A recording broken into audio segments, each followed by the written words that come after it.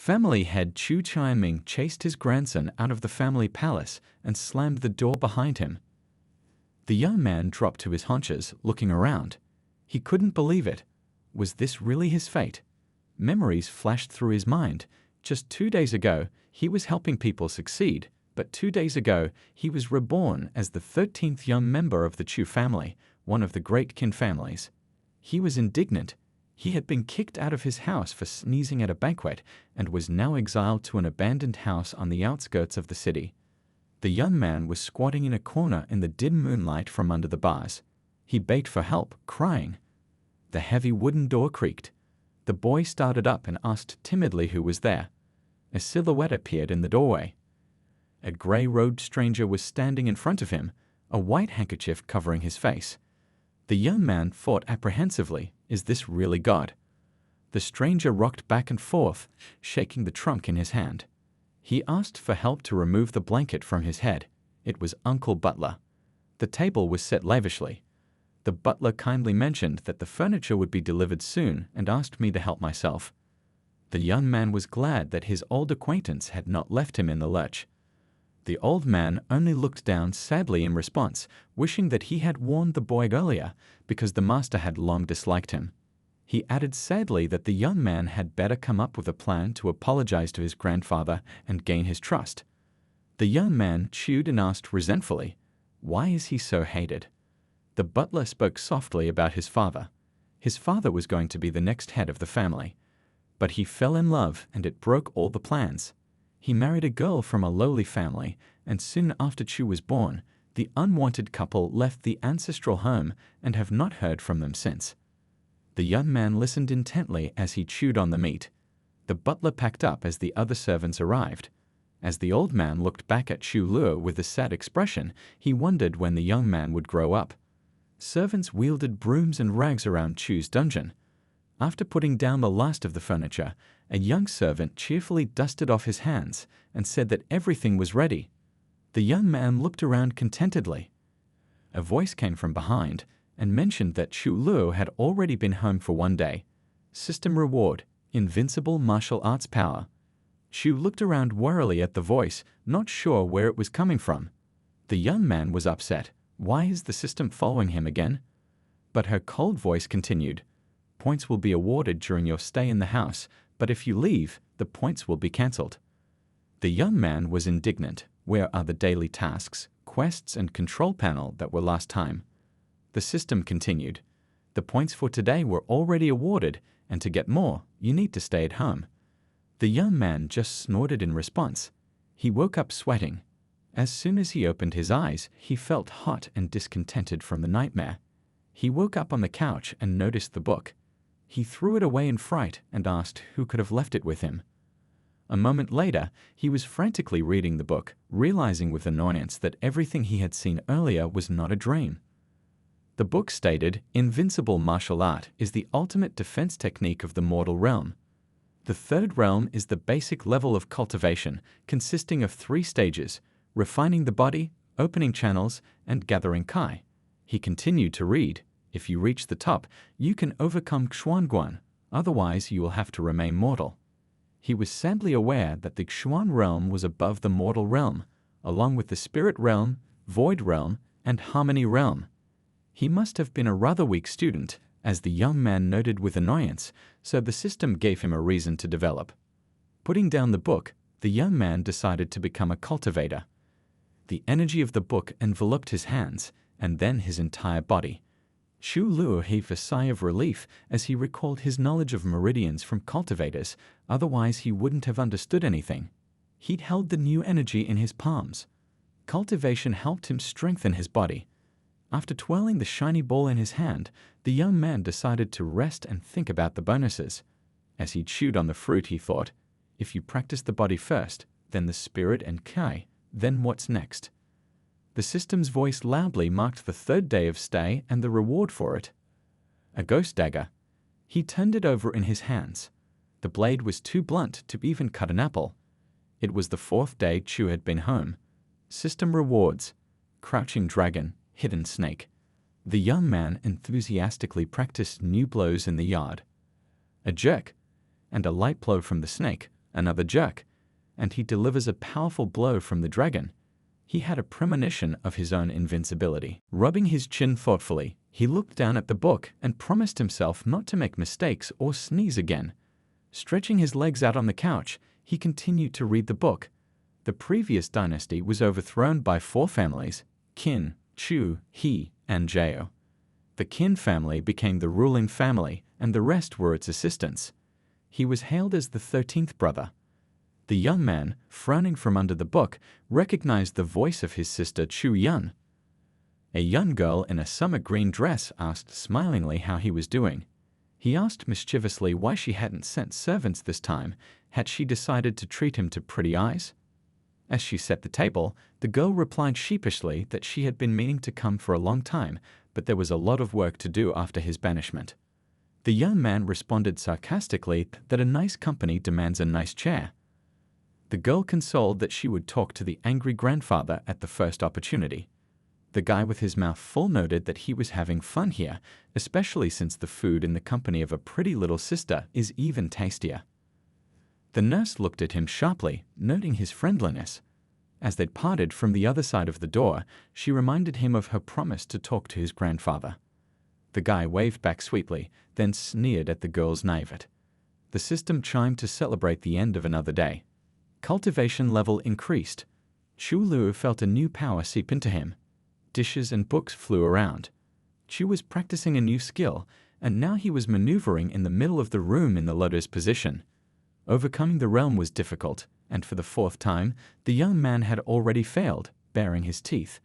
But even so, he could feel himself gradually approaching the closed door. Exhaling wearily, he consoled himself with the thought that he had only been here a few days. The system chimed. Ding. And here he is for the 5th day at home, a new reward, the secret book of the mind. The book immediately flew into his hand. The young man read. A new technique for a higher level of development. He snorted at the system, as he didn't even have a clue how to develop this technique. He slammed the book shut in annoyance, preferring to rely on his already acquired skills. As he looked around, he thought about how to train his mind control and find the aura. With this technique, he needed to sense new creatures nearby. He could feel flowers, birds, fish, and insects, and even birds in the sky and monkeys in the bushes. He threw up. He decided to leave it at that. He had gone too far for his skills. He was called to lunch. As he gathered up his hair and didn't turn around, he could only sense the aura of one guest, even though the servants usually came in 2s. The little man held out a basket of treats with a malicious smile. The young man was about to thank him when he suddenly felt the negative aura of the rice in the basket. There was a parasite egg. Chu Lu flared up and lashed out at the ill-wisher. Chu Lu angrily asked the stranger, pointing with his finger, who sent him. The peasant, trembling, insisted that only the butler always sent food. Chu irritably reproached him for asking for it and using the last technique to penetrate the opponent's mind. The little man felt a wild pain and made a face. The mind hand was trying to fish out the stranger's thoughts. The young man repeated his question. The man, as if under hypnosis, slowly identified himself as a messenger of darkness and admitted that he wanted to possess the young man, and then his entire family. The young man was taken aback. The cultist and henchman of the evil palace was standing in front of him. In his world, there was an area where such minions gathered, and there were always fights and wars on their lands. There weren't many people living there, but they were all powerful. Outside of their palace, the evil kings were scattered all over southern China and were difficult to distinguish among humans, so it was also not easy to kill them. This scoundrel in front of Chu was only one, but he was still a great threat to him and the entire family. The young man continued to ask, getting into the mind of the enemy, did he come alone? The man replied that he did, and admitted that if he controlled Chu, he could control the whole family. The young man grinned and knew that he should definitely warn his grandfather, even though he didn't want to see him. The peasant's face was drawn, and he snarled menacingly. Chu was taken aback. He hadn't counted on resistance. The enemy extended its claws from under the finger and swung. Chu dodged, cursing. He thought frantically, if he has the aura of a dragon, can they harm him with their claws? As he backed away, He debated how to tell his family that the stranger in front of him was a cultist. The minion continued to wave its claws wildly. The youth clenched his fists, preparing for the snake's strike. He anticipated how, after his victory, many would admire him and finally believe in him and call him back. The other man leaned forward, snarling. Chu gathered his thoughts and formed a golden bell-shaped aura around him. He wondered why even exiles couldn't be left alone. The servants called out to him, reminding him of lunch. The young man sighed with relief and noted that they were just in time. The servants froze. When they came to their senses, they rushed to the master's aid. The young man was glad that the servants had noticed him, which meant that they would soon report his false cowardice to his grandfather and the entire Chu family. This image was only to his advantage, so that others would not recognize his techniques and achievements. The opponent delivered a sharp blow, hysterically threatening the evil king's enemies with death. The young man was trotting away from the maddened cultist. The servants grumbled at their master's cowardice. They jumped back from the flying pair. The young man waved his arms in panic, and the enemy continued to press on and threaten death. Servants forcibly detained the pursuer. The young man, meanwhile, had run behind the wall and was breathing heavily, turning pale. The servants looked at him with annoyance, reproaching him for his incompetent fight. Dragging the enemy behind them, they decided to go to the master and call a doctor. But Chu wasn't napping. Glancing sideways at the men as they left, he noticed that he was now going to get a bad name. He adjusted the power of consciousness and reached out to the cultist's thoughts, killing him to keep his secret. The 6th day passed. Ding Yi new system reward, the Great Xuan Dan box. In front of Chu was a large green chest. The young man noticed that he had obtained an elixir that would finally help him break through the Xuan realm. Meanwhile, the head of the family, Chu Chiaming, was indignant. His son, Chu Luo, had always been so strong, and now he suddenly found out that he had turned into a spineless slug. Master Chu Qing calmly remarked that their family was full of talent. Sister Yun cheerfully greeted her 13th brother again. They were sitting at a set table. Chu devoured the food greedily, and his sister insinuated that his brother should be more careful and not forget to take care of himself. Chu snorted, justifying himself by saying that the guy from yesterday was just a small-time brawler. Yun excitedly noticed that he had already hit the wall in his fright. Chu choked. His sister quickly tapped him on the back. After calming down, she started talking about her grandfather's tournament. Everyone from family members to servants and artisans could participate. Chu frowned, sensing a trick. Then he called for her to follow him. The nurse looked at her brother incredulously. When he came to his room, he showed her the large dark green chests and proudly noted that these supplies of elixirs were inherited from his father. Then he handed her one of the boxes. Turning it over in her hands, she noted the value of the inheritance. The girl thanked her brother for the gift and promised to use the potion wisely. Chu thought with a grin that this tournament was probably designed to expose cultists, and most likely a cockroach was found in the house. The Ding system announced a new reward, a box of elixirs. Chu looked at the newly opened chest and was relieved that he didn't have to worry about cultists of this level. Meanwhile, Yun practiced her punches flawlessly in the tournament. She was declared the winner of the 13th battle. Grandpa congratulated her and noted her good training because the Chu family has many talents. Yun bowed respectfully. The 14th battle was announced. The participants were ordered to stand on the battlefield. The gardener, Ding Qiuqin, a heavy man with a scar on half his face, must fight against young Master Chu Qin, the older brother of the Chu family. A young fighter with a long tail on the back of his head stood opposite, his hands crossed behind his back and his face bowed respectfully. The gardener chose 2 large knives. The judges were perplexed and asked the young man to choose a weapon, to which Chu Qin calmly replied that he could handle it with his bare hands. The opponent bared his teeth. He wanted to kill the talented older brother of the Chu family in order to control his family. A fight was announced. With a roar, the gardener attacked the young man, brandishing knives. Grandpa was worried about Junior Qin. A swing of the knife and the blade is stopped by Chu Qin's 2 fingers. The young man swung his weapon around and frowned as he asked Ding, "Who taught him this skill?" Then he added sarcastically that with such a school, it was not necessary to go to gardeners. The governor recoiled, surprised at the strength of the young man. The servants ran over to grab the cultist and protect their master. Qin stopped them. He spitefully clarified that the tournament wasn't over yet and no one was allowed on the battlefield. Then, with a sharp jerk, he knocked the knife out of Ding's hand and then pushed him back behind the field with the back of his hand.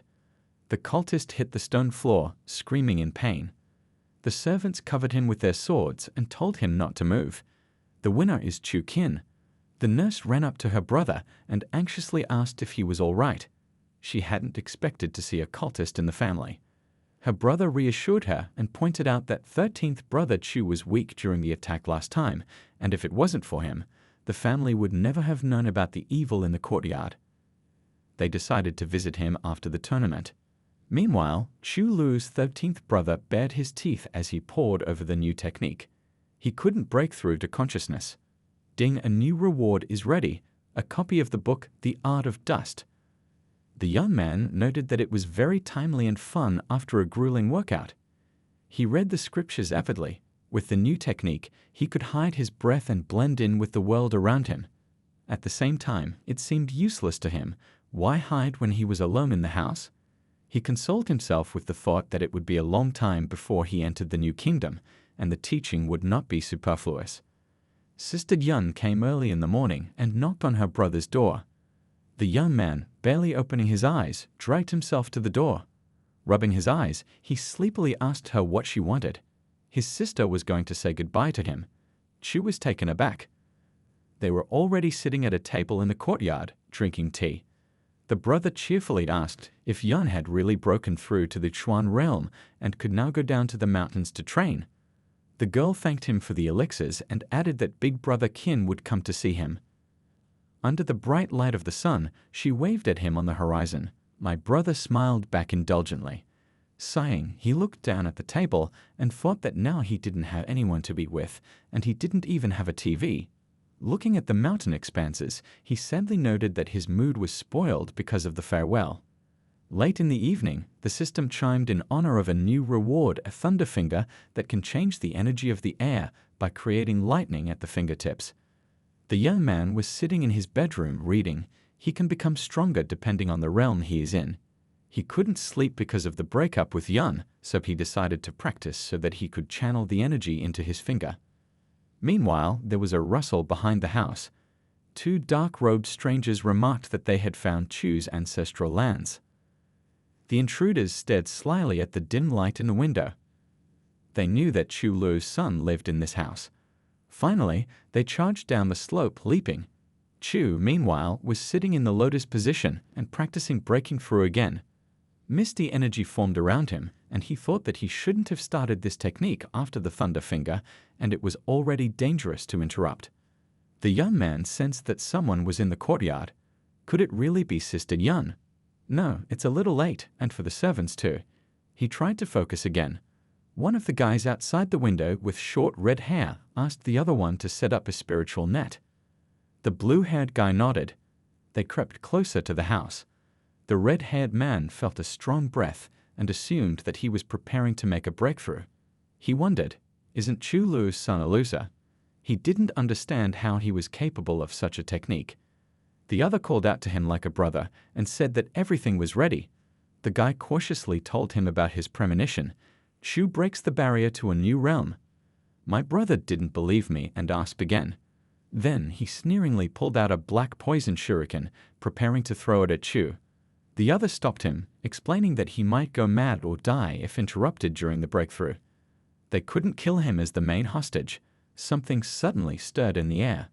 The boys looked around in surprise. They cautiously thought that he had made a breakthrough. The red-haired man noticed that he could no longer feel his breathing or his movements, as if no one else was there. The brother in the blue scarf viciously demanded to stop pretending and stormed into the house. The second one chased after him to stop him, calling out to Li Fan. He was already in the house, shouting at Chu to come out. An unknown force swept over him. Li Fan fell unconscious. His brother rushed to save him. A voice from the darkness rebuked the intruders for making so much noise. The guy in the bandana yelled in fright for him to come out immediately to fight. The voice called the enemy a creature and called itself the owner of the house. A blue kimono appeared out of the darkness and then Chu Luo's face. The red-haired man, holding his brother in his arms, asked dumbfounded if he was a ghost or a human and why he couldn't feel his breath. Chu viciously demanded an explanation for the invasion of his home in the middle of the night. Chu put his hands behind his back and confidently stated that he would still kill strangers, but first he wanted to chat like a typical villain. Then he said that all that was happening now was the dust technique. The stranger looked at him quizzically. Chu continued that with this technique, he wouldn't be able to sense either his breath or his aura. Then he closed his eyes, adjusted the energy around him, and looked at the enemy from under his brows.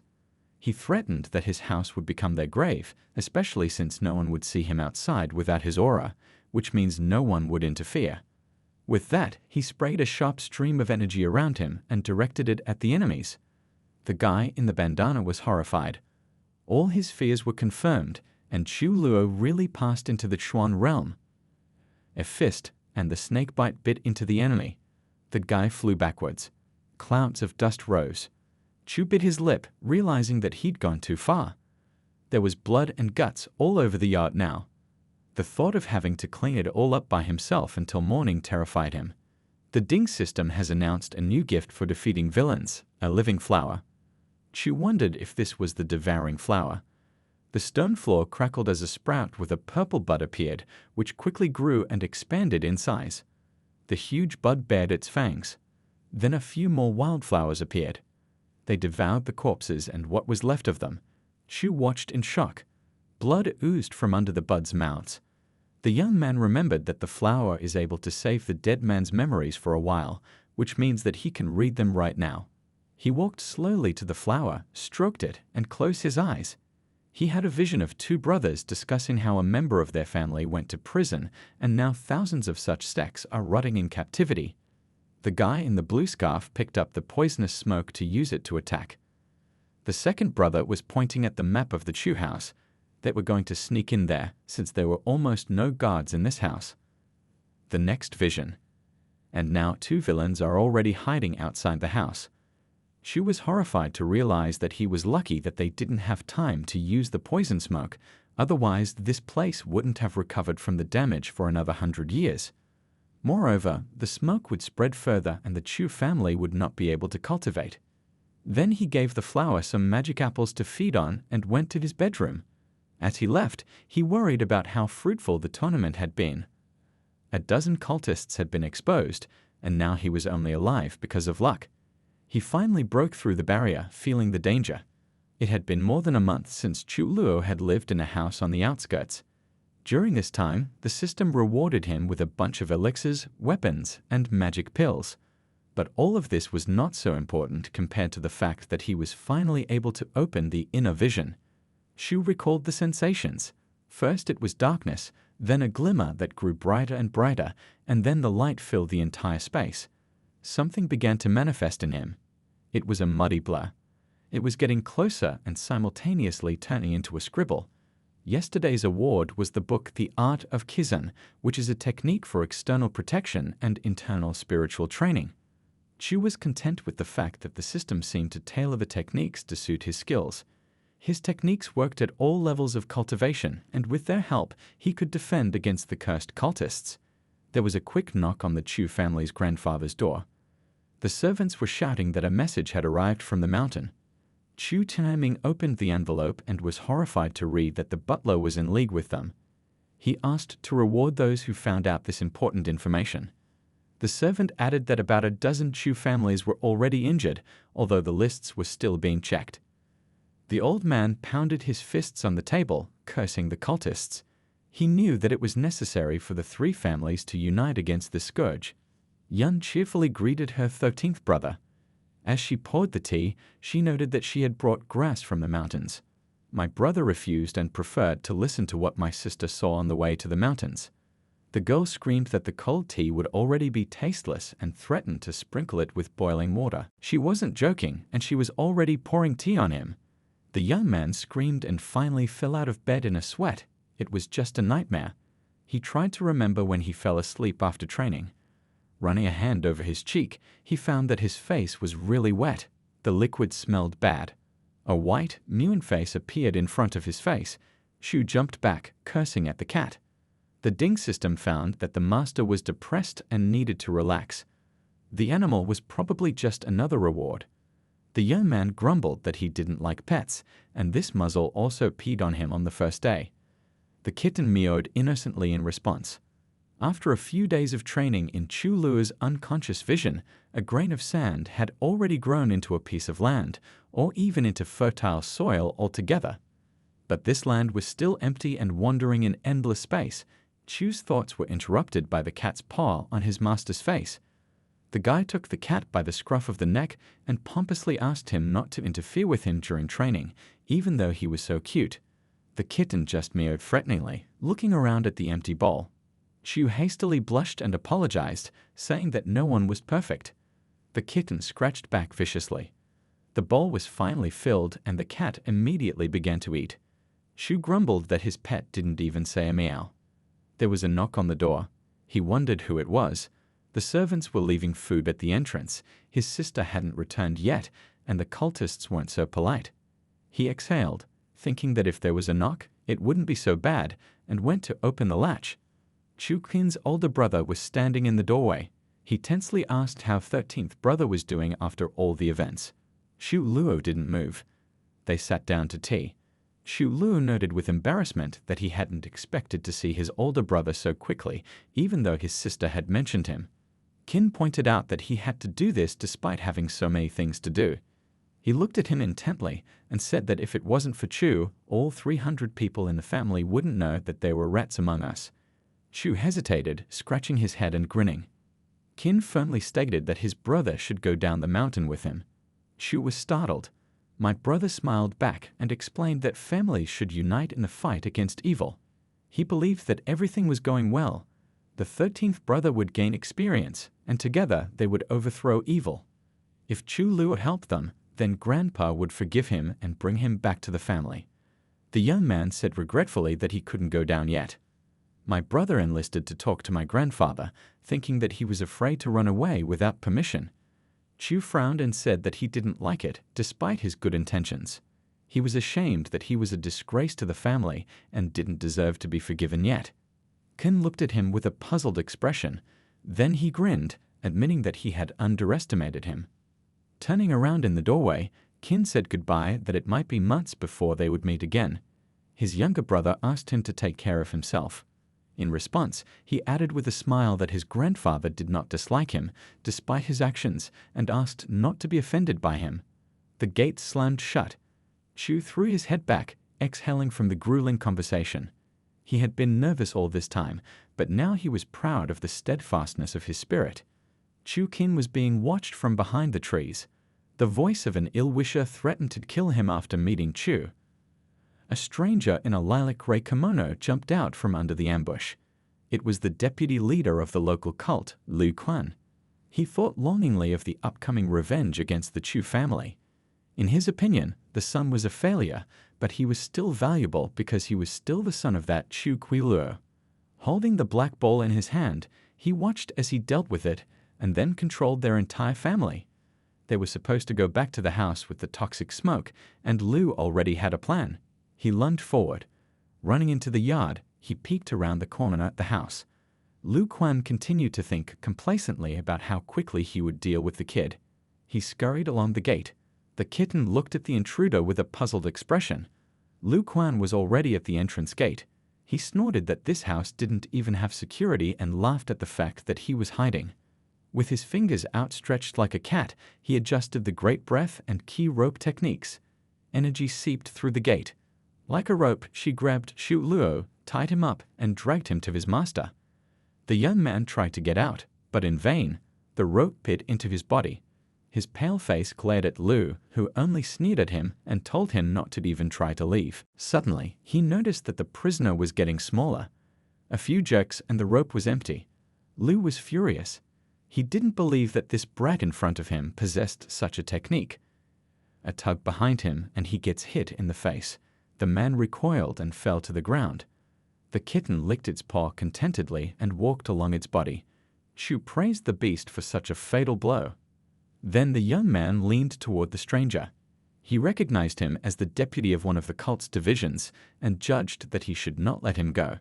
Chu thought of the flower. Behind them, the ground crackled as a huge devouring flower appeared. Its bud opened and 4 tongues and fangs poked out. The flower quickly grabbed the enemy's body and hid it in its blade. Chu walked over to the flower to look at the enemy's thoughts. He had a vision. A short man who had previously brought rice with a parasite reported to the deputy that for 3 months the Chu family did not recognize him as a cultist. He appreciated his work and demanded to continue working in the same spirit. He held a black ball on a cloth in his hand, a substance with poisonous smoke that they were going to use against the enemy. He handed it to the cultist. Next vision. The deputy is angry that there is no news from the Chu family for a long time. Chu Luo told himself in annoyance that it was the same group as last time. He noted indifferently that they had no imagination and asked himself, why use this smoke twice? The ding system rewarded Chu for killing a cultist. In Chu Luo's mind, the fertile land grew in the flickering light, but it was still empty. He wondered if there would be anything else here after its development. The young man continued to meditate and felt a new influx of strength coming to him. But at the same time, 2 techniques couldn't be mastered: the soul seal and the sword technique. The sword technique, as it was written in the book, is an imperial scripture technique.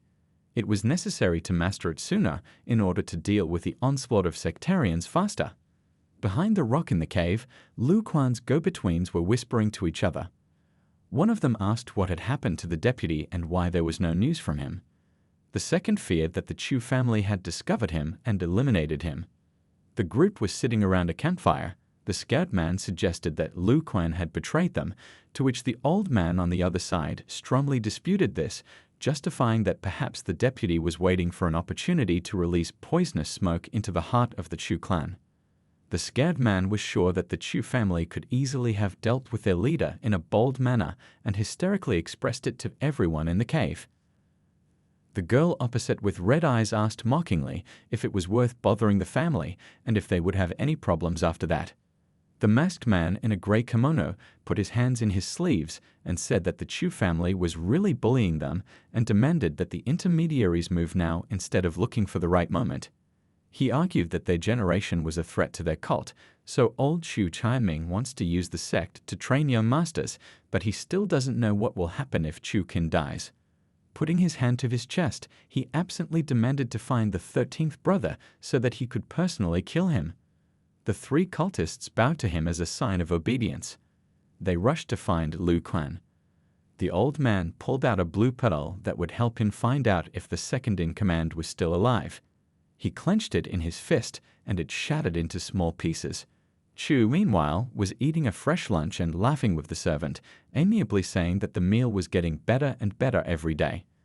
The servant happily said that the young master led the clan to fight the villains, and it was a success, so the master has a big feast to celebrate.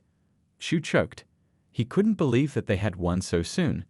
The cultists returned to the cave. The old man said grimly that Lu Qin was dead. The scared man breathed out that at least the second-in-command hadn't betrayed them. The girl said in a puzzled voice that she hadn't heard a single word about the battles in the Chu lands. The masked leader said irritably that the joint purge of the clans had already inflicted a huge wound on them, so there was no need to worry about the second-in-command. Slamming into the stone wall, he yelled that they had already lost 1 stronghold and 4 void realm elders. He blamed the Chu clan for these deaths and said that it was not worth attacking them yet, as he had previously underestimated their power. He then demanded to report the actions of this clan to the king so that the demonic court would take care of them. He was plotting a plan to attack the other clans.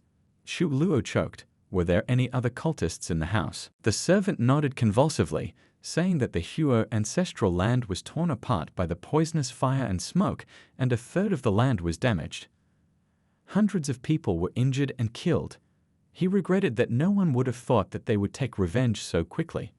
Meanwhile, the old master head of the Chu family was informed that their masters had already returned from the surrounding area and the rest were on their way.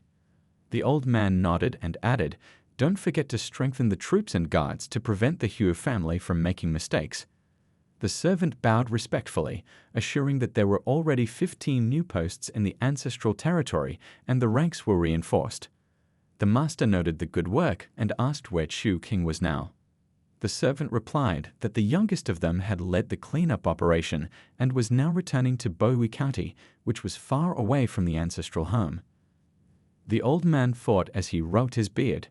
Their family started a campaign against the cultists, so why did they start a war against the Ho family in turn? He was afraid that they were already close. Meanwhile, Chu Luo was thinking about the same impending attack. The servant reassured the young master, assuring him that most of them had already retreated and they had increased their security and no one would be able to just fly over. He continued that they had already destroyed more than half of the cultists, and it was only a matter of time before they found the rest. Chu Luo looked up at the sky and listened to the soft song of a bird, exhaling that he was now safe as well. It's been 6 months. The cat jumped up in an attempt to catch the bird, but it abruptly flew away, and now the pet hung on the branch, mewing plaintively. Chu laughed at the failure of the cat named Blackie. The animal looked reproachfully at its owner. Without turning around, the youth was telling Blackie that he had already reached the Void Realm, but the inner eye still hadn't fully opened.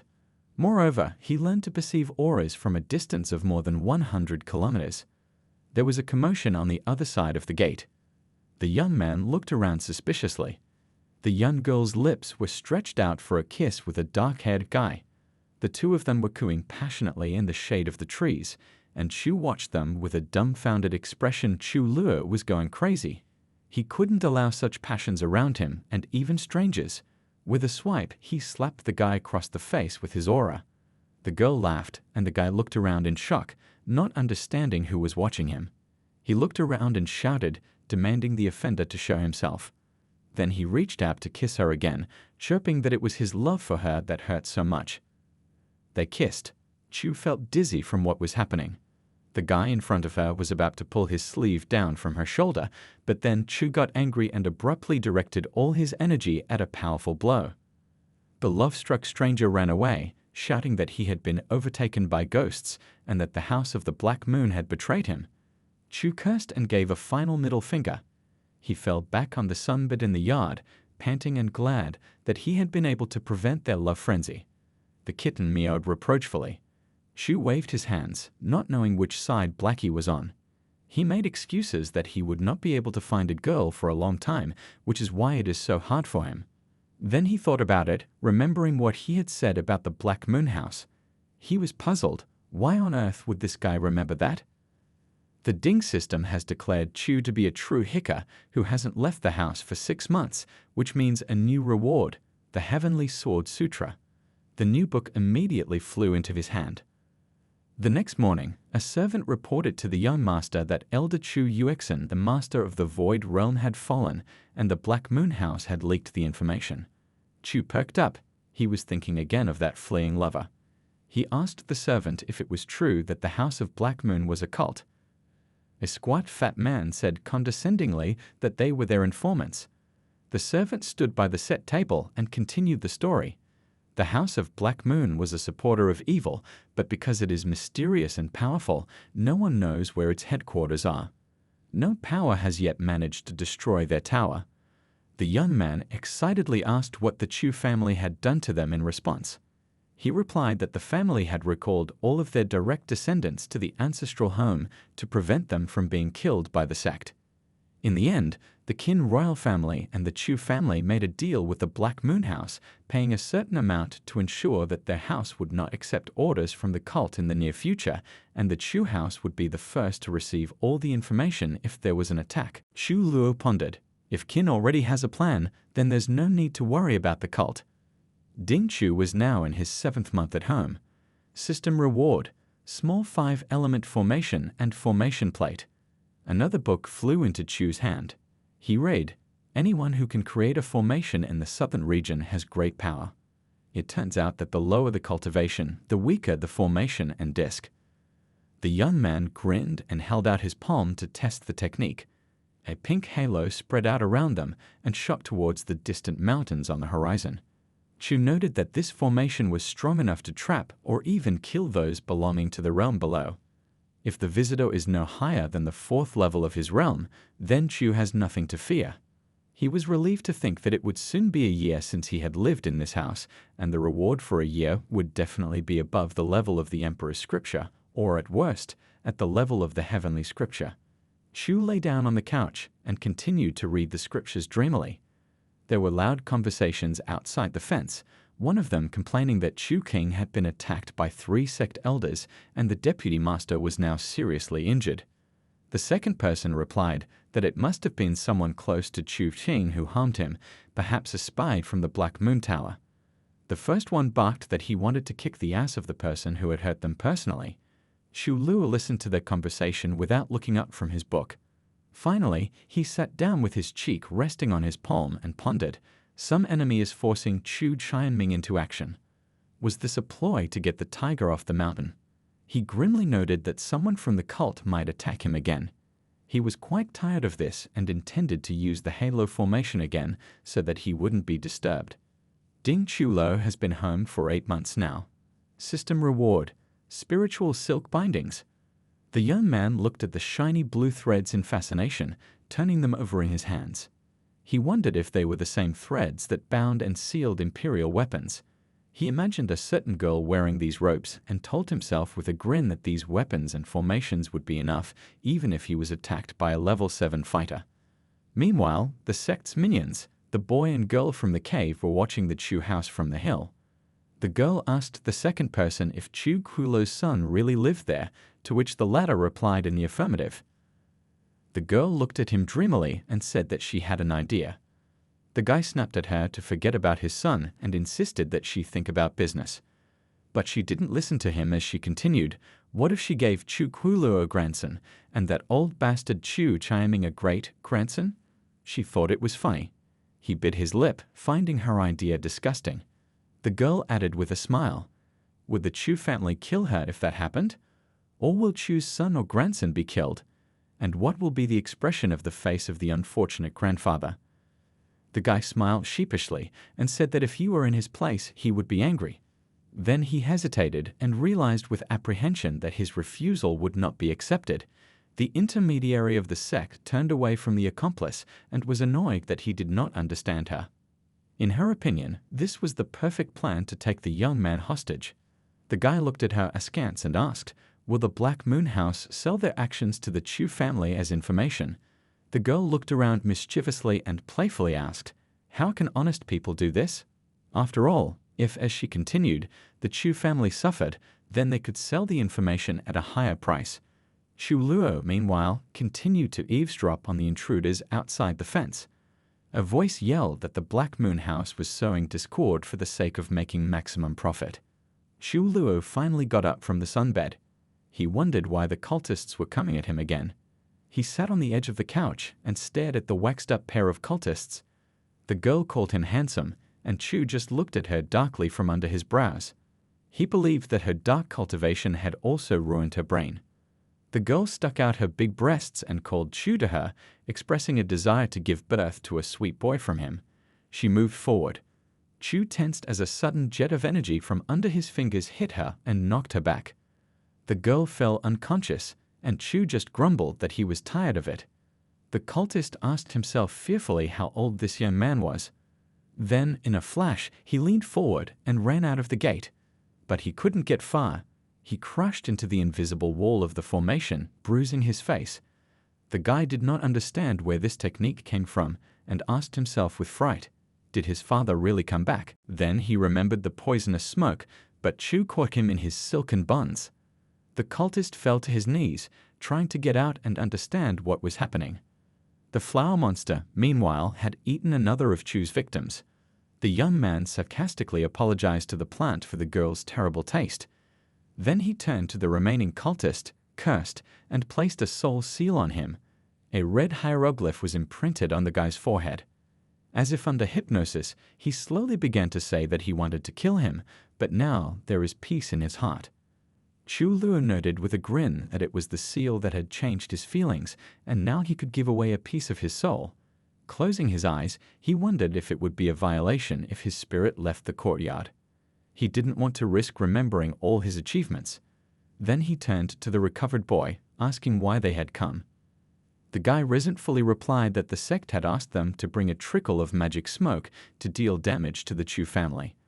After all, it makes weak people go crazy. With a fist on his chest, he continued, lowering his gaze, that the Chu servants must have suffered. The youth noted with a sneer that the sect was really ruthless this time, since they had brought magic smoke that was difficult to make.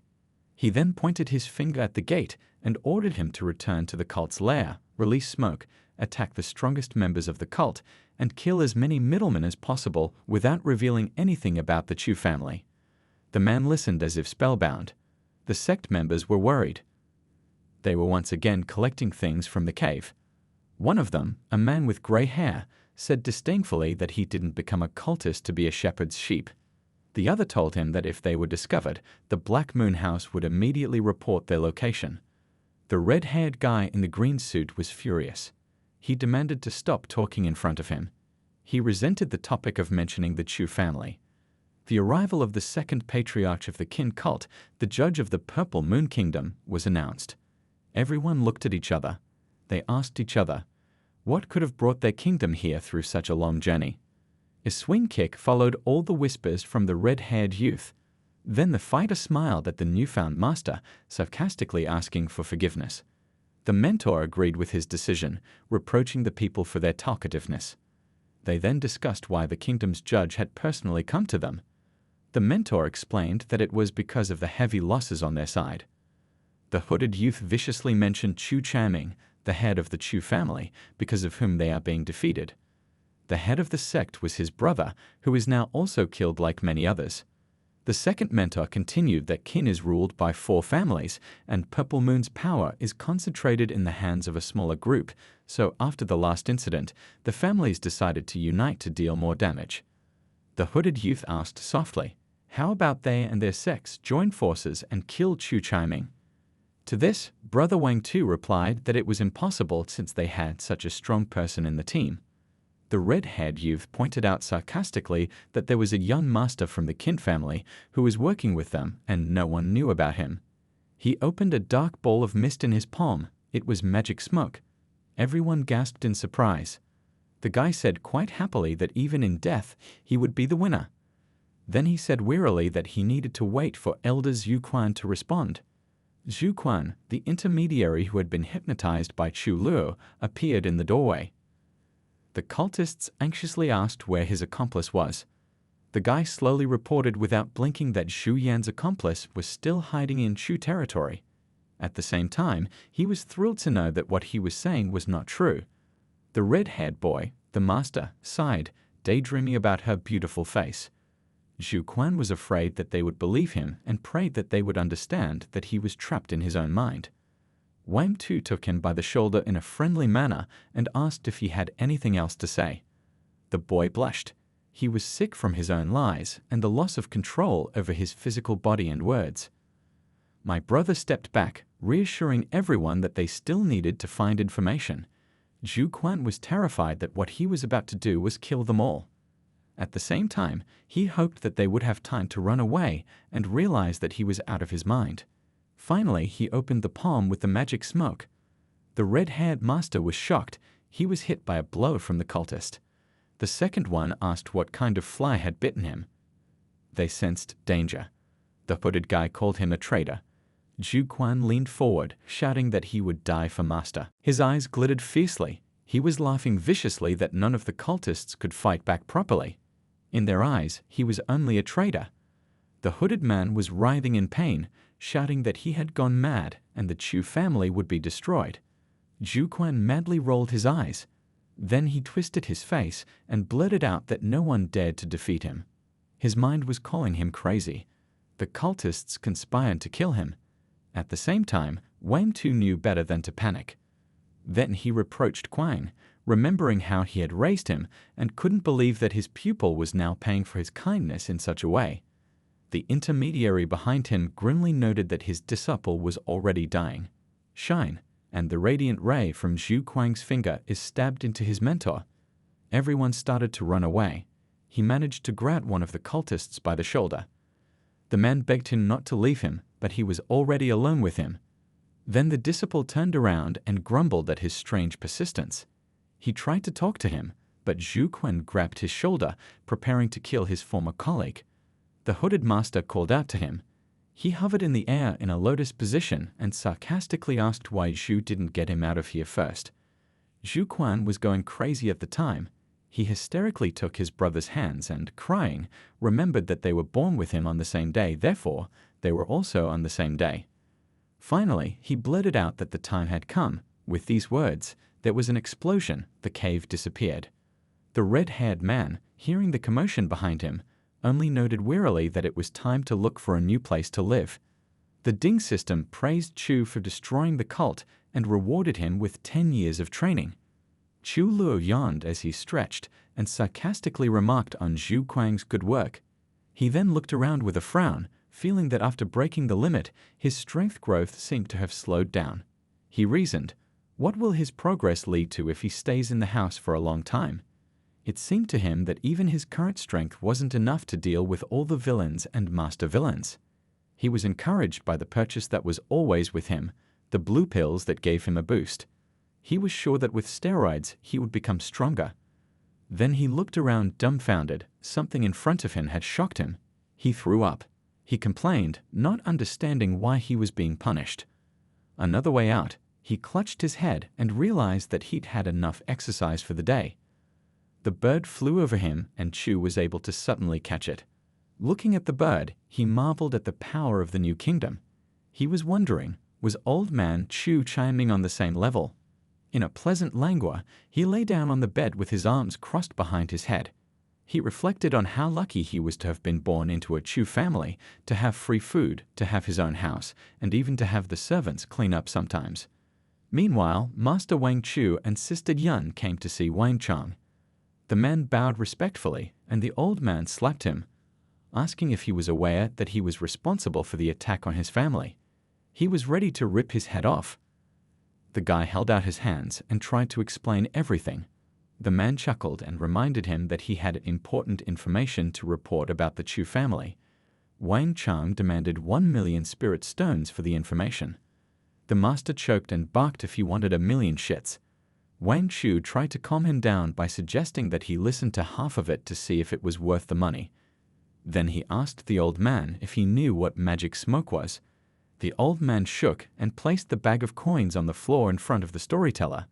He continued that a cult judge had arrived from the Purple Moon sect. They looked at each other questioningly. The old man asked irritably if he would tell him, and the young man held out his hand for a further sum. He dropped the bag of money and demanded to continue. According to his story, the protector brought magic smoke from the Purple Moon territory, and now they intend to use it to take revenge on Chu. The old man sternly asked if he had everything and doubted that it was worth 1,000,000. The young man, pulling the bag over, kindly noted that he wasn't finished yet. He added that the Chu family is well guarded, but at the same time, the cult received 2 pieces of underground void cloth. The old man's eyes bulged. When he came to his senses, he asked if the young man was sure of what he was saying. The young man condescendingly replied that he was a businessman, and therefore there was no point in selling unverified information. Holding out 3 fingers, he assured that in case of incorrect information, he is not only ready to return the stones, but can also pay compensation in 3 times the amount. He also mentioned that he has a magic weapon against smoke. The old man bowed respectfully and grimly threatened to eliminate him if he found out that Wang Chu had sold this cloth for the treasures of the void and he would not be able to pay the 3. Then he abruptly turned around and waved his hand, asking to take care of himself. When he went outside, he cursed, not understanding how he could fool him for 3 bags of such information, but it was too late to return. He promised to deal with the House of the Black Moon and destroy it. Yun ran to Chu Luo in the morning to tell the news. A certain powerful cultist had arrived on their lands to start a war. The brother hesitated, scratching the back of his head, and jokingly noted that he now understood why he has been seeing cultivators of the Kingdom of Emptiness around his house so often lately. The sister scratched the cat behind the ear. then quietly replied that, according to rumors, the sect had acquired a magical weapon that could hide their movements. Chu thought about it. He should have been more careful with his aura now. He assumed that this weapon could be a sphere of emptiness and a disguise. His thoughts were interrupted by the voice of his sister, who begged him to return to his ancestral home. She enlisted to plead for him. Chu abruptly replied that he was fine here, crossing his arms in protest. He recalled old man Chu Chanming's face with disgust and was not ready to see him again. The girl was confused. The clan was in danger and the cult was already starting to act, while the 13th brother was so far from home. The young man did not understand anything. The headquarters of the cultists had been destroyed by a hypnotized intermediary. What else could they do? The sister continued with excitement that a certain great man from the sect came to Chu with magic smoke. Clenching her fist, she continued confusedly that the smoke is very poisonous, even if you just touch it. Chu Luo spat and angrily asked when it happened. It turned out he arrived today. My brother thought intensely that if not for the destruction of the cave, everything would have been burning with hellfire long ago. His sister urged him to come back and leave his grudges against his grandfather. He asked rhetorically, what can a cult do with so much reinforcement? The sister, having calmed down, sat down on the couch and smiled. The young man did not understand why such a change. She cheerfully replied that then she would stay here with her brother and would not return home. He was taken aback and immediately asked her to be smarter, assuring her that he would be fine. Yan was sure that the cultists would come soon, and he alone would not be enough. The brother instructed on his own. After a moment, she stood up, surprised at his optimism. He exhaled and assured that he would find a safe place and would not fight them. But the girl lay back down, noting that she was better here. Chu Luo covered his face with his hand. He was already getting angry because of her stubbornness. The girl chirped something about the cat, not listening to his arguments. Meanwhile, Master Chu Chanming was holding a meeting at his place.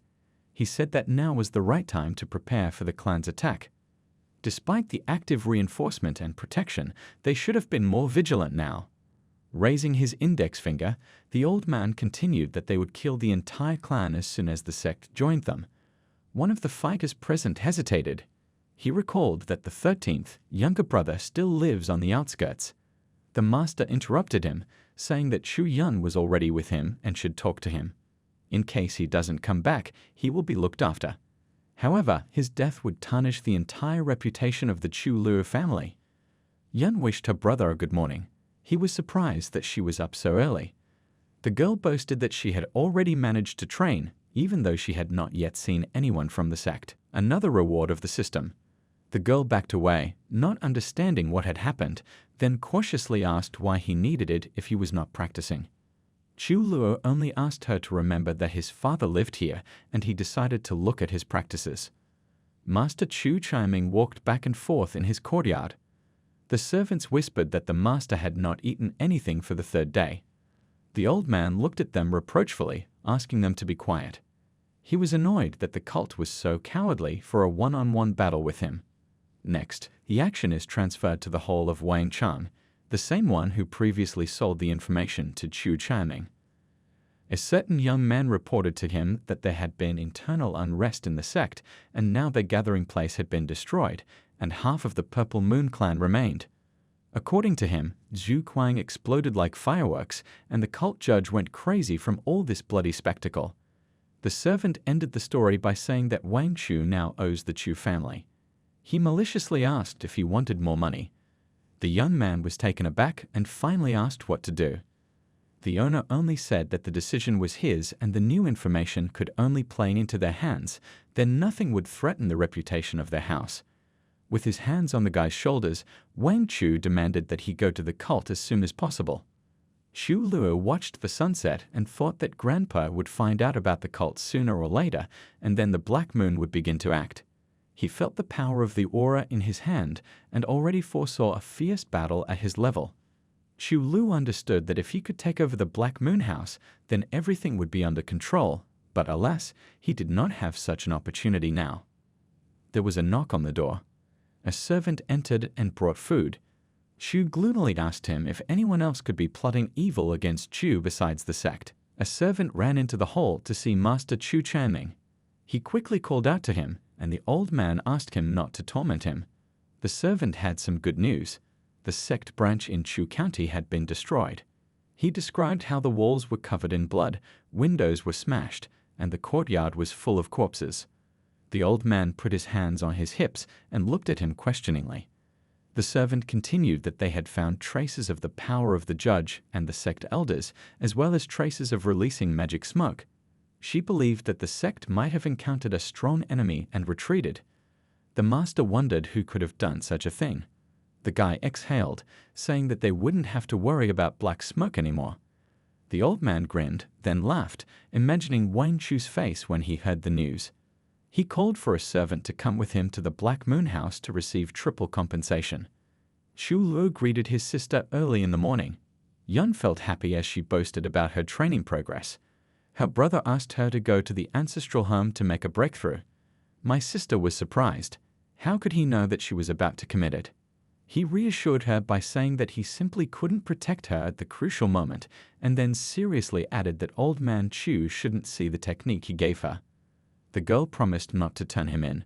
Chu sensed someone approaching the courtyard. Grandpa himself was walking towards him with a servant. He was terrified, not understanding why he was coming to him right now. Chu Chiaming looked at his grandson intently, asking why he was still here. The young man recalled his exile and the shame of his family. The old man demanded not to be a fool and immediately returned to the ancestral home. He didn't answer. The sister cheerfully broke the silence, saying that she would soon make a breakthrough and therefore wanted to stay here as well. Chu listened tiredly to their conversation. After praising his granddaughter, he once again put on a serious expression and spoke to Chu Luo, saying that if his father knew what his son was like, he would regret it. The youth was discouraged and a dark aura formed around him, ready to break through the limits to strike. The old man frowned, asking what kind of power it was. The sister didn't understand anything, and the old man let out a sigh, saying that it seemed to him that the grandson was actually very weak. The sister cheerfully added that there was no one stronger than Grandpa. As the old man walked away, he tried to tell himself that he was imagining it, but it was difficult. He had not seen the aura of the sphere of harmony for many years, and it could not be confused with anything else. As they parted, he told Yun that he had to go to Black Moon House for business. Then he frowned at Chu and added that he would be punished with 50 strokes of the cane and then return to the ancestral home. The young man rolled his eyes and wearily replied that he was happy here. Grandpa snorted and hurried out. Chu Chenming stood in front of Wang Chu and firmly said that this was the first time that the information from Black Moon was false. The man claimed that this was not the case, it was just that the Path cult had an accident.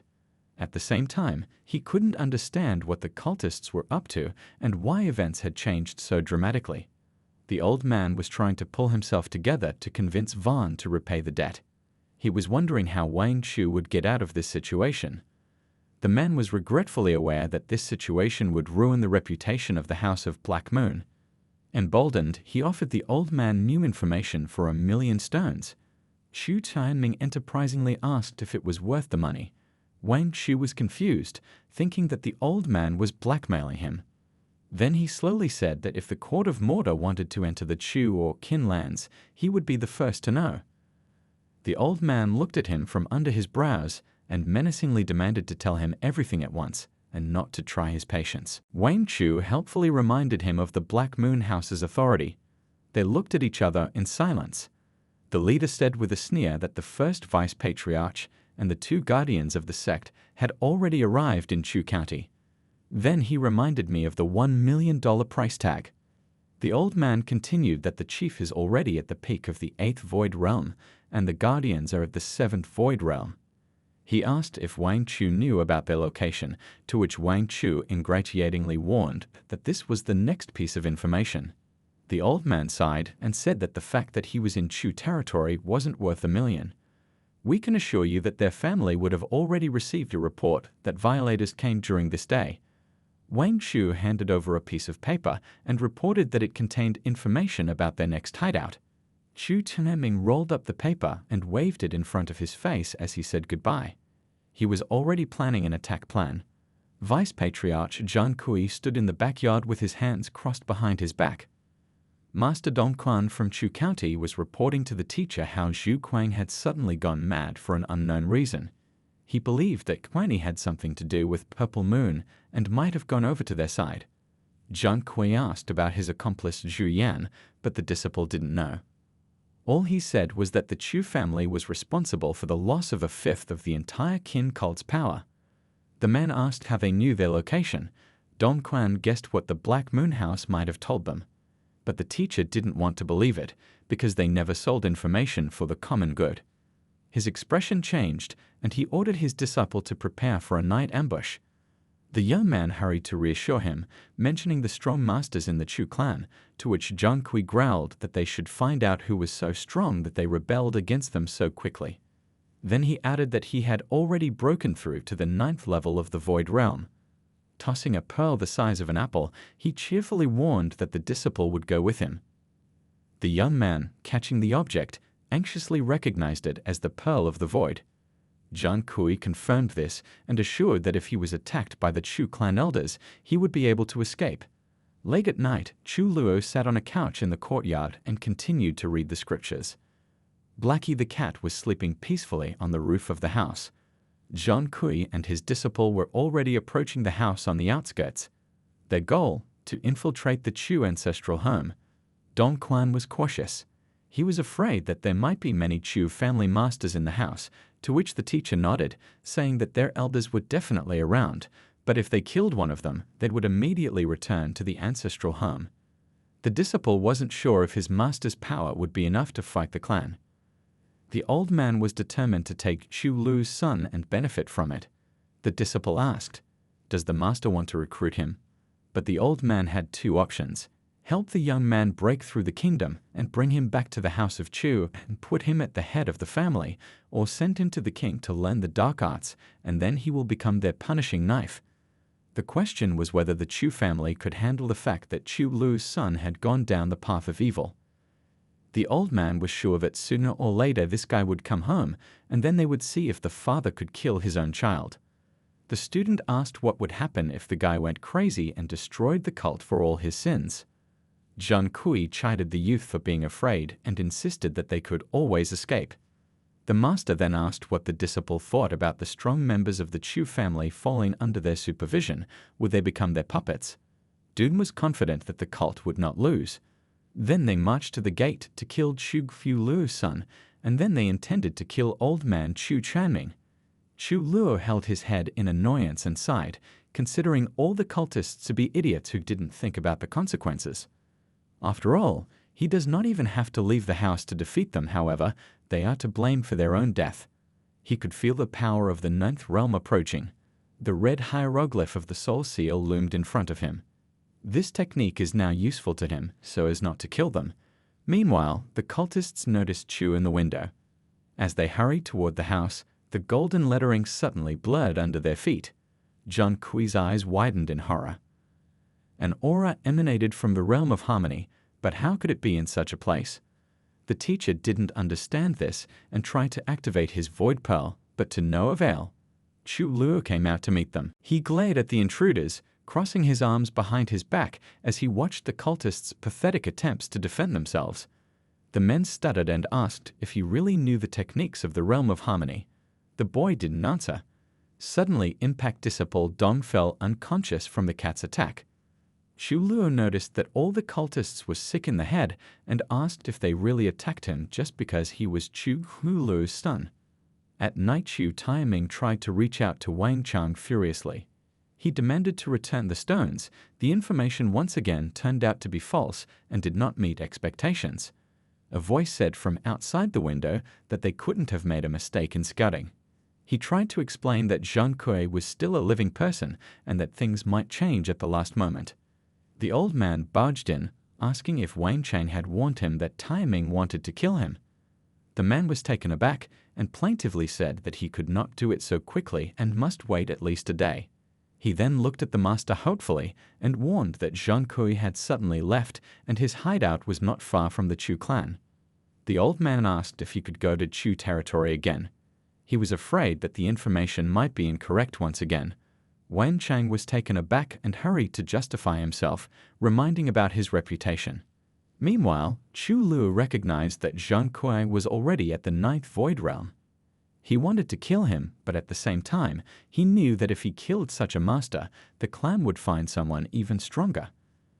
The cultist looked at the young man warily, wondering what he could be afraid of, even if his cat was strong. Then, clenching his fist in greeting, he identified himself, mentioning that he was the Qin cult's deputy. Chu Lu smiled at his resourcefulness. He knew that if he could control the cult master, he could find out their plans and thwart them. Chu then encouraged the man, saying that he wasn't going to kill him. The man bowed before him. He was afraid, and the young man reminded him of a cold-blooded killer. He recalled how Chu Lu had once dealt with dozens of cultists by himself in the blink of an eye. Dune woke up and yelled that he wished he could die instead of the teacher. The two men looked around in silence and stared at the disciple in disbelief. Chu Lu only asked that the Chu family not be disturbed by the cultists anymore. Zhang Kui promised that he would restore order and kill one of his own people if they disobeyed. Chu Lu asked what the chairman knew about the Black Moon House. The man sighed and said that even their cult couldn't hide their secret operations from their house. Probably, as he believed, there was a spy gun in their house. Moreover, it was said that the strongest person in Qin was related to them by blood. The young man found this interesting. Suddenly, he felt a familiar aura. Grandpa Chanming was approaching his house. He was uneasily thinking, had Zhang Kui's arrival been reported to him? Then he hurriedly ordered the man to go and remember to keep in touch with him. The young man held out a white plate with an inscription on it and assured them that it would help them escape. Chu Lu wanted to see if the Black Moon House could really find out. The master and disciple bowed respectfully to him and disappeared. The young man sighed. Jin, new achievement of the system. Chu Lu conquered a powerful cultist without leaving his home. He was now a disciple who could see through illusions and defy the laws of heaven and earth. His eyes sparkled with gold. With the help of his pupils, he could see through other people's eyes. He was now at the 8th level of the Harmony Realm and was ready for another attack from the cultists. Chu Tianming visited Wang Chang again in a very bad mood. He was sure that the man would come back. Chief Chu asked if he thought he was a fool and didn't think he would be able to lower the reputation of the Black Moon House. Mr. Wang pretended not to understand and asked what he meant. The man replied that he had taken 1,000,000 stones from him, and the 2 pieces of information that were provided turned out to be empty. They searched the entire family's territory, but Zhai Kui didn't show up. Wang Chang said that this simply cannot happen. His information is always reliable. He couldn't be wrong again. Master Chu then asked the guide about Zhang Kui's location.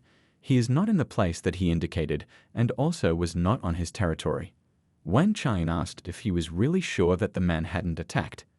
Chu Chanming, angry, said that he had personally examined everything. Did the man think he was lying? The information is incorrect, so it's time to return the crystals. Master Wang asked the man to wait for a while, as he needed to check everything out. He was thinking about what had happened to Zhang Kui. Wasn't he planning to infiltrate the Chu clan? Did he just give up? It's pointless.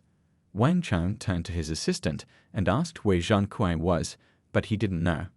Angry, Master Wang said that Tom would soon have to take full responsibility for his mistakes. The latter, justifying himself, said that he really did not know anything. Zhang Kui was heading towards the Chu family last night, but they haven't found him yet. It was as if he had vanished into thin air. His master said that all people should be used to find out where he is as soon as possible. This Zhang Kui, why didn't he go to the Chu clan? They had to calm Chu Chanming down, otherwise he might lose face. Wang Chang then went back to head Chu and said that there was no need to be angry, as the latter had already given the order to find the man. Master Chu stated that Zhang Kui is a cunning man, and the Black Moon House has already made 2 mistakes. It was because of them that they couldn't get rid of him. Clearly worried, Master Wang said that Zhang Kui would definitely be dead. Since things turned out like this, they would definitely help the Chu family get rid of the scoundrel. The man responded by saying that Master Zhang was strong and had the Void Pearl, so it wouldn't be easy to kill him. Wang Chang reported that if they could block the pearl, it wouldn't be difficult to kill it. Chu Chanming will be waiting for news. By staying at home, he was able to wreak havoc on the House of Black Moon, who were renowned for the accuracy of their information. System reward: spiritual and true speech techniques. Shu Xuan was surprised by this announcement. Error in the information? Could it be related to Zhang Kui? He thought they could figure him out too. But it seems that the Black Moon House isn't that powerful. Spiritual speech is a powerful secret art that can mend a broken soul. This is an extremely powerful soul restoration technique that belongs to the divine magic class. The technique of true speech allows you to force a person to tell the truth. It is also a secret technique that directly relates to the great Tao of heaven and earth. The guy was familiar with two secret arts at once. So many interesting and fun things can be done at home.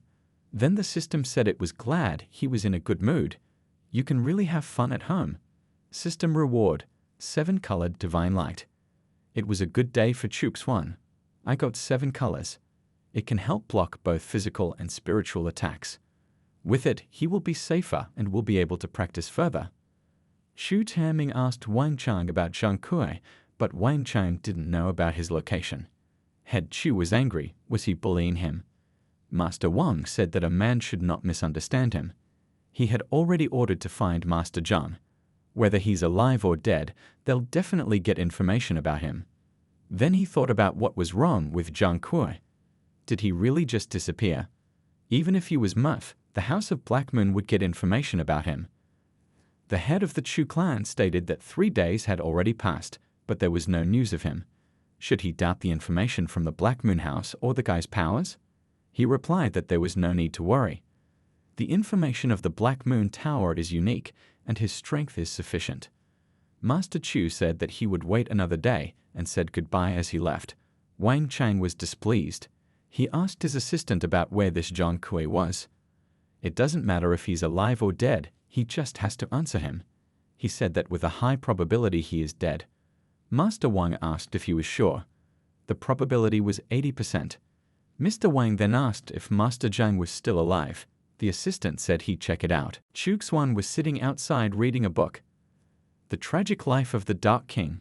In his youth, he castrated himself with his own hands and began to develop powerful techniques, but then he found out that the enemy had stronger techniques, and he also married his beloved girlfriend. Then chaos settled in the king's heart. He went berserk, changed beyond recognition, and then decided to sacrifice the blood of 1 million people to get his organ back. The legendary demonic blood technique was created by the Dark King. With her help, he regained the organ, took revenge on his enemies, and subdued the once beloved girl. But she only said coldly, "You're just a weakling compared to him." And then the Dark King finally became possessed and soon died. Shu Xuan, after reading this, thought that he really had a tragic life. Suddenly, a man came from the ancestral home and informed the guy that the head told him to go home. Displeased, he thought about what was wrong with this grandfather. Why would he suddenly want to bring him home? Then the 13th master said that he refused because he was doing very well here. He had been living alone for a year, and if they returned now, it would mean that all that time would be wasted. Then the man who came said that the head had told him that their quarrels were already in the past, so he could return home. Shu Xuan said he wasn't coming home. The man left, saying that he would pass on these words to the head. Ding. The guy refused to return home and make the choice to continue living alone.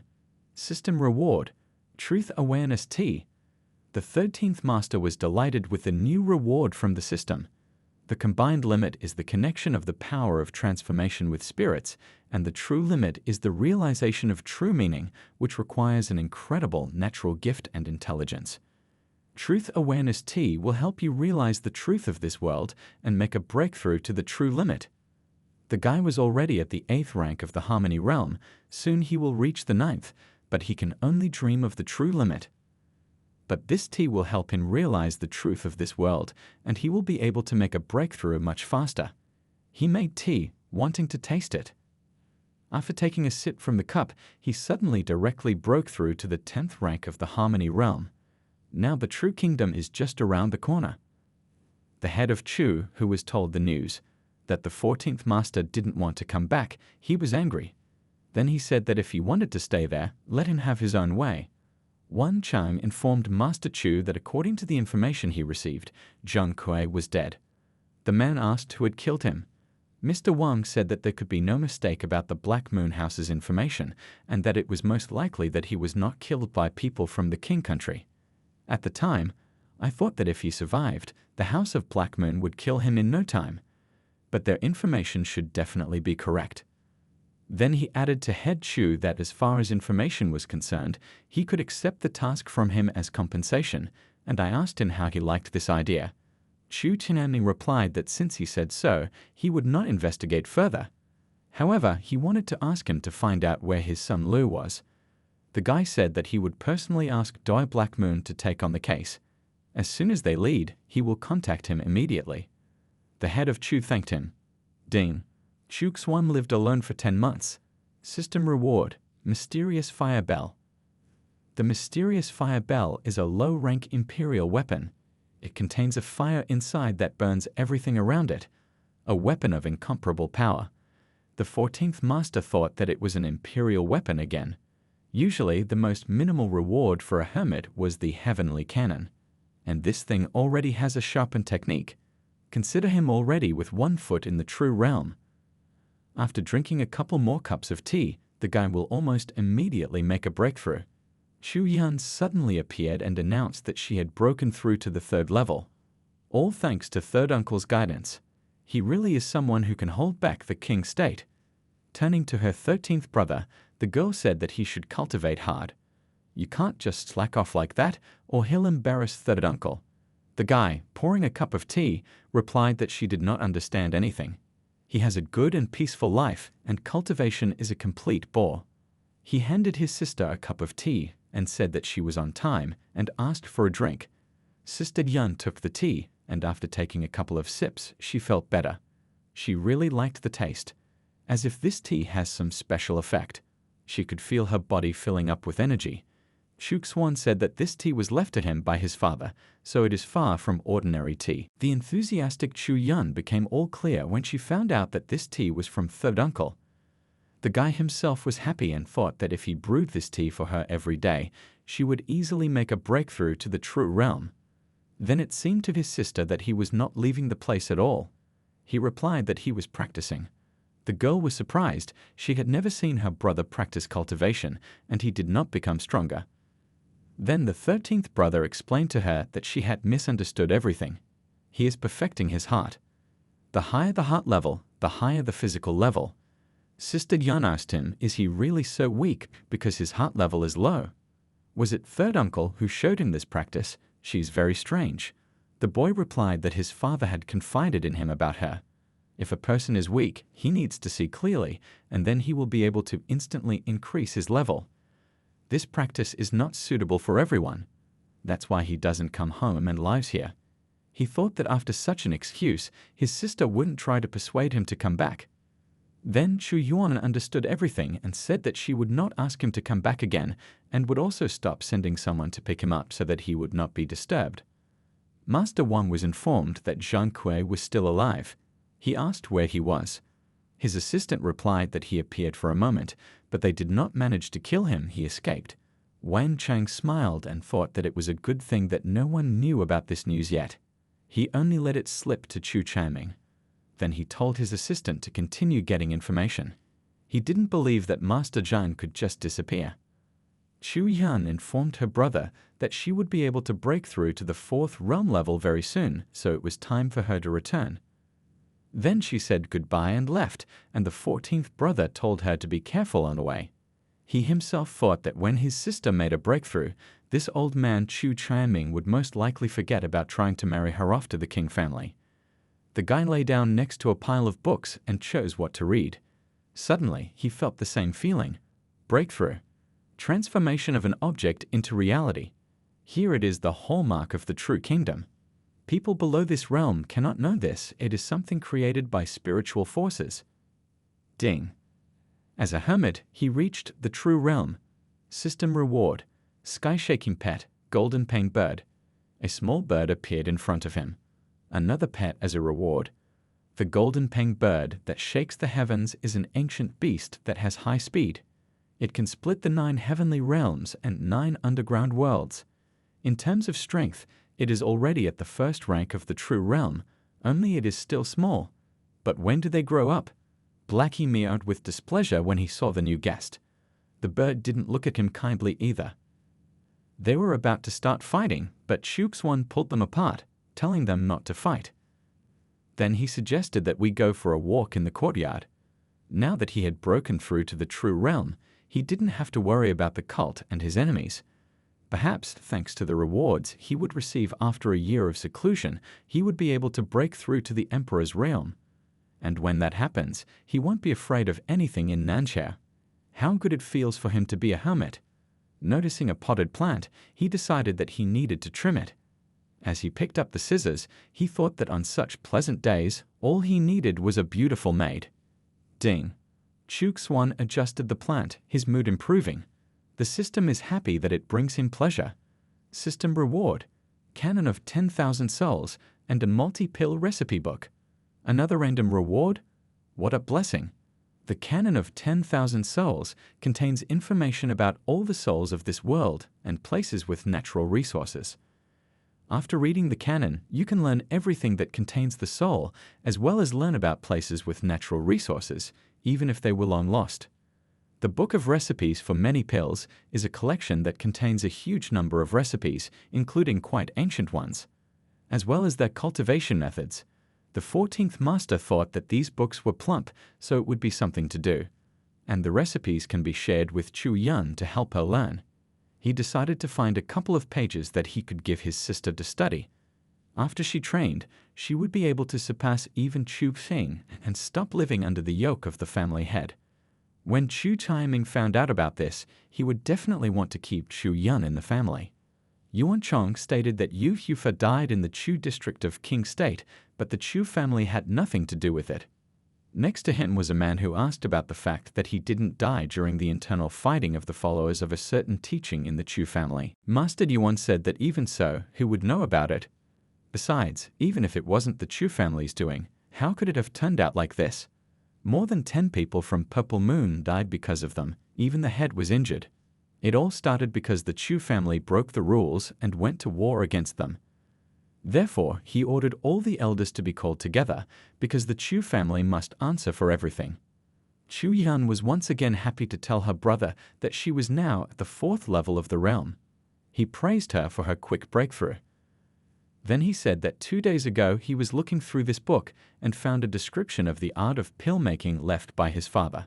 He singled out the most important things and invited her to read. My sister was surprised. Making pills? Chuxwan thought that with the method of refining the void pill and making it, Grandpa should definitely be able to break through to the harmony realm. So third uncle didn't reveal this recipe to anyone? Is the origin of this art really that special? Did he need to find out more about it? Would this bring trouble to the Chu family? And why is it so closed now? Does he really doubt what source the recipe is taken from?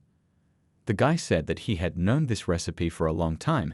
His father always told him to study, but he pretended to be tired, so he did not achieve much. Recipe from a reliable source. Sister Yun replied that the pill recipes were very much appreciated, so it wouldn't hurt to be careful. If information about him was leaked, the Chu family would be destroyed because of someone's insatiable desire for power. The consequences will be especially dire if the recipes are targeted by cultists. Rather, she would study it in secret and then find a private place where she could practice. If no one finds out, then there won't be any problems. 14th brother confirmed her words, you need to be more careful. Then he gave her the jade amulet he had inherited from his father. The guy will not need it, but it will be useful for training for her. Soon, he thought of using the soul seal to contact Zhang Kui and ask him to keep an eye on Chu Yan unnoticed. He's at the 9th level of the Void Realm, and because of the seal's influence, he can't disobey. He thought the Chu territory would be more peaceful with him. And now, after completing all the preparations, he can safely recluse further. Yuan Chong gathered all the elders and asked who was willing to make them pay the followers of the Purple Moon teaching cult. His assistant reported that the Chu family's strength wasn't as strong as theirs, but they still couldn't be called weak.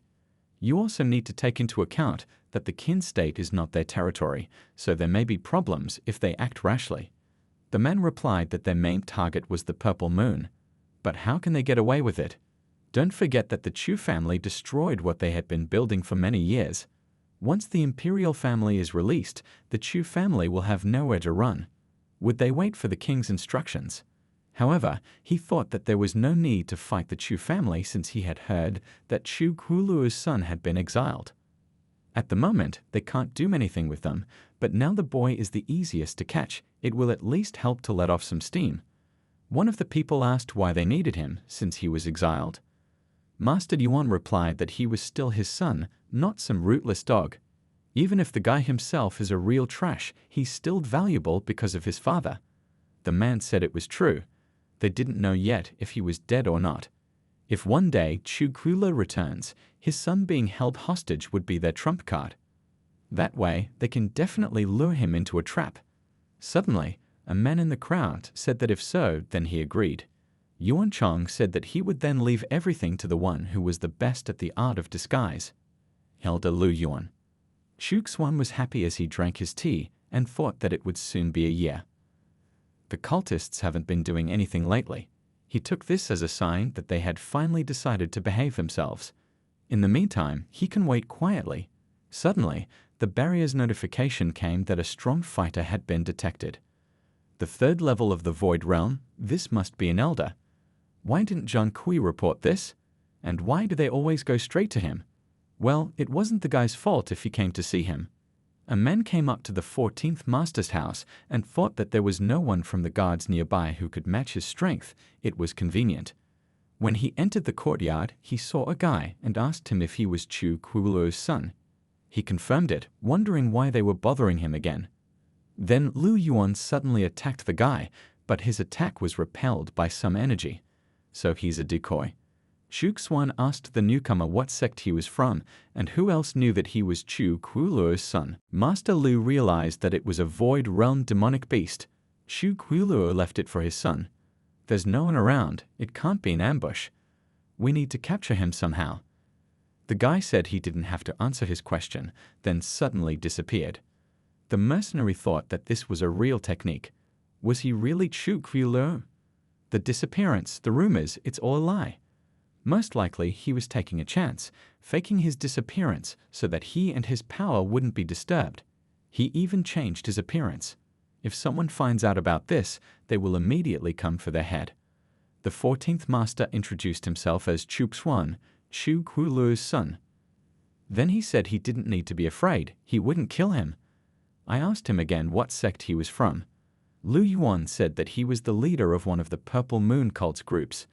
Young Master Chu was surprised, as the leader had personally come for him here. The newcomer said they thought taking him as a hostage would be a good idea. So that's what happened. The previous operation was so successful that they were even more angry with the Chu family. After all, the Purple Moon judge had died this time.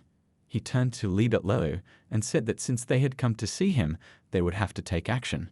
He should consider that they are to blame for this. He wanted to put a soul seal and then inject spiritual power. This will help ensure that he doesn't turn his back on it. Under Lu Yuan's influence, he said that he would start a riot in the Purple Moon circles and try to seize more power. He would take advantage of the commotion and destroy Purple Moon. Chu Xuan thought that perhaps if he became more powerful, he could deal a strong blow to the Purple Moon cult. The pressure on the Chu family will be much less. That guy has to try to survive in his own world. If he could break through to the Emperor's realm, then the king's court would not be afraid. When people saw the silhouette of the guy, they knew that it was Lu Yuan who had returned. But why is he alone? Didn't work out? Leader Lu said that they didn't have the right to ask him for anything.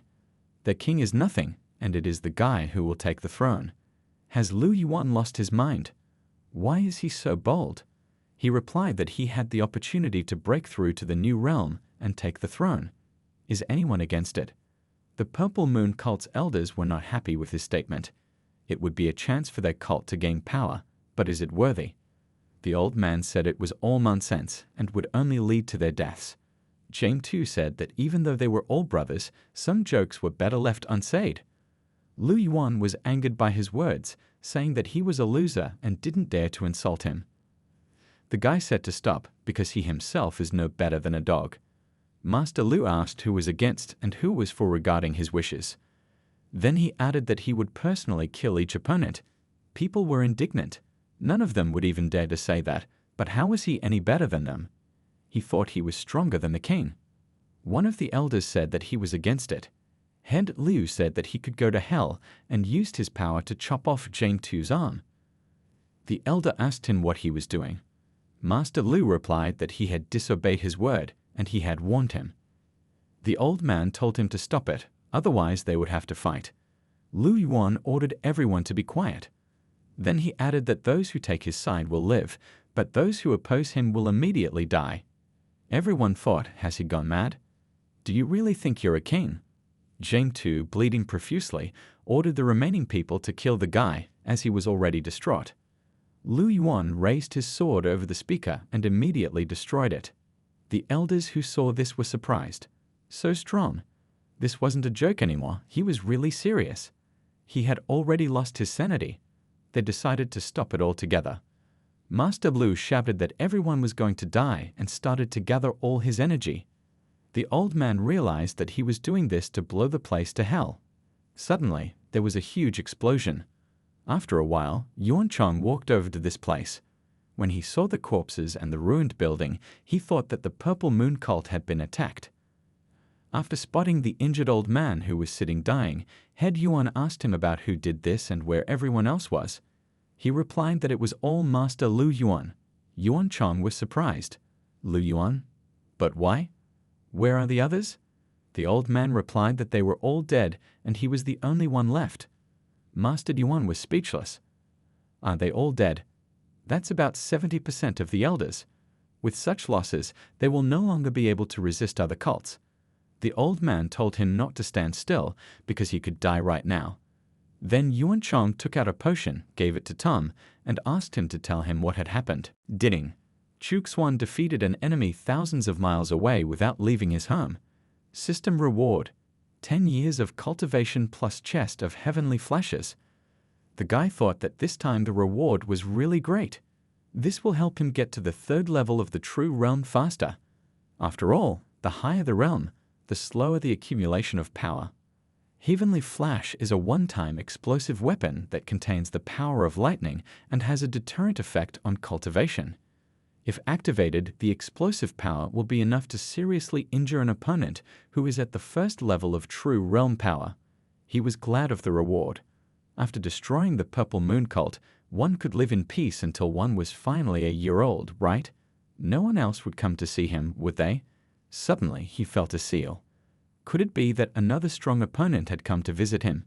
It was Zhang Kui. He greeted his master. The 14th gentleman asked if he wanted anything. Master Zhang claimed that the vice leader of the Purple Moon sect and leader Qin were conspiring in secret. This is done for the purpose of planning an attack on the Chu lands and destroying a powerful family. Chu Xuan asked him why the target was the Chu family. If their plan worked, Chu would inevitably suffer serious losses, and Chu Xing and Chu Yun might also be hit. And if there is discord in the family, then this may affect his hermiford. He told the man that he had to find a way to inform Chu about this. Tell them about the cult's intentions and the planned time of the attack so that the family can solve this problem. His mission is primarily to protect Lady Chu Yun. Master Zhang understood these instructions. Then the guy continued, saying that he also needed to secretly pass all sorts of elixirs and valuables to his sister, but in such a way that she would seem to have accidentally found or received them. He needed to think about how to do it. The man obeyed. Chu Xuan stated that if he thought of a way, he would get a spiritual medicine. There are 2 bow constrictors in it that have the true power of the 5th level. Although their strength is short-lived, it will make him one of the Invincibles in Qin. He asked me to give one bow constrictor to Chu Yun, and the second one will help save Zhang Kui's life if something unexpected happens. Hen Zhang thanked him. The 14th master told him to always strive to break through to the next realm and handed over the pearl. Chu Xuan, left alone, thought about how Chu Chaiming already had 1 foot in the realm of harmony. With his current state, he would only be able to upgrade to it by taking 1 Liu Xuan pill. However, the guy wasn't going to give him this pill just yet. She should have waited until Chu Yun could create them herself. The old man had always hated him. Every time he noticed, he immediately became irritable, even though he doesn't have an outstanding talent. Otherwise, why was his son able to move to the realm of harmony and then to the true realm, unlike him? Could it be that his father's cultivation techniques were stronger? It can't be. If he really possessed them, wouldn't father want to pass them on to the entire Chu family? According to half of the scrolls, to break through to the realm of harmony and then to the true realm, you must definitely have abilities. Dean. The guy stayed at home for 11 months. System reward, spiritual exercise card. It was an improved spiritual exercise card. It just so happens that the effect of the previous card was weaker, it became almost useless. His spiritual awareness isn't any weaker than that of a level 5 true realm warrior, however, the inner vision only lasts for 2 to 3 seconds. With this card, the guy will be able to successfully improve and reach the realm of the Emperor. However, by that time, you will need to get an improved map again. This one is still low level, so I had to think about how to use it properly. Chu Qin, looking at the book, was thinking that if it wasn't for the vanishing pill the last time he was attacked by the cult, no matter what anyone says, we need to wipe this cult off the face of the earth. But Black Moon is cruel, and the price for information is too high. One should only rely on the Chu family scouts. Everything in this area is under their control, and they still have enough of their own patrollers. But sometimes internal intelligence alone is not enough, because with them it is not easy to detect key positions of the enemy cult. Suddenly a man came into the room and said that a messenger had arrived with an intelligence report. They were given information, but it is not known who the sender is. He's not from the Chu family or the Black Moon House. The guide began to read the message and was surprised, asking to call the fourth uncle. When he arrived, he asked what was the matter. This is Chu Kuhai, the fourth son of Chu Chanming, the first level of the Void Realm. Chu King, while delivering the message, asked who might have sent it. The man read it and said it was very interesting. I would like to believe this letter, but you should be more careful with it. It wasn't just them, he had to go to the Hui domain right now. Sitting in a remote cave, Xu Yan was practicing on her pills. Things weren't going too smoothly. 4 pills in the trash, 5 turned out to be ordinary, that leaves 3. But they are made as it should be. She thought that she would definitely do better next time, so she put the pills in the bag. Out of 10 attempts, only 3 were more or less successful. Even though the pills were of average quality, she was still getting better at it. The girl will be able to make high-quality pills. However, she had spent the last elixir, so she needed to get more. She had to find a seller. It was a good thing that she still had some spirit stones left. After she learns how to create Xuan pills, she should try to make spiritual pills. Xu Yan was walking out of the cave, but suddenly she felt an unfamiliar power. She was like a boa constrictor. What a stroke of luck! After walking a short distance, the girl also found a bag and thought that there were materials in it. But she wasn't aware of anyone else's presence. After picking it up, she saw many pills and spirit stones. The girl was delighted. But if they were for her, who left them? Grandfather? She didn't think it was him, since there was no need for him to do it secretly. Inside, she felt an unknown power. Maybe one of the older ones found out what she was doing and decided to help. After returning to the cave, she decided to start making pills again. Zheng Kai and Dong Quang were hiding nearby and saw everything. The man ordered Master Dong to stay here and look after the girl. He himself decided to come up with a plan to keep Brother Chu safe. Zhang Kui went to the 14th Master and said that it seems that Lady Chu Yan has a talent for pill making. In a short period of time, she had already become able to create Xuan pills. Chu Xuan told Tom to continue to supply her with all the materials she needed. Then I thought that not killing this man was the right choice. He became a true loyal dog to him. The guy handed him a bottle and said that it would help him become stronger. Then I thought about letting him try harder for his own sake. He will never betray him, so let him gain strength. The Chu family joined forces with the He family to attack the cult first, and victory was assured. It is said that the battle was fierce. Even the head of Qin, Lu Wang, did not hesitate to invest money from the treasury. But it wasn't enough to stand up to two great families. Lu Wang was heavily injured and ran with his tail between his legs. The rest of the cult centers were also almost completely destroyed.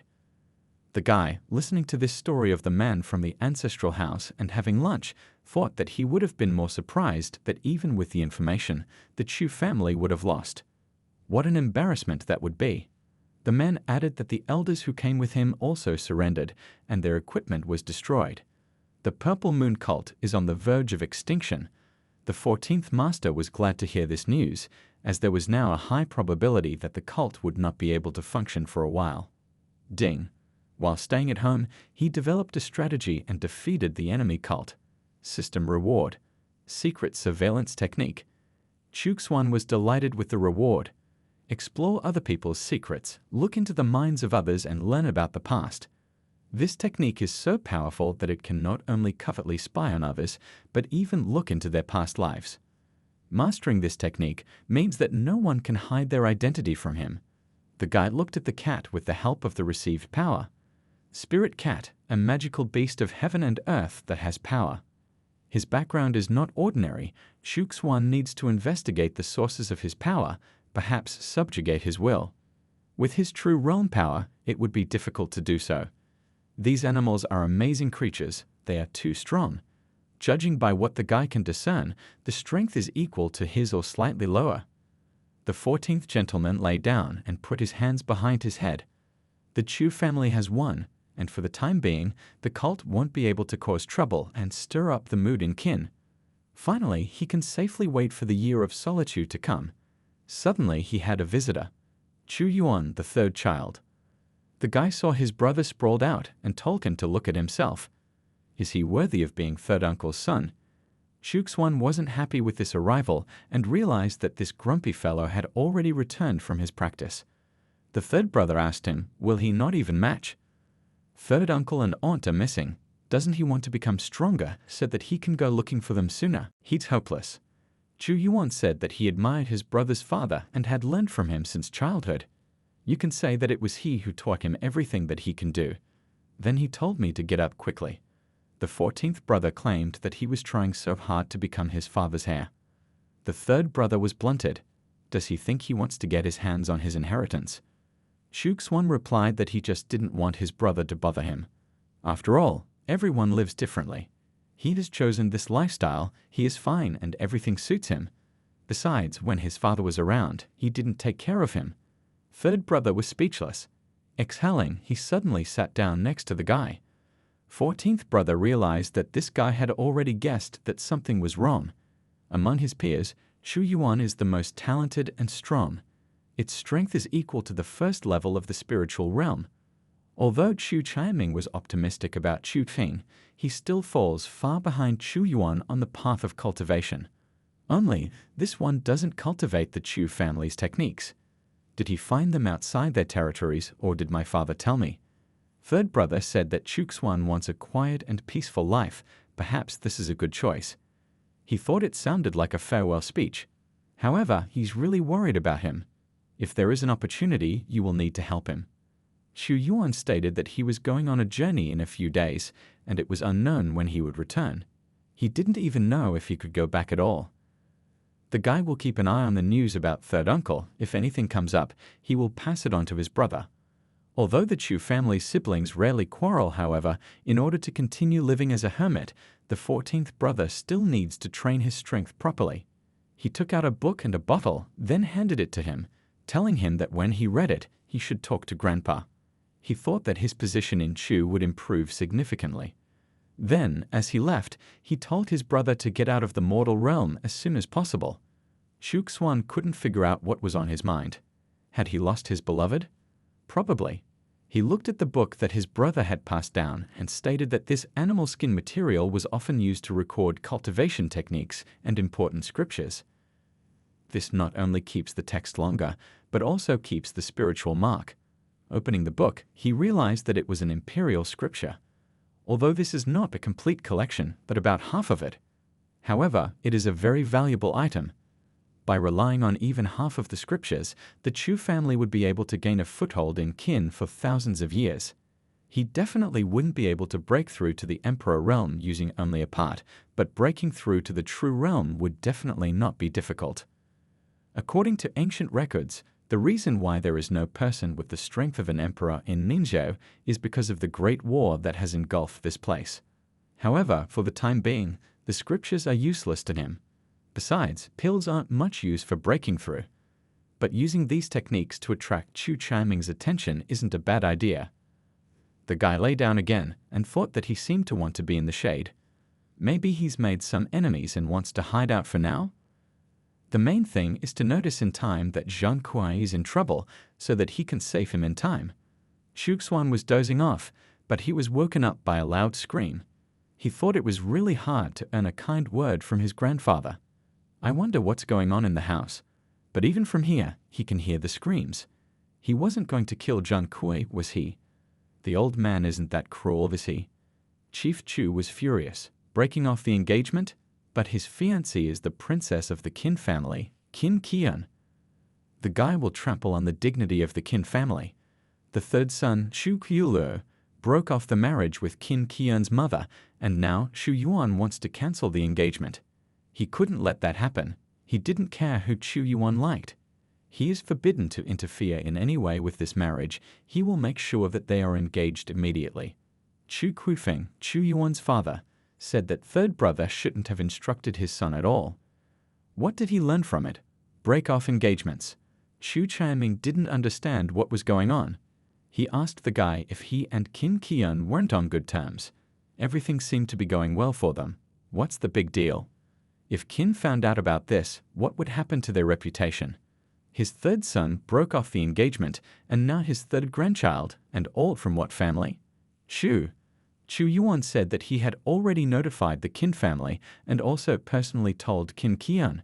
She's like a little sister to him. Master Chu was getting angrier and angrier. The third master suddenly announced that he had come to say goodbye today as he was about to leave the Chu family. His father asked him what he had said. The eldest of the Chu family's children, Xu Qiucheng, said that the Chu family members have always had a particularly strong relationship. But after what happened to third brother, the wind seems to have changed. Chu Tianming shouted that he was forbidding his grandson to leave. He will immediately notify the Qin family that the engagement is still valid. Just then, a person came and announced that a representative of the Qin family had arrived. The head asked who it was. The old man replied that they were mother and daughter, Qin Pingxia. Xu Xuan, with the help of his cat, found out about this situation. He was surprised to say that this was to be expected from a man who so revered his father. Even the strength of mind is enough to break off the engagement with Qin. If Chu Chaiming wasn't a cultivator, would his veins probably burst with anger? What will it do? Put Chu Yuan under lock and key? Or force him to marry a girl from the Qin family? The question is whether the girl herself wants to marry him. Is the marriage voluntary? Oh, these dynastic strays. But Chu Yuan knew that he would face the consequences, right? The Chu family was visited by the Qin family. Qin Pingxia walked into the courtyard and turned to the head of Chu and asked, do they really want to break off their engagement again? Xu Tianming then replied that they didn't even have such a thought. Chu Yuan said that the Chu family's business was the Chu family's business, but he would personally do as he saw fit. His grandfather was on edge again and told him to shut up. The guy said that you won't be nice by force and asked Master Chu to ask Mrs. Qian first if she liked him. The girl immediately blurted out what she liked. Xu Yuan was taken aback. Head Chu said that if he dared to upset her, he would break all the guy's legs. He would not allow the engagement to be broken off again, and the peaceful coexistence of the four families would begin to crumble at the seams. And the beginning of a quarrel means that gradually the good relations of families will come to naught. The guy asked Qin Qian about whether she really wanted to tie the knot with a stranger. They only met a couple of times. How could she like him? The girl said that she fell in love at first sight. It can't be because he's not that charming. He said that he already has a lover, so nothing can happen between them. Qin Pingxia shouted enough. Do they think that the Qin family's daughter isn't good enough for the Chu family? Chu Chaiming asked the lady to calm down and said that the situation from the past wouldn't happen again. Then he ordered the guy to be locked up so that he could think carefully. Chu Yuan turned to his grandfather and father and said that he was not as talented as third uncle, not as powerful and strong as him, but he would still never give up in the battle for his love. And none of them can make him. The man next to him shouted and asked what third uncle had taught him, how to break off engagements. Then he ordered them to seize him and lock him up so that he would come to his senses. The third son took out a certain pearl, turned to Lady Qian and said that she was really a wonderful person. He believed that she would find a worthy husband. He said his goodbyes before disappearing. Chief Chu ordered everyone to find him. Qin Pingxia had declared that third son Chu was worthless. Then she mentioned Chu Kulo's son and asked if he had been expelled from his parents' home. Chu Tianming confirmed it. Turning around, the mother and daughter walked towards him, saying that they would see what his son was like. The head was surprised by this turn of events. The man ordered 2 of the Chu family to go and make sure that she didn't go crazy when she saw Chu Tuan. When the Qin family entered the courtyard of the youth's house, they found him reading outside. Qin Pingxia turned to him and asked, "Is he Chu Kulu's son Chu Xuan?" The guy asked who this aunt was. She was surprised. What did he call her? An aunt? The 14th son said that she was the same age as his father, so how else would he address her? A sister or something. Lady Qin was displeased with this behavior and asked if the Chu family really wanted to break off the engagement.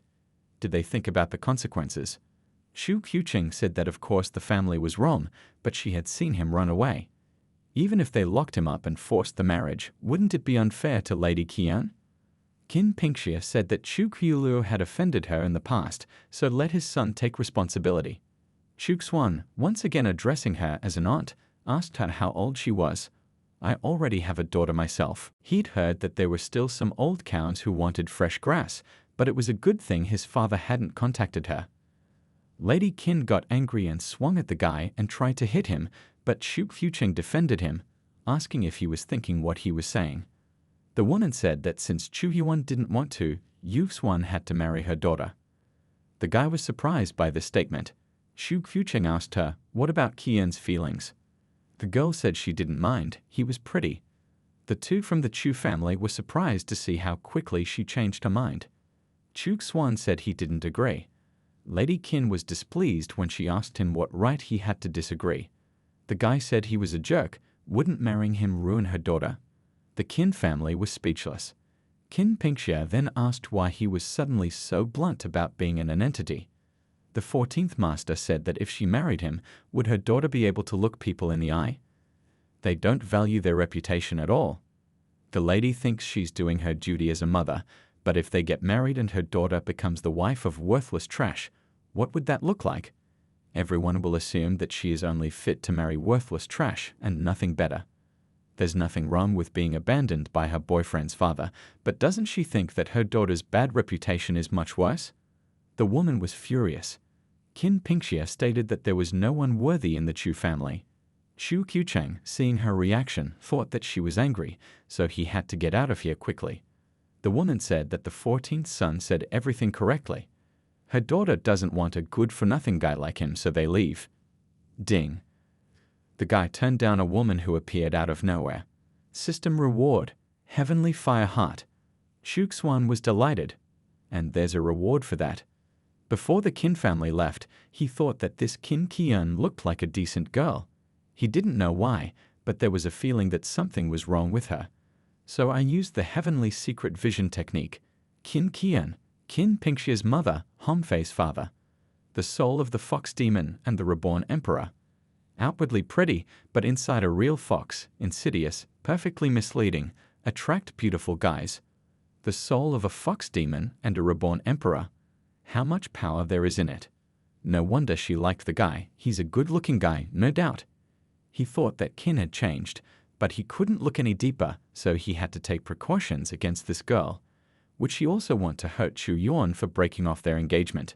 We need to warn him. He sent the message through his bird and sent it to pass on to the third brother. Chu Xuan then decided to look at the reward from the system. Heavenly Fiery Heart, Burn Hearts, Fierce Conflagration.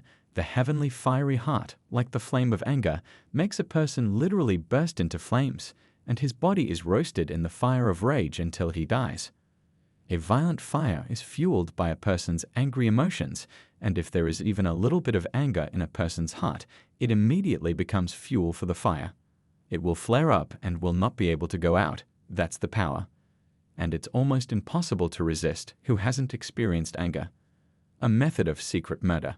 He thought that Chu Yuan's case probably wouldn't make much of a fuss this time. There were always big and small differences between Chu and Qin. With the restoration of the emperor's soul in Qin Qian, her talent will start to be released, and her strength will start to grow by leaps and bounds. And the Chu family will regret more and more that they didn't accept her into the family through marriage. The reason why Nanchao doesn't have the power of an emperor might not be so simple. Could Qin Qian be involved in this? There is too little information about Nanchao, and even the scriptures don't mention much. If her soul is a fox demon, where does rebirth come from? And why was her mother, Qin Pingxia, so eager to marry her off to a member of the Chu family? There seems to be a conspiracy here. Xu Xuan needs to be adamant. As long as his power increases, he won't be afraid of any conspiracy. Then a bird flew through the window, carrying information to Chu Yuan. But how would Chu Yuan manage? He needed to think of something, even if he couldn't do much. Hu Quan, the head of the cult, held a pill in his hand and told the old man that his time was coming to an end. However, once the deed was done, he would give him a spiritual blood pill that would extend his life by 10 years and increase the chance of breaking through to the next realm. Kun Wu then asked him if he really had the spirit blood pill. Hu Quan said that his cult was destroyed and that it was the Chu family's fault, so he couldn't just let it go. Kun Wu asked him if he would really give him a spiritual blood pill just for killing a couple of Chu family elders. Master Hu stated that the main target is Chu Kuiluo's son. As long as it was in his hands, he would have leverage over the Chu family, which meant he could take revenge on them. Moreover, he's the son of Chu Kuiluo himself. In order to revive his cult, he needs to witness the Chu family killing itself. The old man agreed to deal with it. Then the guy divided the pill in two, gave it to him, and told him that as soon as he did the job, he would get the other half. As he left, Kun Wu thought that he had been at the top of the Void Realm for too long, but his life was coming to an end. This was his chance. The Chu family's strength is great, and Chu Qianming is comparable to him in terms of strength, only he also has treasures. But when it comes to fighting, who knows if the old man will be able to defeat Head Chu, since he is old and his body is weakening. However, as long as he wasn't attacked by people above the Void Realm, he would always be able to escape. All he needs is Chu Kuiluo's son and to kill a few elders. Nothing complicated.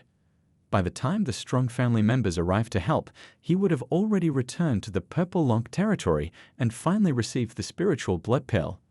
Once he broke through to the Harmony Realm, the strong Chu family wouldn't be afraid of him. And even if he doesn't break through, he can still live for a couple of years, and that's a plus, isn't it? Xu Xuan counted on his fingers. Time seemed to pass so quickly. He had lived here for almost a year and learned so much, breaking through from the mortal realm to the true one. Who would have thought it? Just 7 days and he'll be sitting here for exactly a year. He had to stay at home and make sure that no one interfered with him. Suddenly, an old man leaned into his yard. The guy thought, what's wrong with the cultists? Why did they immediately go to him as soon as they entered Chu territory? Kun Wu asked his son Chu Kuiluo. Chu Xuan claimed to be his son, but he couldn't understand why the cultists were coming to see him. Had his father caused them so much trouble? The old man replied that he was not a member of the cult, but only a mercenary. Then he told the boy to be quiet and obedient and followed him. He wants to attack, but the 14th master ordered him to kneel down. The old man was surprised. He couldn't resist this power. The guy told him to stay on his knees and not think about running away. Kun Wu was thinking about what kind of power it was. Does it look like the Emperor's realm? Is this Chu Kuiluo's son? Damn it. The Chu family is terrifying. Xu Xuan asked him to explain the purpose of his visit. The old man was silent and couldn't say a word. The guy concluded that the cult members were completely crazy. They were already practically destroyed. Shouldn't they stop? And don't bother him anymore. Had these villains completely lost their brains while cultivating dark techniques? And this old man is stuck at the peak of the Void Realm and can't break through. It just goes to show how lousy his skills are. As long as his techniques aren't bad, after cultivating for so long, it's impossible to break through to the real realm. He really is trash. Besides, his days are running out, he's about to die. Chuxuan thought about helping him break through, but this is a waste of resources. He slammed a rock into his forehead and told him to get out of here. Let him live out his last days and finally do something worthwhile. Kunwu thought about what had happened, what hadn't worked out. What would happen if he went straight to the head of the Dark Kingdom? Chuxuan also gave him one last thing, but he didn't know how to use it.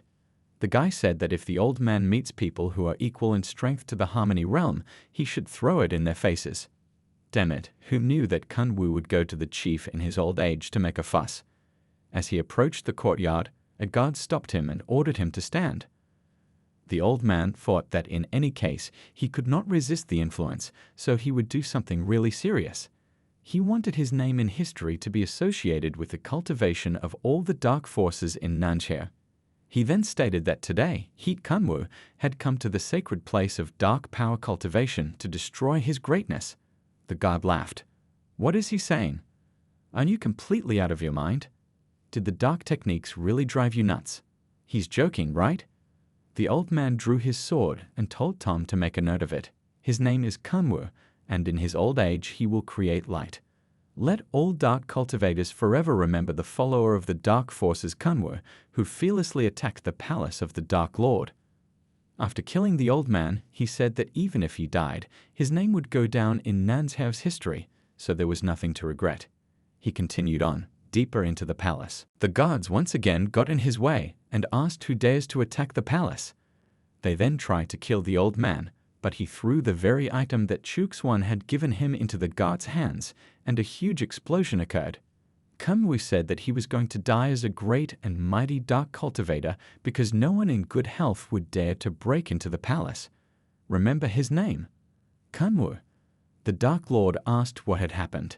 The guard said that the cultivator, an old man at the peak of the Void Realm who didn't have much time left, suddenly burst into the palace, decapitated the entire guard, and severely injured 2 true realm elders. And then there was an explosion in the palace.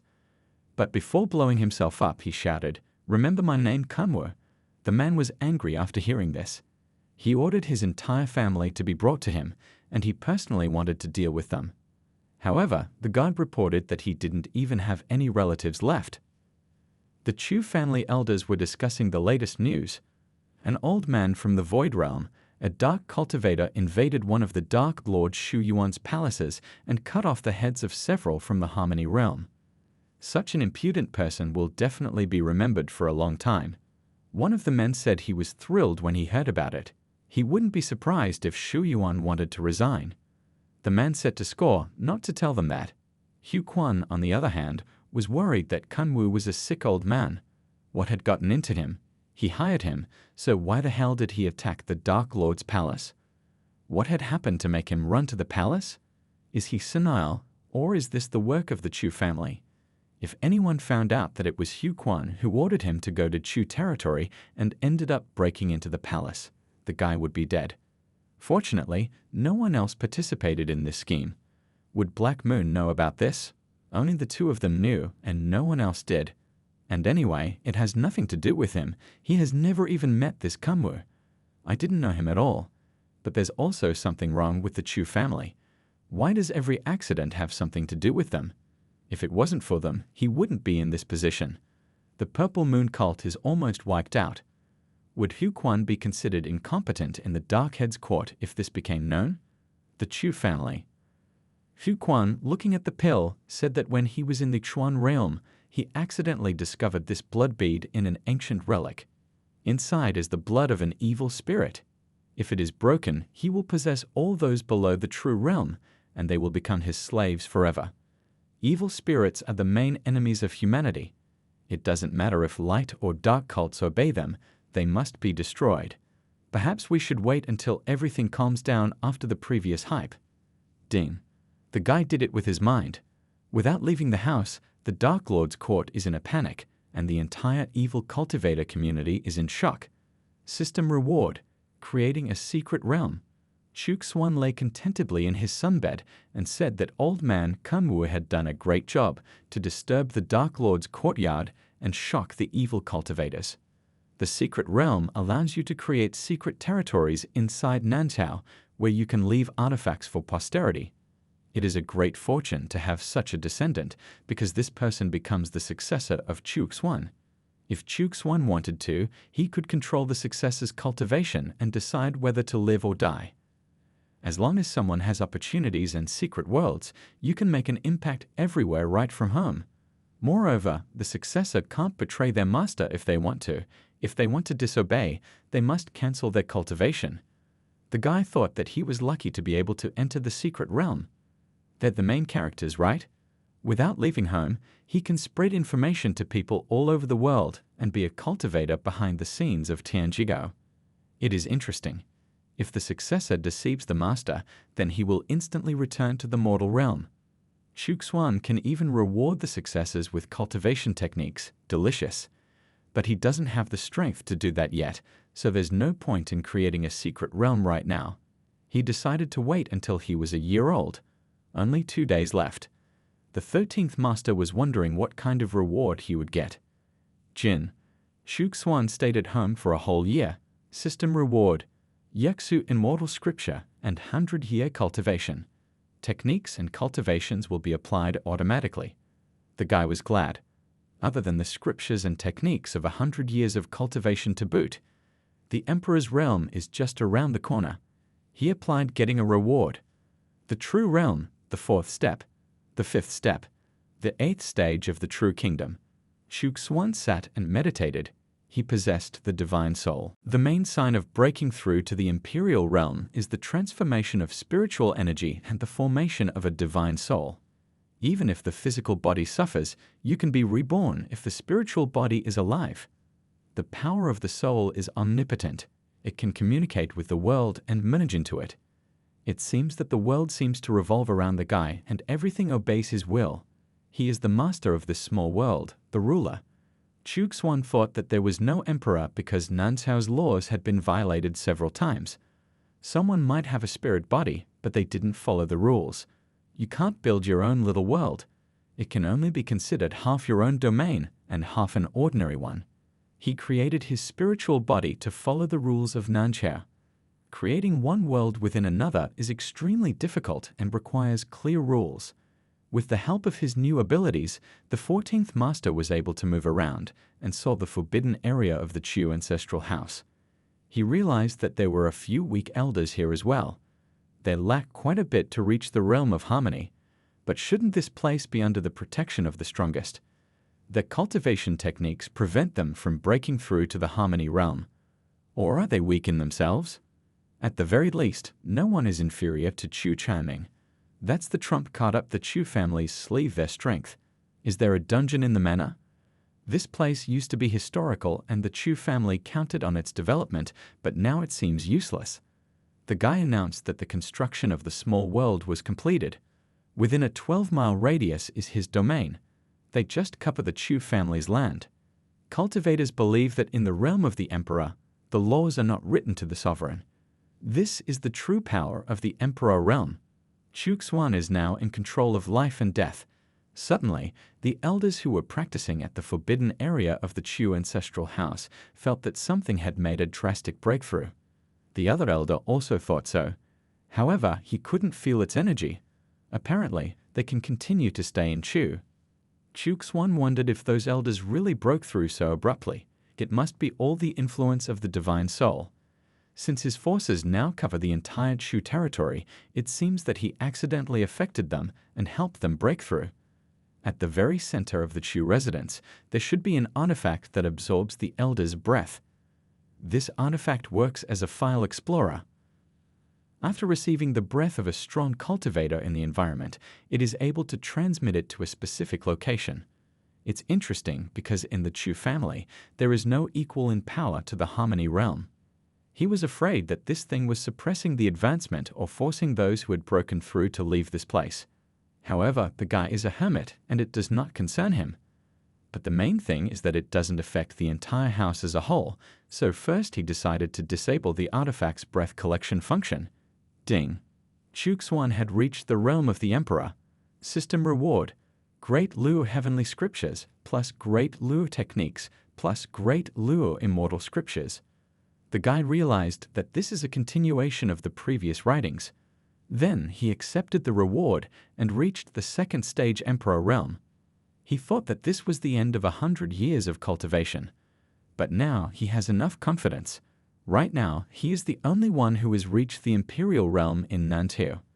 And even if there is someone outside who is equal to the Emperor's realm or higher in strength, as long as they are in Nanteo, they have nothing to fear. And don't worry about the evil lord's palace just yet. Let the cult members kill each other. Blackie let out a satisfied meow. Chuxuan realized that the kitten had also made progress. The kitten jumped on his shoulder and began to caress him. The 14th Master said that this is already the realm of harmony. He rather needs to pass into the true realm. With Blackie's abilities, it doesn't take much for him to reach the Emperor realm. When all of his pets reach the Emperor realm, he will be completely calm and confident in his abilities. Their small goal is to break through to the heavenly realm. After all, the Emperor realm only has 2 stages, and this is nothing after all. There is still the Kingdom of Honor and the Kingdom of Heaven. 10 years is worth breaking through to the realm of honor, and considering that the system gives him several years of cultivation per cancer, it won't be a big problem. They will get over it soon. Chuxuan is about to start using the secret realm, as well as slowly restoring the heavenly rules in Nanchao. After the appearance of Qin Qian, the reborn emperor, it seems to him that Nanchao will not be able to maintain the balance as before. However, it is unlikely that anything will happen in 10 years. If he gets enough strength, then there will be nothing to worry about. As the saying goes, if a guy is equal in strength to the realm of honor and the emperor bows his head, you can't underestimate the power of this realm. Great. As long as he is confident in his abilities and life will be comfortable. Chuxuan thought that there were not enough servants here, or just a woman's hand. Beautiful girls attract the attention of many more ordinary servants. Should he put the gate in a prominent place? Maybe it will attract cultivators. Men will become followers, and girls will become servants. After all, there must be someone around who can follow orders and do things for him personally. Zhang Kui and Dong Qin are evil cultivators after all, so you don't use them much in public, and their abilities are average. He decided to leave the gate here. Even without cultivation, they will still attract people. Jin. Chuxuan stayed at home for 1 year and 1 day. System reward: Imperial Realm Cultivation Pills. A huge pill chest appeared in front of him. How well he lives! The guy then used the seal to summon Zhang Kui to his side. The man immediately arrived and greeted the gentleman. He asked how Chu Yun was doing. Master Zhang replied that in a short period of time, the lady was already fully cultivating pill making, but the process was still small. Chuxuan asked him to secretly hand over the imperial pill and handed it to the man. There were also some copies and writings on the subject that would help her. He noticed that Zhang Kui himself had also broken through to the realm of harmony. He replied that it was all thanks to his pills. However, there is an unbreakable rule among evil cultivators. Anyone who has broken through to the harmony realm must report to the evil sovereign's court for service. They cannot disobey orders or leave the territory. All this is done in order to gather the strongest in one place to counter threats. Chuxuan said that it would seal his aura so that he wouldn't go to court. He wouldn't be detected anyway. Master Zhang thanked him. The guards were talking about how an investigation had been launched since Kanwu fearlessly stormed into the palace, but they couldn't find any secret plots that might be behind it. They thought that the old man was completely out of his mind and wanted to make a fuss before he died, so he showed up at the court. Now, he was famous not only in the circle of evil cultivators, but also among all the cultivators in Nanzhou in general. Everyone knows this madman who was not afraid to sabotage the evil lord. Then Fan Kai came up to them and killed them, and then said that it was time for him to go to the holy land of evil cultivators to look at the palace. Other guards stood in his way. What kind of madness is this? The old man introduced himself as Fan Kai and said that he would be the second evil cultivator to attack the palace in this millennium and then die without regret. Laughing, he said that no evil cultivator would want to make an attack on the palace. He will be as rebellious as old Kanwu and give up his life in the name of madness. There was a huge explosion. Vladika was angry when he found out about this. Another one. What kind of madness has overtaken the cultivators? After some time, 3 friends from the evil spirit mountain arrived at the palace. They also wanted to attack the palace posthumously. One of them said that it was said that no one could disturb the majestic sovereign. After all, this was a holy place for evil cultivators, and he was their overlord. They wanted to make a big fuss today. The guards who were standing in their way asked, "Who are the 3 friends from the mountain of evil spirits? Why are they trying to attack the palace? Are they tired of living?" Apparently, their day of death is close, and there is no chance to break through. Did they really think that the evil lord's guards were so easy to defeat? There was a huge explosion. The guard thought he'd blown himself up so soon. It's crazy. One of the guards came to report to the sovereign and stated that over the past half a month, more and more evil cultivators have been launching attacks on the palace. He ordered them to go to the gate at once. A crowd of rebels was heading towards the palace. One of them claimed that the one who was able to break into the palace was his brother. So I told everyone to stand and watch while he went straight there. He wanted to introduce himself, but suddenly a huge hand of the evil lord destroyed the guy. People saw this and ran away. One of the evil cultivators said that he wasn't afraid to say that the one who was trampled by the evil lord was his brother. Another asked why he talked about it so easily. What disrespect! He replied that only a true brave man would be able to force the Lord to intervene. The evil lord didn't understand. Do evil cultivators really lose their minds after practicing? Where did so many madmen come from? It's all this Kanwu's fault. Chuxuan was upset. It had already been 2 months since he left the secret realm here, but no one had come. Aren't there any lucky people in Nanchao who would suit him? Or are they so far away that the distance is long and it takes them a long time to get there? Jin, a guy can use his mind to create a mess among dark cultivators right from home. System reward, mirror of 1,000 heavens. Chuxuan didn't understand at first. A mess with your mind? It must have something to do with Kanwu. No one really understood what exactly Kanwu did, but why all the fuss back then? Even the system has its drawbacks. He glanced at the mirror and said that the 1,000 heavens mirror could show any location and teleport items. Each location is displayed randomly, where items can be moved, but you can't move animals yet. But if you reach the highest stage of the heavenly realm in cultivation, you will be able to move animals. You can only use the mirror 3 times a day to search for a thing or place, and after you upgrade your abilities, there will be no restrictions. The spiritual trace moves along with the soul, which means that its location will also change. We need to test it. He suddenly used the mirror to move to another place. A guy came up to the wounded man and asked him how he was. But Makan suddenly took out a dagger and killed him, saying that it was for the fact that the guy had sole possession of the treasure. Although he has a huge potential, he is not going to put up with this state of affairs. Then Happy took his bag. Suddenly he turned around and saw an evil sky tiger. It doesn't even reach the 9th stage of the Chuan realm, and the tiger is stronger than the 7th stage of the spirit realm. Suddenly, a silhouette of a person appeared. Makan asked him to save him. Chuxuan didn't think that the first experience of using the mirror would involve betraying and killing for a treasure. He told Tom not to be afraid. The 14th master will show him how to break through further and defeat the heavenly evil tiger. Makan smiled slyly and thanked his master. Chuxuan then continued, saying that when the tiger charged at the guy, he needed to hold the knife firmly with both hands and duck down to get under it. Then stick a knife right in its belly and cut it open. But he needs to remember, the stomach is one of the most vulnerable places of any monster. Then Master Ma asked him to do it himself.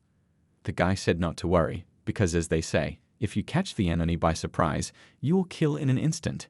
He's looking after him, nothing's going to happen. Makan thought that he was testing his abilities.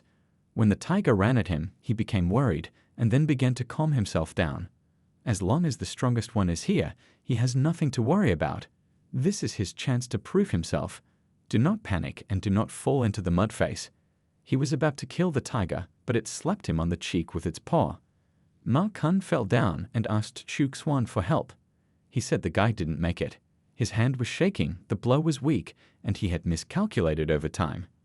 The guy said he knew you'd make a mistake, then asked for help again. Mr. Swan said it was getting late. He's too far away from it to be able to get there that fast. But he should not panic. He will tell you the way of salvation. Ma Kun replied that he could say anything. Chuk Swan said that the boy should bow down before the tiger and call it father. He would not touch his child.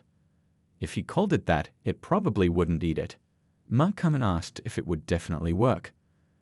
The elder replied that strong people from time immemorial endured humiliation while they were weak. Once upon a time, a weak person lived and endured bullying, accumulating strength. So right now, this is his only chance to save himself. He knows a lot about Tigral, so you can trust him. Master Mei had no choice but to bend down and call the tiger father, saying that it was his son. The tiger stopped.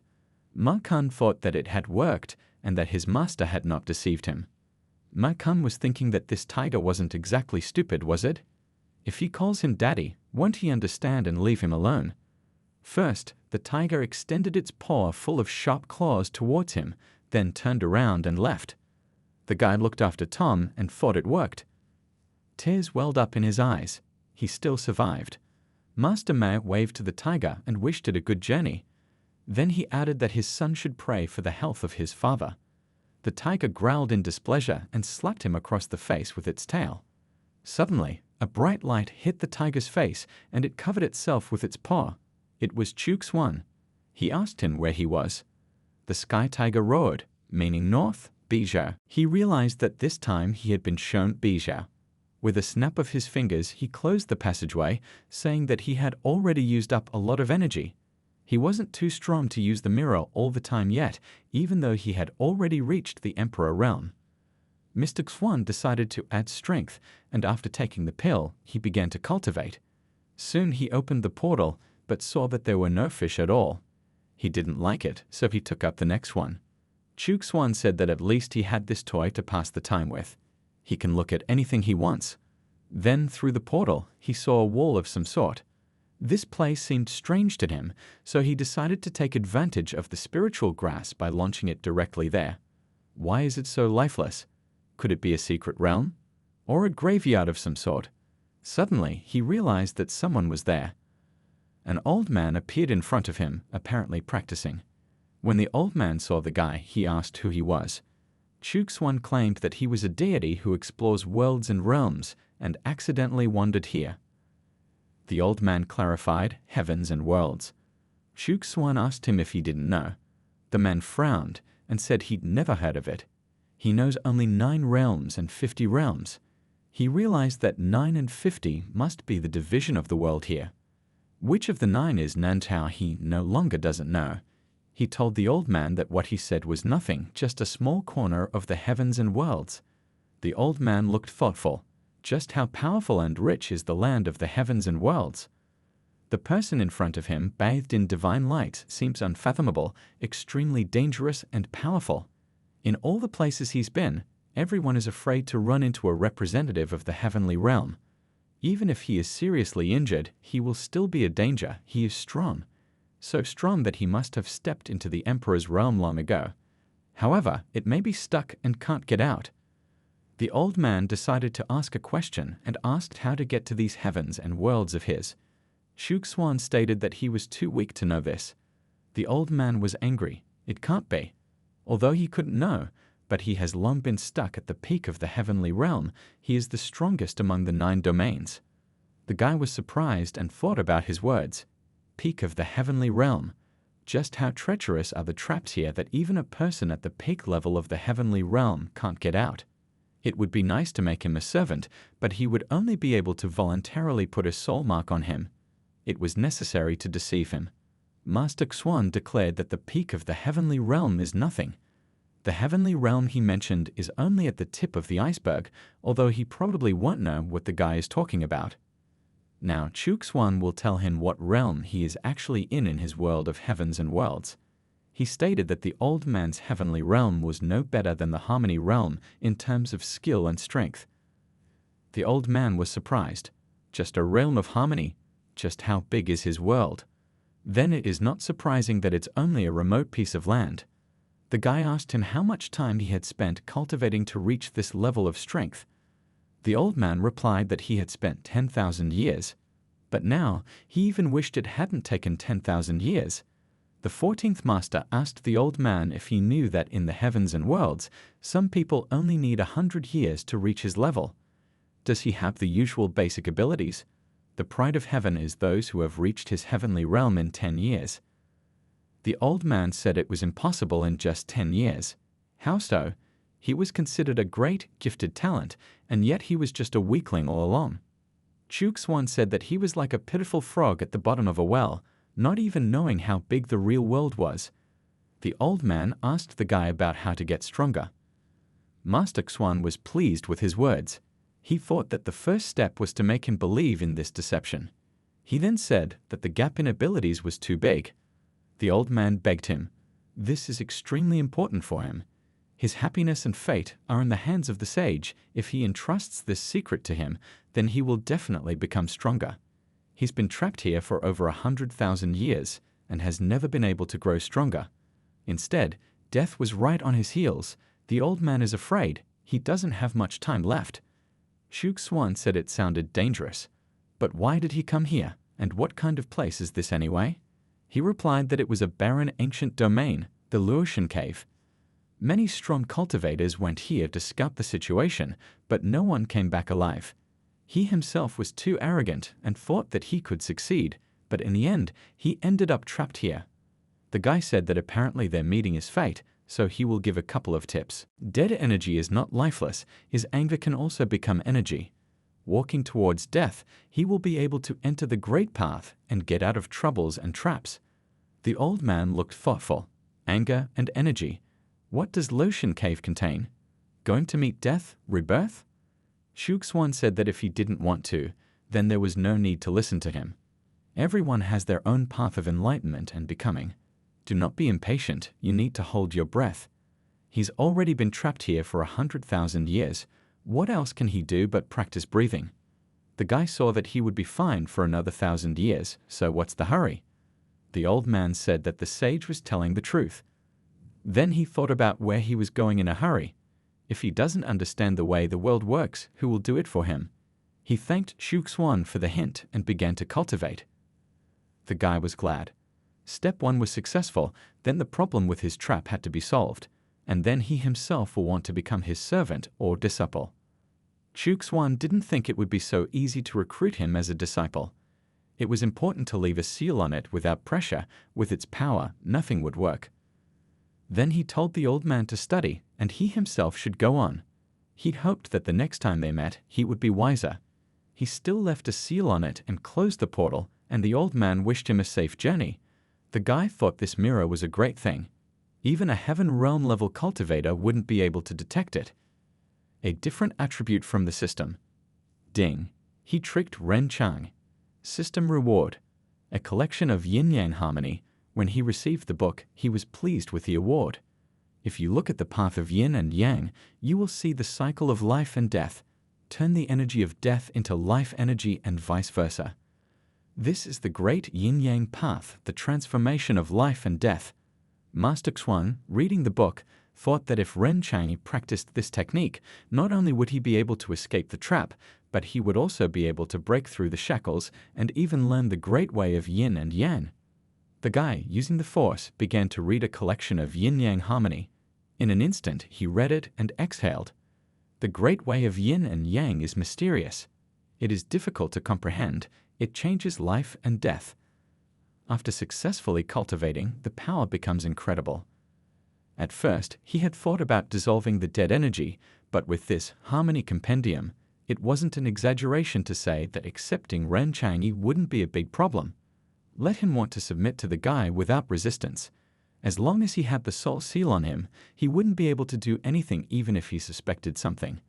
Today, Xuan would no longer be able to use the mirror, and it was unlikely that it would be able to find Ren Chang again so soon. We need to give him some time. Then he decided to take up cultivation.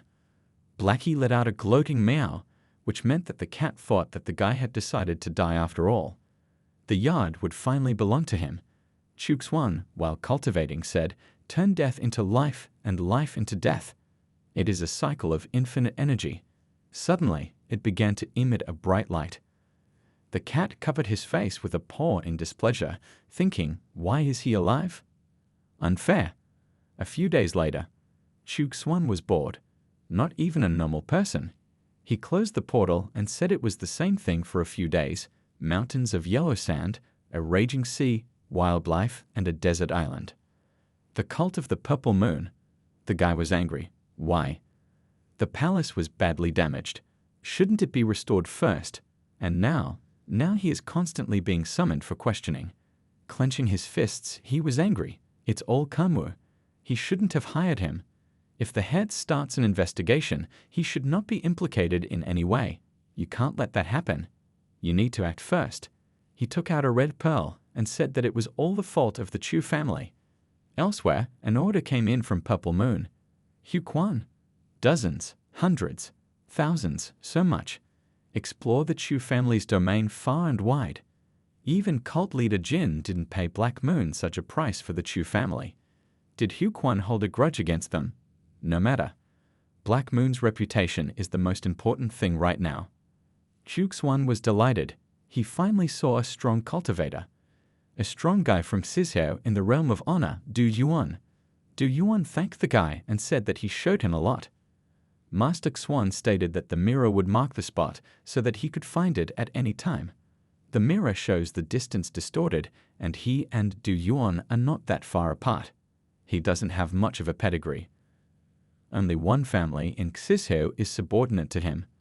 The mirror can only make one note, so you need to use it wisely.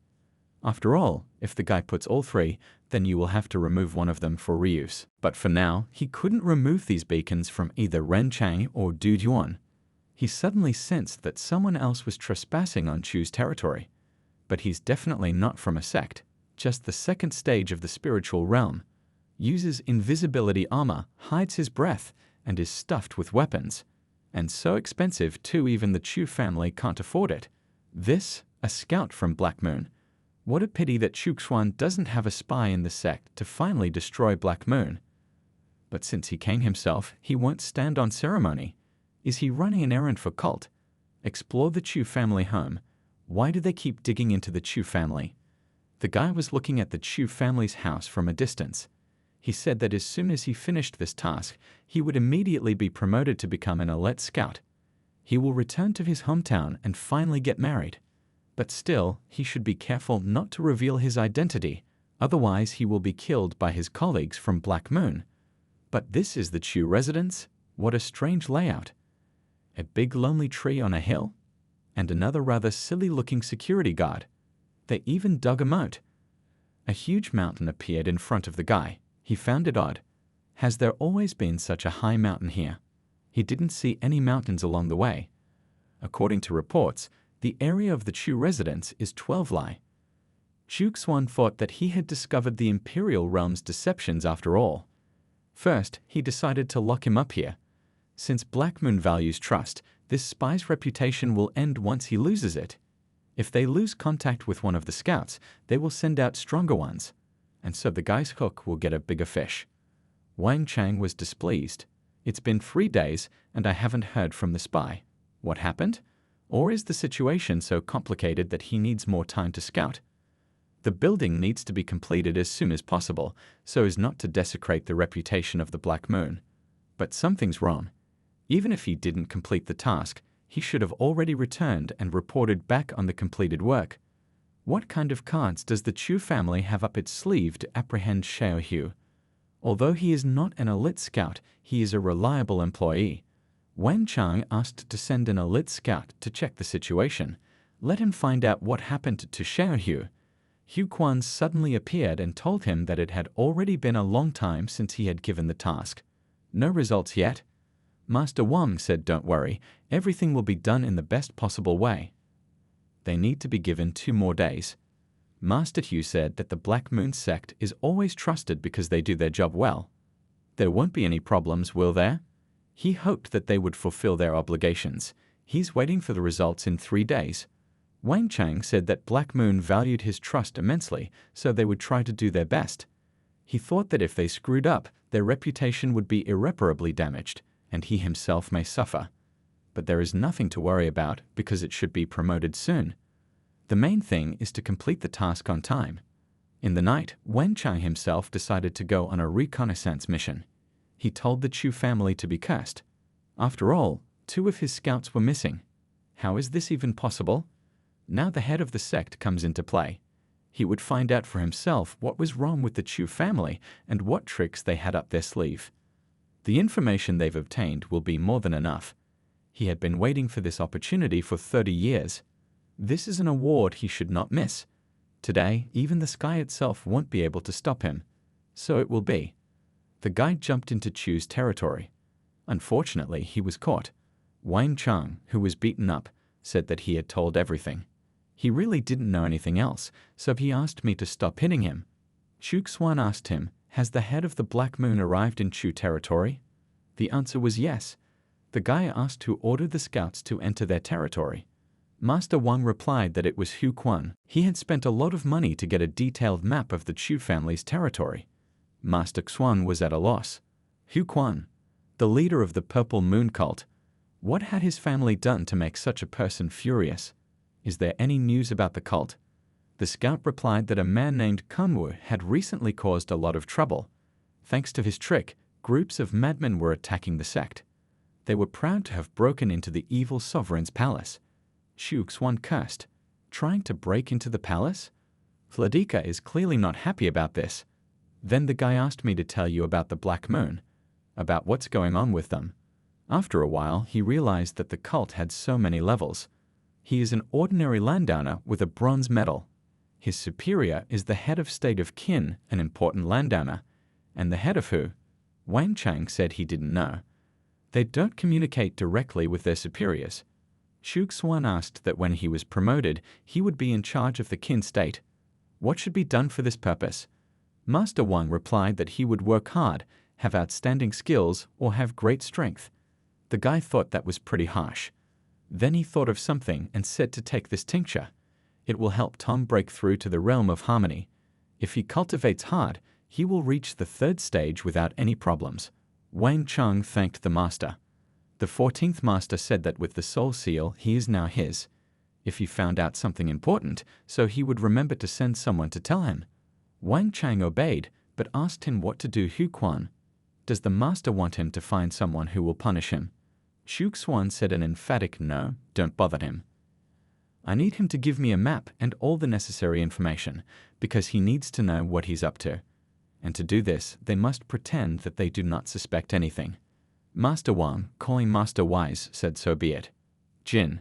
Shu Xuan planted a spy in the Black Moon sect from the comfort of his home. System award. A talisman of communication between fathers and children. The guy was surprised.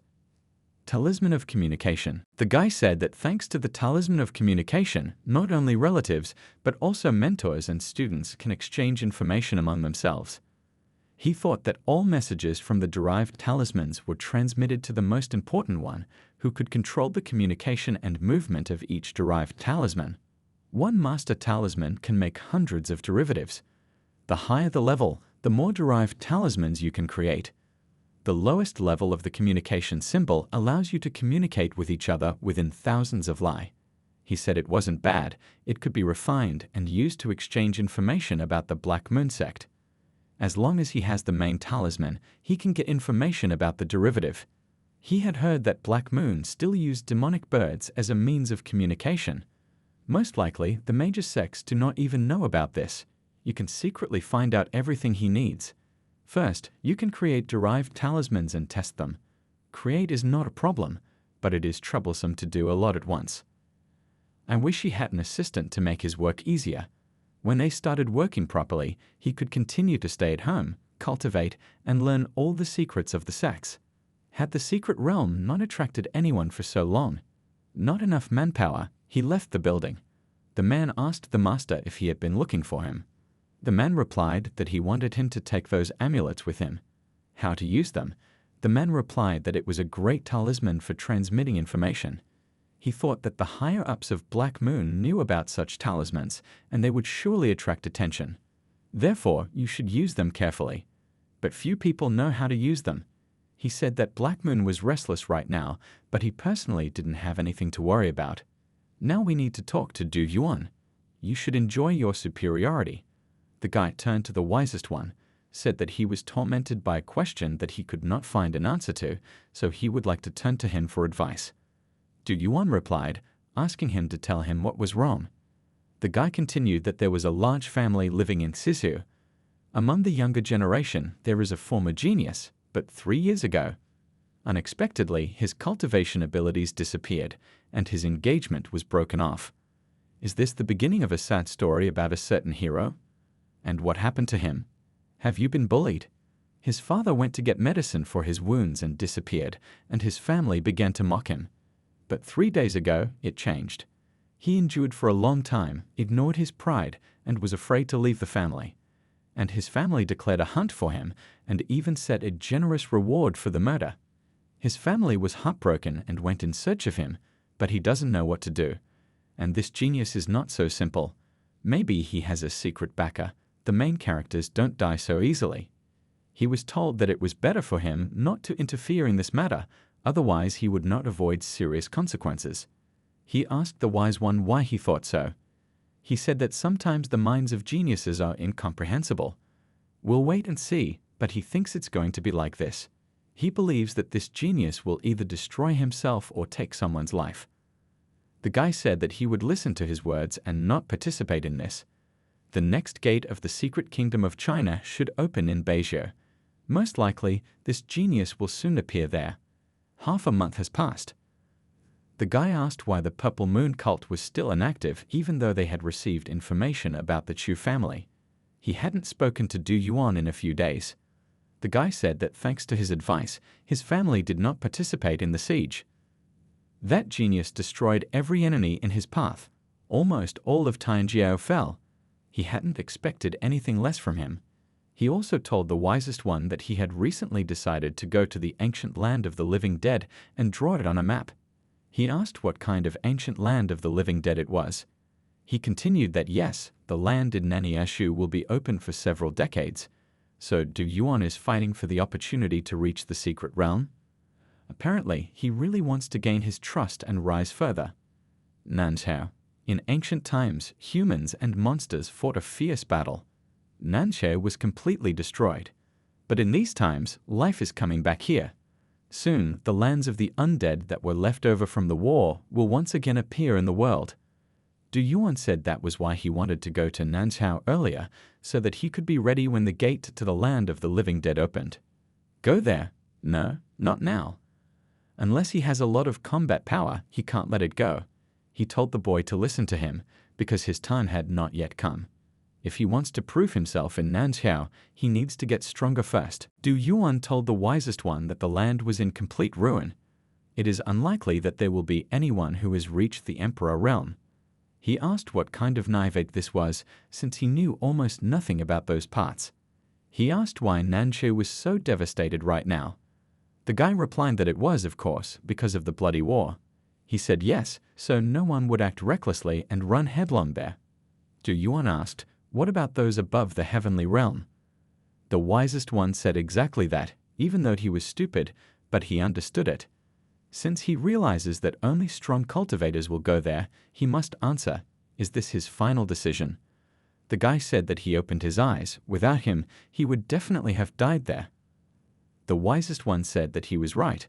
They were brought together by Feg itself, and it was his duty to help him.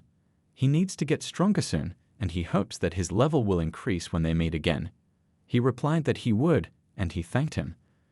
The wisest one thought that he had made a fool of him. Then he ordered it closed. Although he had forbidden him to go to Nanchao, he wasn't the only one who had heard of this place. He also needs to get stronger as soon as possible. It's nice to have people around you. Today, he can use the mirror again. You can see how Chang'e is doing. He ordered it to be opened. What is it? A sick man lay before him, and he called the wisest one. He asked to be saved because he was stupid, couldn't understand his advice, and lost 200 years of his life. The wisest one thought that he looked like he had escaped from a movie he had wanted to watch in his previous life. Aloud, he said that it was fine. Apparently, it was his fate. If he wanted to, he could accept him as a disciple. He started bowing and said that he really wanted to. The wisest one said that even though he calls him a disciple, he is still too weak to follow him everywhere, but he has quite good basic skills. But he will make an exception for him. With this soul seal, new opportunities will open up for him. Only if his intentions are pure. He used the seal and passed it to the person. He replied that he understood him. The guy thought that was great. He didn't think it would be so easy. Not only does he not die, but he has almost reached the heavenly realm. And he had tricked him. Jin, without leaving your home, you got yourself a student. System reward, 100 years of cultivation plus the book of 100 years of cultivation, part 2. Great, now you can break through to the kingdom of honor. And this book will help him strengthen his morale. However, first you need to resolve the issue with it. The guy said that since Rampage was his disciple, then he would share the yin and yang technique with him. If he could properly cultivate this technique, life and death would be within his control. The man thanked him, and he said that he needed to try harder. He thought that he was really a god because the guy had given him the most important and necessary knowledge. He asked how much he had learned. The man told the teacher not to be angry. He was quite stupid and had learned about 1/10. 1/10. But there are so many pages in this teaching, and it's not bad so quickly learn new things. Was this teaching harder than he thought? The man thought about why he didn't say anything. He didn't want him to be his disciple. The wisest one said that first he would explain to him how to convert the energy of death into the energy of life. The man thanked him. The guy continued, what is needed for this? He thought that being a teacher wasn't easy. Cultivation is very important. He should not forget about training. The man thanked him for his wise advice. He said that before he was too arrogant and considered himself strong. But now he wouldn't let anyone get the better of him. He won't let the teacher down. The guy thought that now he will get a reward. The Emperor's realm, 3rd stage. The 4th stage. The 5th step. The higher his realm, the more time it takes to become stronger. It took a full 100 years of cultivation to break through the 3 stages. In the second part of the descriptions, unlike the first, more attention is paid to the protection and attack of the soul. There is also a soul spear that wounds your soul, but not your physical body, and it is impossible to dodge it. Now the card from the previous reward is useless. When will they give you a new one? Let's try to get in touch. He turned to the subject and told them to listen to him. We need to gather information about the land of the living dead, whether any strong cultivators are going to Nanchea, and also find out if there are any members of the Black Moon Emperor realm or higher. The subject agreed with the master. Only the weak members of Black Moon have a connection to him right now. We need to expand our influence in the sect. He can take control of the strong lords and officials of Kin, and then the real fun will begin. Soon, the entire Black Moon will be under his control. The item rang. He told the master that he was afraid that with his current powers, he wouldn't be able to get the information they needed. That's what he thought. The guy told him to get promoted quickly, and he would also give him a soul seal. He must put it on a sect member with a bronze token. There are sect members with bronze, silver, and gold tokens. The better the token, the more authority. Fortunately, there's still time, and there aren't any strong cultivators on the horizon yet. He has the opportunity to expand his powers. Now you need to distribute tasks to others. Yaxang, the Black Moon bronze token, spoke to him. He thought that he would remember it to him. Because of the dream of the soul that was placed on him, he can't resist it. The wise one asked him what he knew about the land of the living dead. He apologized and said he didn't know anything. He thought that even one of the deputies wasn't aware of this situation. Apparently, the situation is more complicated than he thought. Most likely, as soon as they knew anything, they would tell him. The guy said that he would give him a soul seal. His job is to bet it on one of the people with the sect's silver token. The main thing is that this person is not stronger than the Emperor realm, so that he can't resist. He said he was listening, and then thought he sensed that Black Moon would soon be in disarray. Another man also told the master that he couldn't tell him anything about the land of the living dead. He thought that Yaxang had set him up. It was Fan Chao, the Black Moon sect's silver token. He thought that it was unbelievable. Even he didn't know anything about this place. What's wrong with the Black Moon sect? Fan Kao said that the Black Moon sect's system consists of the owner, logistics, and care teams. They provide a variety of alchemical components and artifacts. There is also a special military unit that ensures the safety of the sect. Among them, the military unit is the main one in the sect, helping to maintain its existence. In the whole of Nanchao, there are only 7 people with a silver token. The guy gave him a soul seal, told him to put it on the owner of the gold token. The man said that he obeyed, and he thought about what would happen. Bao Hongyan, the Black Moon sect's gold token, greeted and asked if there was anything she could do to help. The guy thought that this is a girl, she is very beautiful. Wait, what a powerful aura she has. The guy cleared his throat and said he wanted to know how many people in Nanzhao had a gold token. She said 3. The guy thought Fan Kana was a dead man. The girl also thought that this boy is quite strong. He thinks that no one will notice that they are under his control. Who knew that the Chu family had such a cultivator? How creepy. Who would have thought that there would be a spy in the Black Star sect? The guy asked if there were any Emperor realm-level Black Moon sect members in Nanzhao. Bao Hongyan replied that it is said that there is a 1-star sect. It's 1 step away from the Imperial realm. In a step. If she says that, then there really is someone so powerful here. Forget it. If it is as strong as it is said to be, it will be difficult to control it. In this case, all his efforts will go to waste. He asked her what she knew about the land of reviving the dead. She said she didn't know much. It is said that in ancient times powerful demons trod this land. The land of the living dead is a territory in Nanchao, which in ancient times was the battlefield of humans and demons. There were rivers of blood in this battle, and Nanchao was destroyed. Therefore, there isn't a single person of the Emperor realm level there right now. The forces were unequal, and the battlefield disappeared from the face of the earth, becoming the land of the living dead. It is said that when Nanchao returns to its previous state and the balance of power is restored, the land of the living dead will reappear. And along with it, a lot of treasures, so everyone wants to get there. Of course, it is not a fact that it will appear so soon. She thinks she'll have to wait another 20 or 30 years. The guy thought that this is so much, there is time to become stronger. We must not forget that talented cultivators will come to Nanzhao earlier. The guy said that he understood her. As soon as someone of the Emperor realm or higher appeared in Nanzhao, she should immediately inform him. She agreed. Then he handed her an item to link to. The girl thanked him. 2 months later, the guy was lying there, thinking that it was completely boring. The world is so big, where does his love roam? Someone appeared. He ordered it closed. A man hiding himself. A guy disguised as a girl, or not. He needed to see her soul. Suixanga, 16 years old. The daughter is a concubine from the Su family, Zhongju. I ran away from an imposed marriage and accidentally wandered here. Disguised herself and hid in Chu's territory too. Such a beautiful and strong girl came to him. She thought it was him. All because of her sister. How dare she push her unwanted wedding onto her? And a father who can't make his own decisions. She can't believe they agreed to this. She needs to train here to reach the Emperor realm. I don't think they'll try to force her again when she gets back. It was a good thing she'd found out on her own. The easiest job in the Chu family is to carry food to the young master. She would be able to devote the rest of her time to cultivating. The girl swore, asked what it was, asked not to approach her. The guy said that he needed a maid, asked if she would be willing to become one. She wondered if only the direct descendants of the Chu family lived here. Who is he then? The wisest one said that this was a great opportunity for her.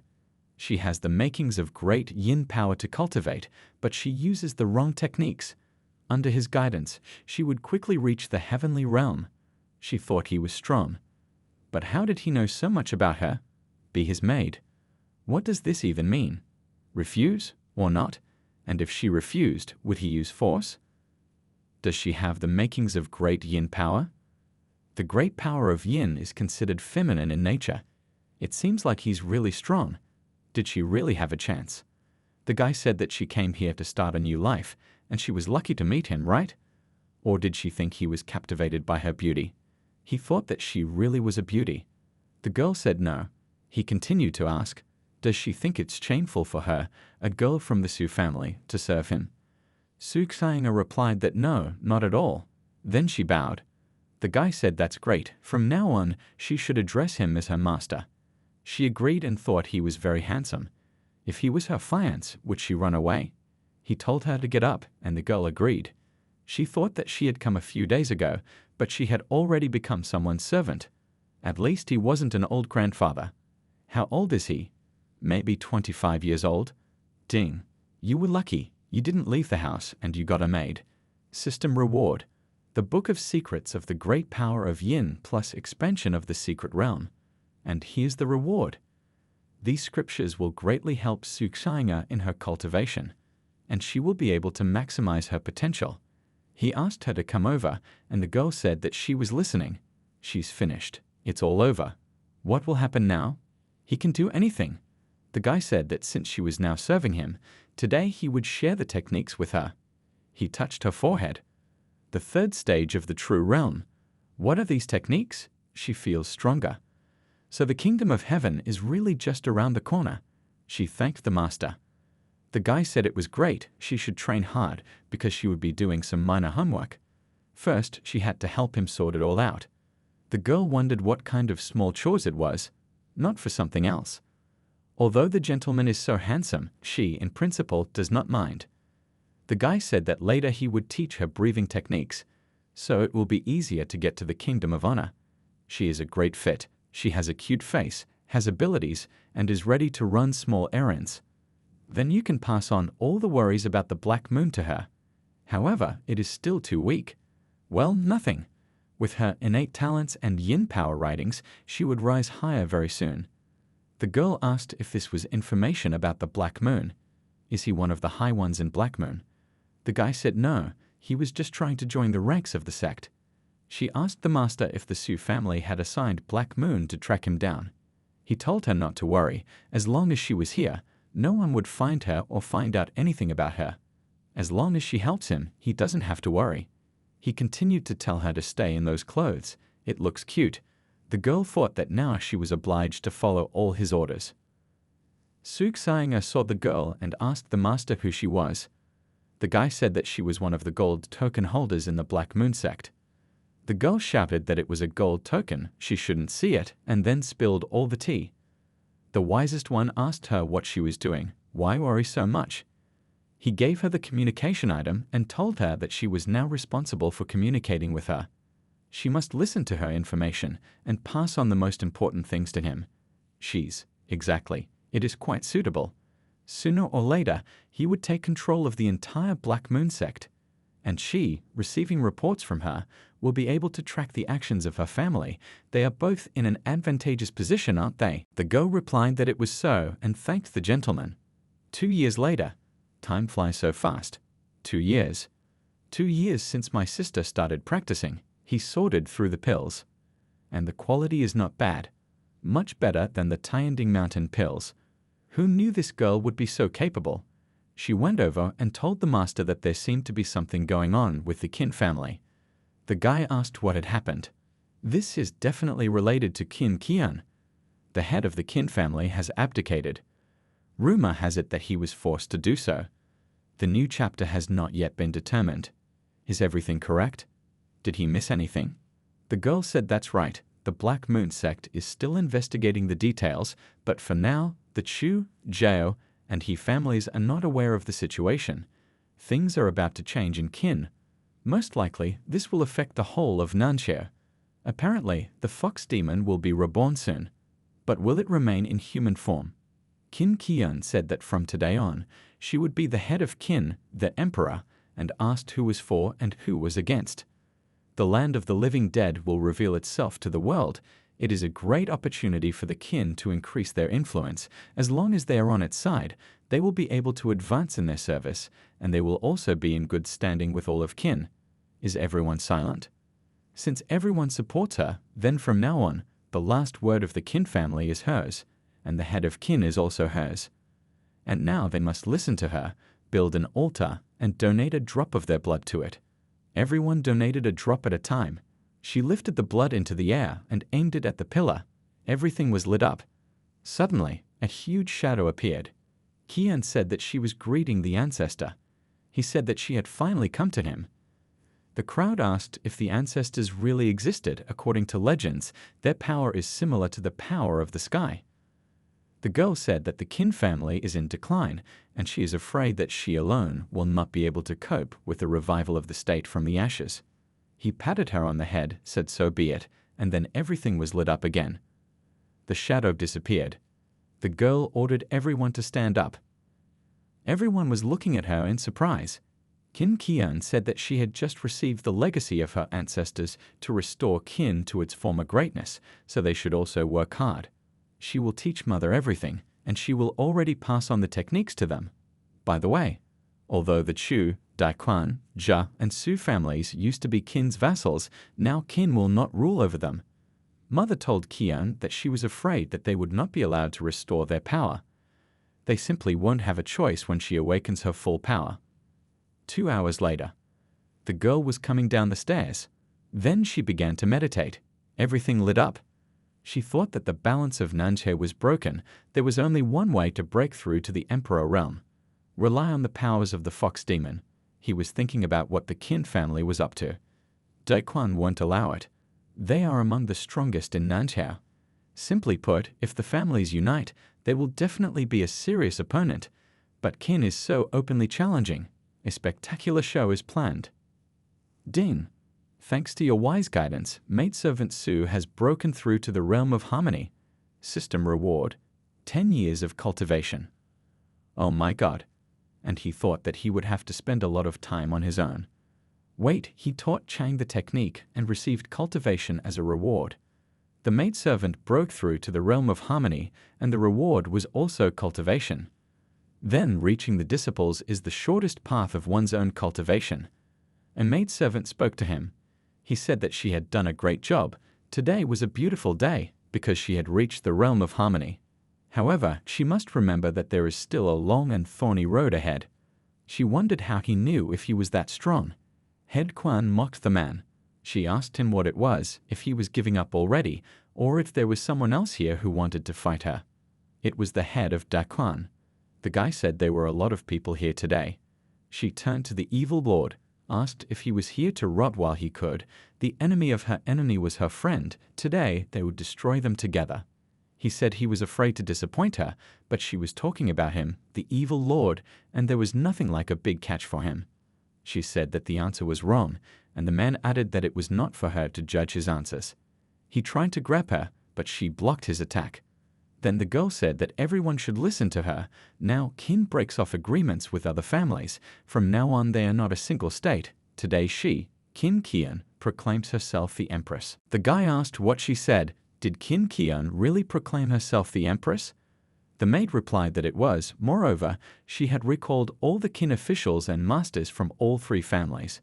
The report said so. The wisest one said that she single-handedly killed 10 Daikon masters and even injured the evil sovereign. It's true that a fox demon has been reborn in her body, and her strength is increasing too fast. It seems that the time of peace and the union of the 4 families will soon come to an end. The girl said that the Qin Empress is so powerful. She tried to feign a blow. The guy asked if she wanted to become an empress too. She said no, because she always wanted to be close to her master. The guy said that she should remember, whether it's emperor or empress, these are just false titles. The most important thing is strength. What kind of empress is she if she can be crushed with one hand? The girl said that the master is always right.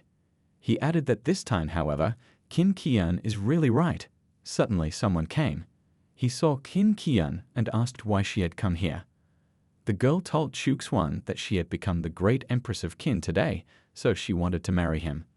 The maid asked me again if I should marry. The guy asked what kind of nonsense it was to marry her. She said that now she was the empress, she needed people for the harem, so she allowed him to show her a favor. The guy said hands off. She continued that his 3rd brother wasn't here right now, so he would be the first in line. How can he do that? He must agree, then this opportunity may not exist. The guy started to chase her away. She said she didn't think he would kick. Now they would see if he could break free of her grip. She tried to use her powers, but he ordered Empress Qin to kneel down, which she did. He had suppressed her power with a single sentence. What's happening? The guy asked who gave Great Empress Qin the right to show her impudence in front of him. She said she was wrong. They sat down at the table. The maid said it was very inhospitable and she needed to pour tea first. The guy asked her what she knew about the land of the living dead. The Empress replied that she didn't know much, even though she had memories of past lives. He said it didn't matter if she didn't know enough, she should tell him everything. In her previous life, she was the fox demon Emperor Qinzong. Although she was only a pet, her cultivation power reached the Emperor realm. Her master was even stronger. Emperor Qin adored her. They never parted for a moment until, before the war started, the Emperor hid her along with the artifacts and scriptures. After a while, bad news came. After all, a great war broke out between humans and demons, and nothing was heard from the Emperor. Soon, the land of Qin was also invaded by demons. Together with a few elders, they were rushing to lead the people away. But in the end, the fox demon died in a fierce battle with a strong demon. Fortunately, the Emperor left her a shard with spiritual power that allowed her to be reborn. Her reincarnation was Qin Pingshi's daughter. They know the rest themselves. The guy thought that this coincided with what he himself was able to find out. She wasn't lying. He never learned anything new. So then you need to continue. He asked if Emperor Zun had left any notes along with the treasures before he left. She said no, he was very angry when he left. The girl added that it said something about traitors among people. A riot among the people. This war is often shrouded in mystery, and there is only one figure who can shed light, Emperor Qinzong. The guy then told Qin Qian to come back. She must not tell anyone about their conversation today. He thought that there was no time to delay. Perhaps many people would want to go to the land of the living dead. The amulet, he called him. The woman said that she was listening to the master's instructions. The guy said that he needed information about Emperor Qinzong. She replied that she was listening and would start looking right away. The wisest one said that he should not miss the opportunity of the land of the living dead. 3 days later, he said that the great Emperor Qinzong is the only one in history who managed to unite Nanchu. Most likely, his strength was at least on the heavenly realm, since he was able to create an empire. Wasn't the war between humans and demons directed against Qin? The human traitor is someone from Qin. Apparently, everything is deeper here than it seemed. Qinzong himself fell in battle. He must reach the heavenly realm before the land of the living dead opens up. Suddenly he was called to dinner. The gentleman said he was coming and asked them what they would eat today. The girl said that something is wrong. This man will tell you himself. He said that the Empress came directly to the palace of the head of Chu, Qin Qian. What was she up to? The wise one asked if this was a bad thing because the negotiations would bring order. The man said to make the master think, didn't Empress Qin treat them disdainfully before? His grandfather is furious. Now he regrets his failed marriage. Grandpa cursed and asked for Chu Yuan to be brought to him. Not a grandson, but a punishment. What will happen to the Chu family now? They must get him back soon. They can't possibly fall under the Empress' wrath. If this continued, they would soon be mocked by the He and Zhag families as well. And if the enemy attacks, they will be left without allies, all alone. This won't do. He asked if the Chu family wanted to capture Chu Yuan's own grandson. That's interesting. They were told that they were fortunately within Qin, which meant they didn't have to worry about rioters at the border. Recently, the He and Zhag families' influence has increased significantly.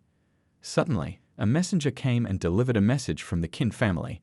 They are not worried about the problems at the border.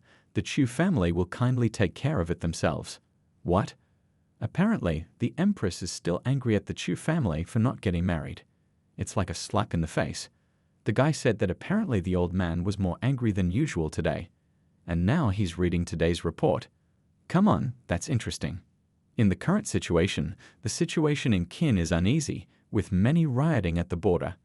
Qin soldiers were wounded or killed. One man told the Qin servant that he should die, to which the latter replied that he was shameless, and he did not want to live under the same sky with him.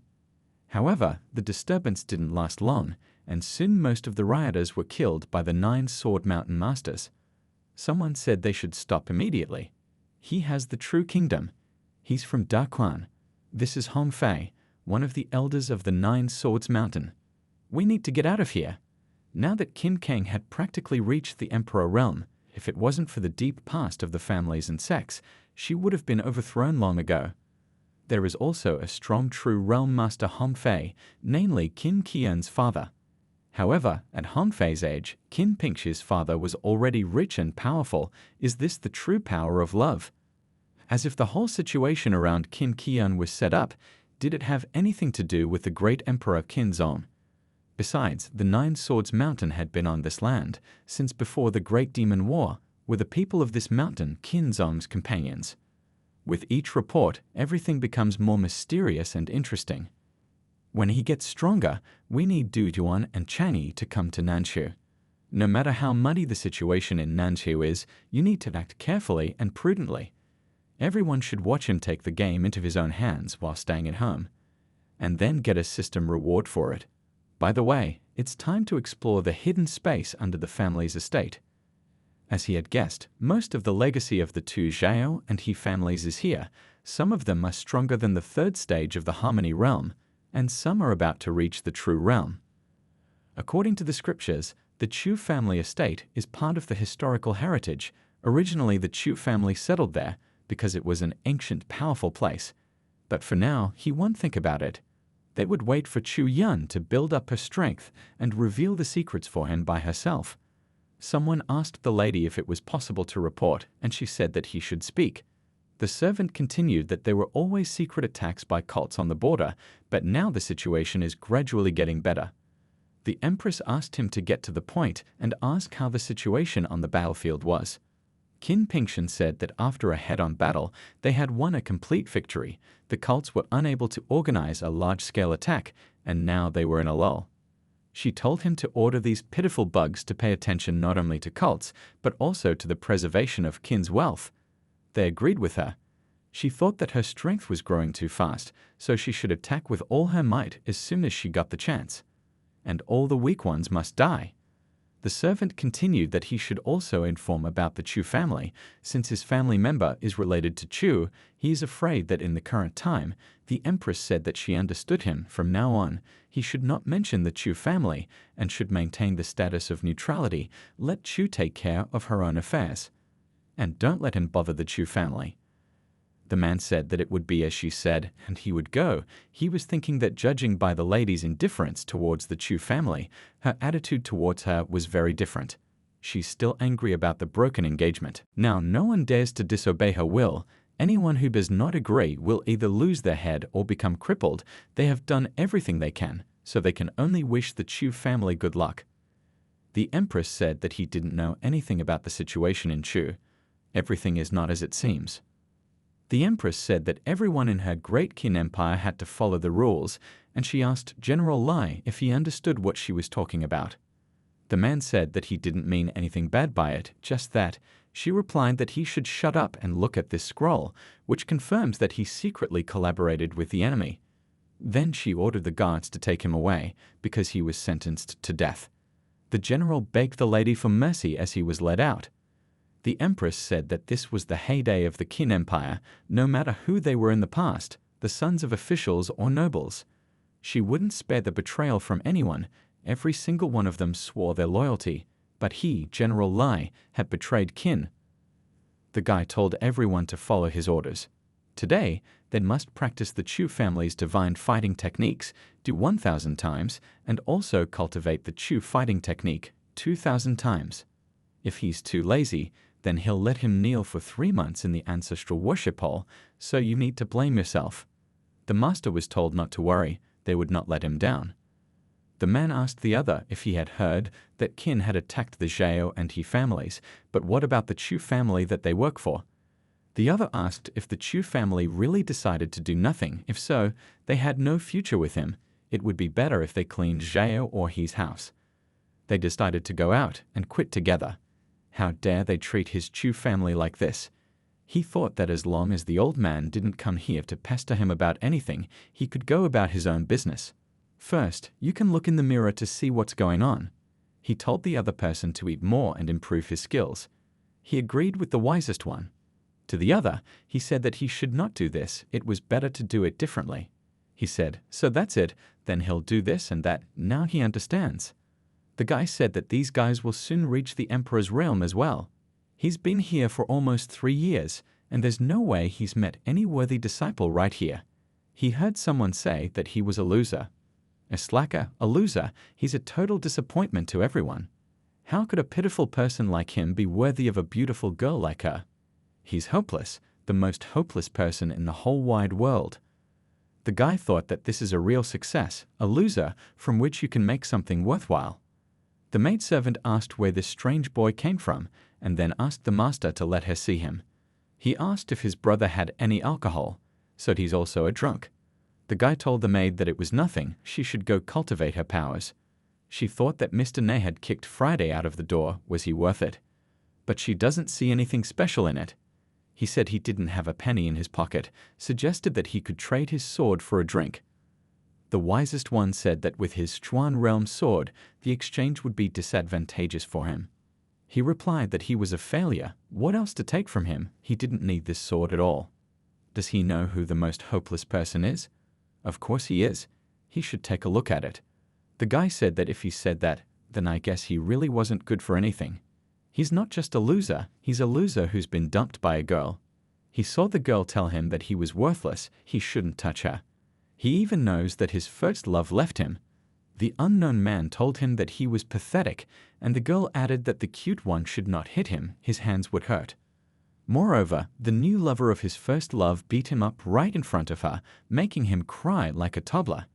He really is a loser. The man asked him how he knew who he was.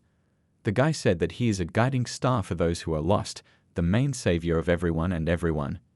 Meeting him is his main success. He asked again what kind of guiding star it was, if it would help him. He replied that it was true that he was his salvation. Does he have a chance to get better? Can he really change his life? This gentleman seems to be strong. Why would such a powerful person deceive him? Even so, he doesn't care anymore. He told him to kneel before his master. He said that he was his disciple, Ding Yu, and he greets the teacher. The wisest one said it was great. He was now his disciple, Chu Xuan. As long as he respects it and follows the rules, he will protect it and do whatever it takes to make it great. He said that he would always listen to him.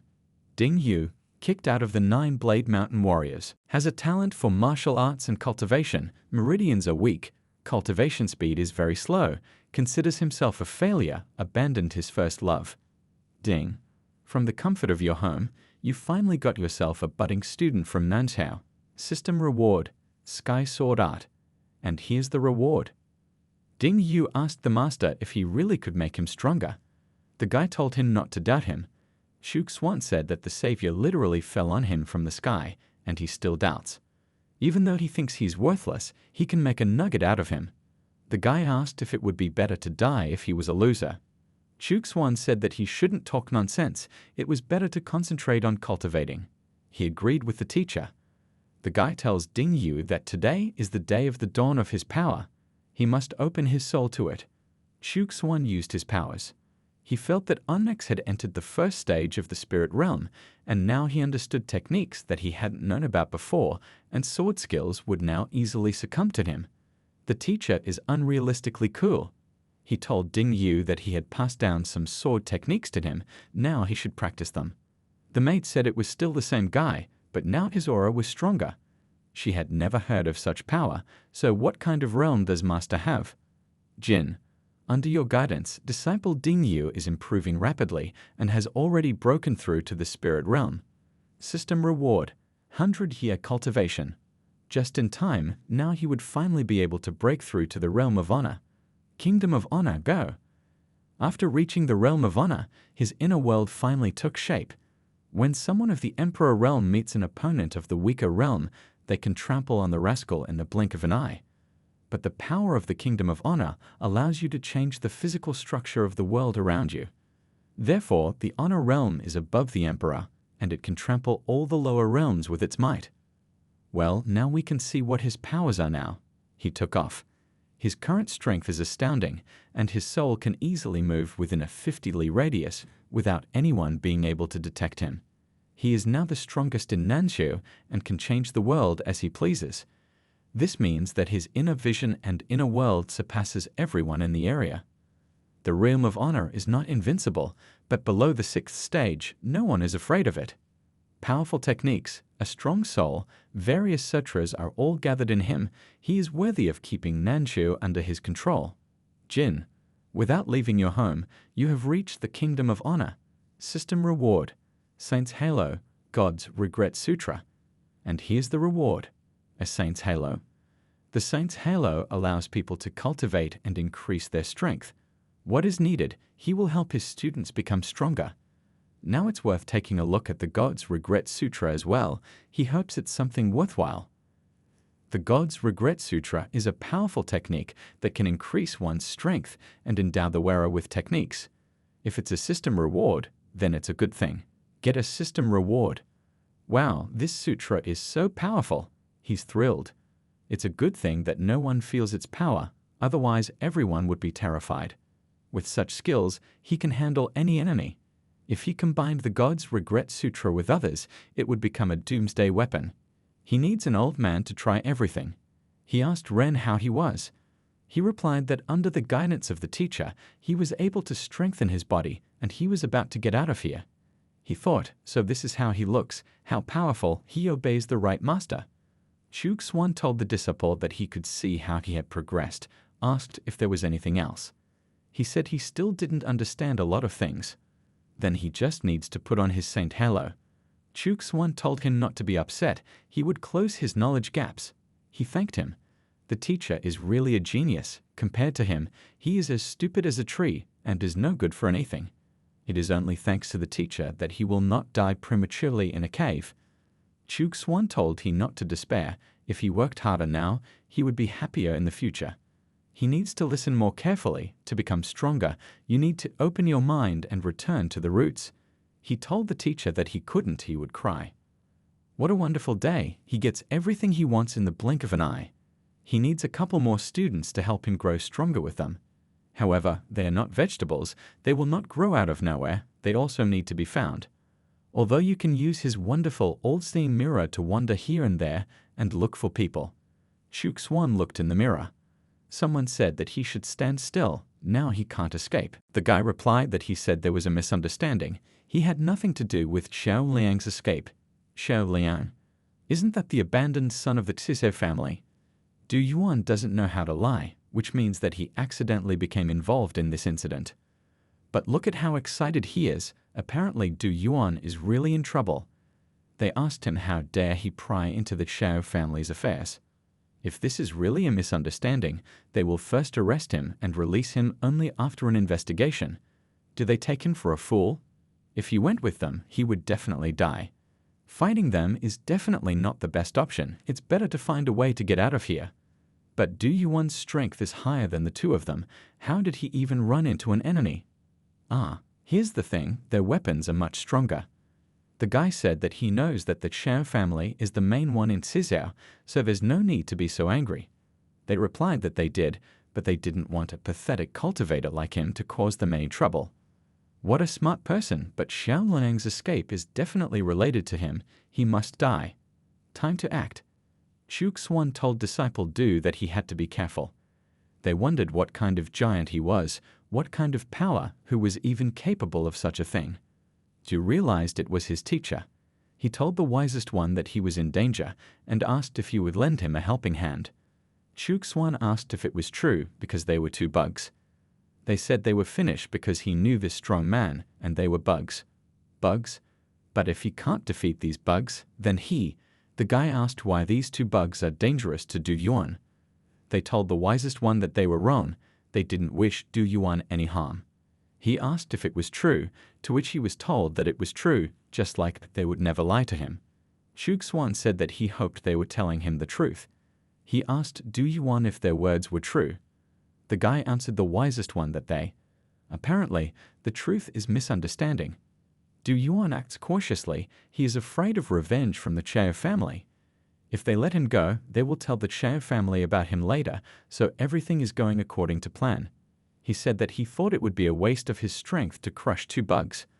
They replied that this is so. Why should he get his hands dirty about them? They are to blame. There is no need to complicate anything. Now they also recognize themselves as bugs. Apparently, he is too soft-hearted. I don't even want to touch them. The guy thought that he was still too weak. Without the master, he would definitely die. Chuxuan asked him what he should do with these bugs. Du replied that the master should not waste his strength, dirty his hands. They realized their mistake, so he can spare them. He only needs a small compensation from them for moral damage. He looks kind, but he's actually a sly guy. Chuxuan said that, in that case, let them give him all their belongings as compensation. They said they agreed and asked if they could leave. They thanked their master and ran away. The man said he was scared shitless. Who was it anyway? An ancient demon. No one can be so strong. The other one said not to think about it. He should hurry up to report it to the head. He should not be bumped into in any case. Du thanked the teacher, said that he saved him from trouble. He was too weak, just like a pathetic bug. To repay him for saving him, he is willing to do anything for him, to be his slave and servant forever. Du Yuan is sincere and capable, and he will need him. Chuxuan told him not to worry. Their meeting was fated. Then he said that they would see each other again. Jin, by staying at home, you have protected your student. System reward, purple flame technique plus flame spirit. And here's the reward. Chuxuan said that the people he needed were too few, if only they could get together in one place. He'll try his luck if he can use the mirror again today. He looked in the mirror. This guy has reached the 3rd stage of the harmony realm at such a young age. His skills are excellent, and his natural talent is definitely higher than Suxiang's. Why does it look so familiar to him? Isn't this the same Xiao Lian? That kid from Sizhou? Chuxuan was very surprised. What kind of little spirit is this that's close to the heavenly realm? Is she his personal assistant? This guy's a lucky guy. He turned to his mistress, who told him that if he made an effort, he would be able to leave Sizhou at last. The guy agreed, saying that he would leave Sizhou as soon as possible. One day, he would get justice from the Chao family.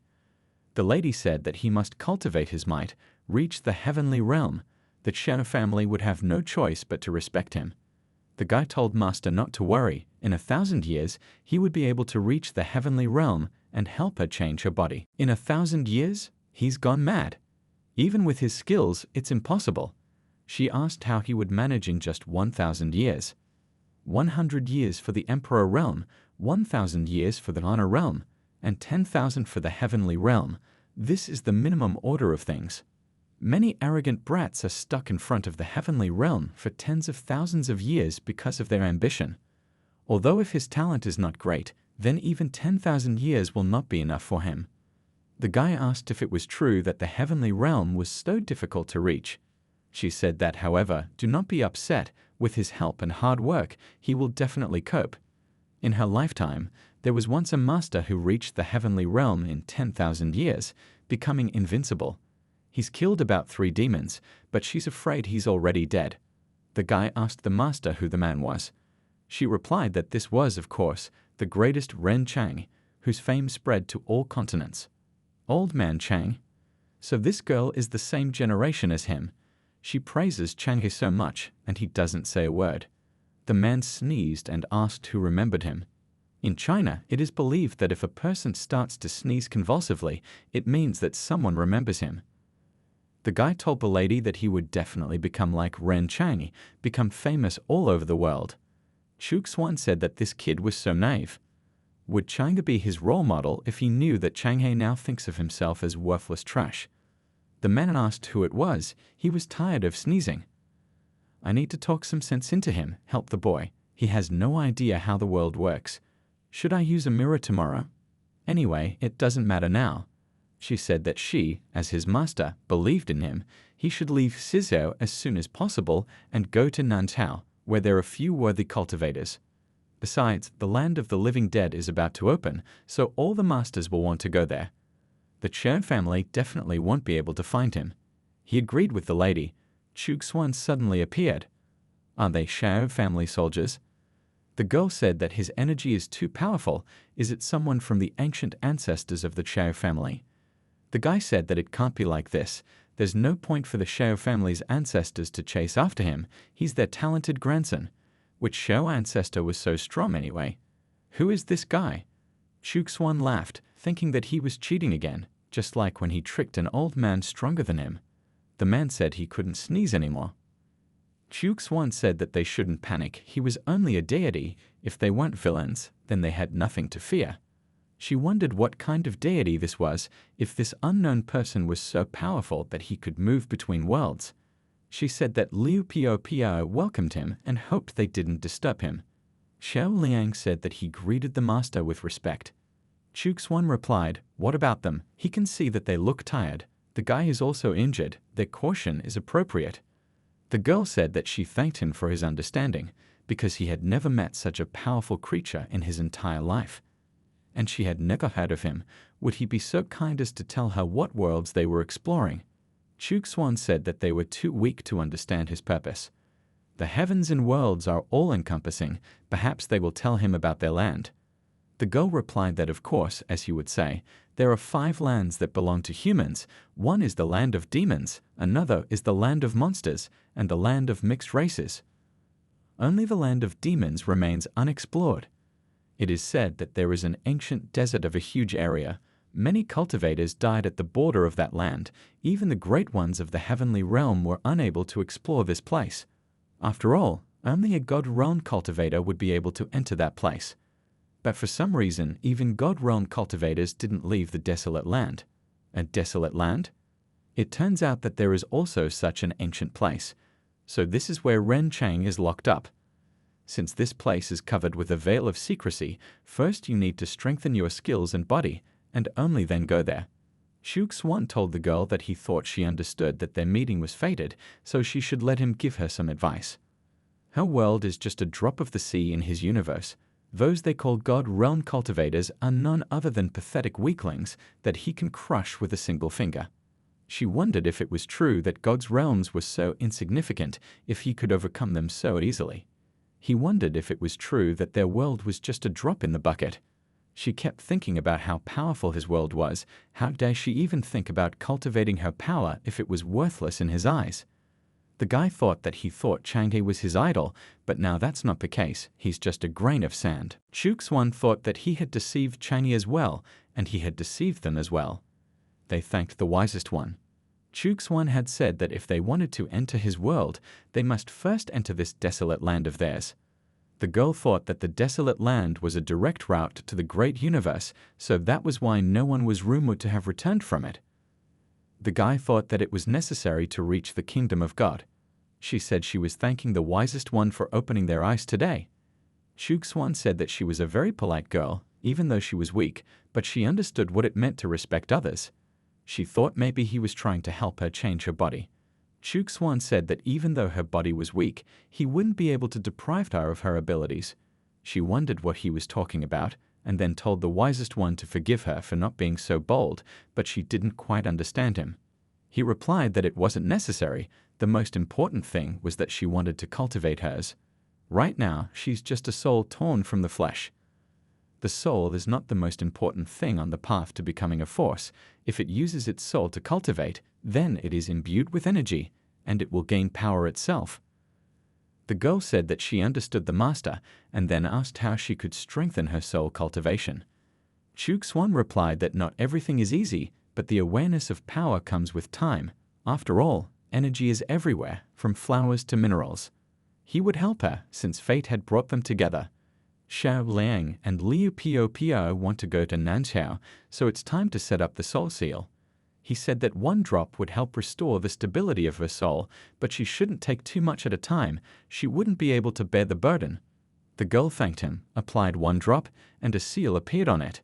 Jin, with your sweet words, you tricked a strong cultivator and put a soul seal on him. System reward, soul strengthening technique.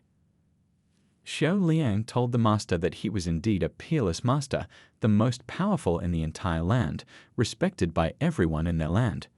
Xuan wondered if he was trying to curry favor or if it was something else. He told the young man that he was telling a good story. The guy told the gentleman that the fact is that he is now being hunted down with the aim of killing. He knows he can help him, but it's unthinkable to ask him to protect him forever. He thinks that after receiving a couple of instructions from him, he will be able to solve his difficulties on his own, and moreover, he will be able to become useful for him as well. Chuxuan thought that he was a real cunning man. He would become a strong tool in his hands if he became stronger and was so loyal. He said that these scriptures with breathing techniques, although their level is weak, but for him this is the most important thing. The guy said he was incredibly grateful. Chuxuan thought that if he had known he was going to do this, he would have lied more. They said thank you so much for his help, but apologized that they still didn't know his title, adding that they hoped he would tell them. Title? Well, yes, he had fooled them, and it was time to say his name and title. Then he will be called Immortal, Powerful, Incredible, Peerless, Graceful Saint of Virtue. They were very surprised, and then told Great Immortal Saint Virtue that they were thanking him from the bottom of their hearts. Chuxuan said it was good, but he had to go. If there was a chance, they would meet again. They wished the mighty master a safe journey. Chuxuan said that he would now look at this technique. By relying on your own strength, you also strengthen the power of your soul, depending on your own realm. You can divide your soul into sectors and redistribute power. This is a gift from the system. The soul depends on cultivation. The soul can't die or dissolve. Under his current realm, it won't be so easy for him to die. Thanks to soul techniques, he can become so powerful that he can surpass the system itself. It's great to be a know-it-all. He told the disciple that his master was in a good mood today, so he would give him a sword as a gift. This sword seems to contain a spirit. It is sharp, and its power flows over the edge, so unusual. The maidservant said it was a spiritual weapon. It was just that he, the fool, didn't understand anything. She told the master that it was so unfair why this boy got such a powerful weapon and she didn't. He realized that it was a spiritual weapon, said that master valued it so much, he was so kind to it, so he would never forget it. Chuxuan said fine, and she would get her present. He told Tsukunoma that he would give her this whip. After practicing with it, she would be able to improve her skills and become stronger.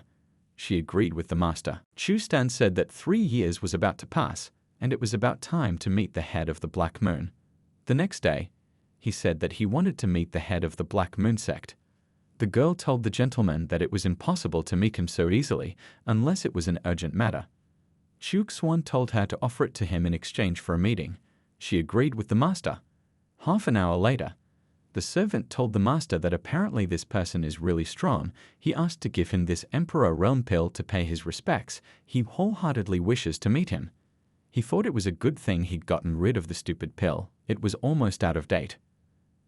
Chuxuan told the servant to tell him everything he knew about the Black Moon sect. He agreed, told the master that the sect was permeated by a strict hierarchy and system. All he knows is that his immediate superior is a cultivator of the third stage of the Emperor realm. People of his status can't possibly know details like the location of the main palace or the name of the head. However, he knows for sure that the sect holds many secrets that he does not know about. Of course, he thinks that he wouldn't have considered it important. But recently, he discovered a strange record in one of the sect's residences. He doesn't know. Chuxuan told him to talk. The man continued that he thought the master had definitely heard about the great battle between demons and humans. The sect's archives indicate that Nanshe wasn't the only one who participated in that battle. The main target was the Qin Empire, but who was the instigator, it was not possible to find out. Chuxuan said that even though this one is getting old and weak, I want to take him under my wing. He replied that it was fine, he could leave here, but he had to be nearby. He would still call him to his place. He replied to the gentleman that of course, and then thanked him. Chuxuan sat with the students and rested. Jin, you've been staying at home for 3 years, and you're getting stronger by making an effort. System reward. Holy Cloak of Power and Bow of Soul Pursuit. The Cape of Power is imbued with energy. It becomes an indestructible shield for its owner. The Soul Pursuit Bow is able to catch up with the enemy's soul, regardless of distances and obstacles. Chuxuan said that he loved the system. He was constantly filled with energy, and this artifact is just a godsend. The Dream Bow is also the perfect weapon.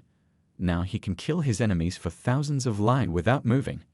The strength of the bow directly depends on his own. Becoming stronger, he will be able to give it a huge power. The gentleman was called to eat, but he replied that there was no time, he was training. The girl said it looked like an ancient forgotten place. She was standing in front of the cave. Right now, the most she can create is harmony realm pills. She needs to work hard while she cultivates her powers. 13th brother Nay will be bullied at home. This is the cave of blessing. With such capabilities, she must become stronger for the sake of her brother. She saw some fireflies. What are these miracles? White spirit mushroom, it is needed to strengthen the bones. Yarrow snow lotus removes toxins and prolongs life. 13th brother, she will bring it all to him. Here it will collect, and here it will collect. The girl was running around the field. And here too. But this smell, does it come from this plant? Maybe this is the one?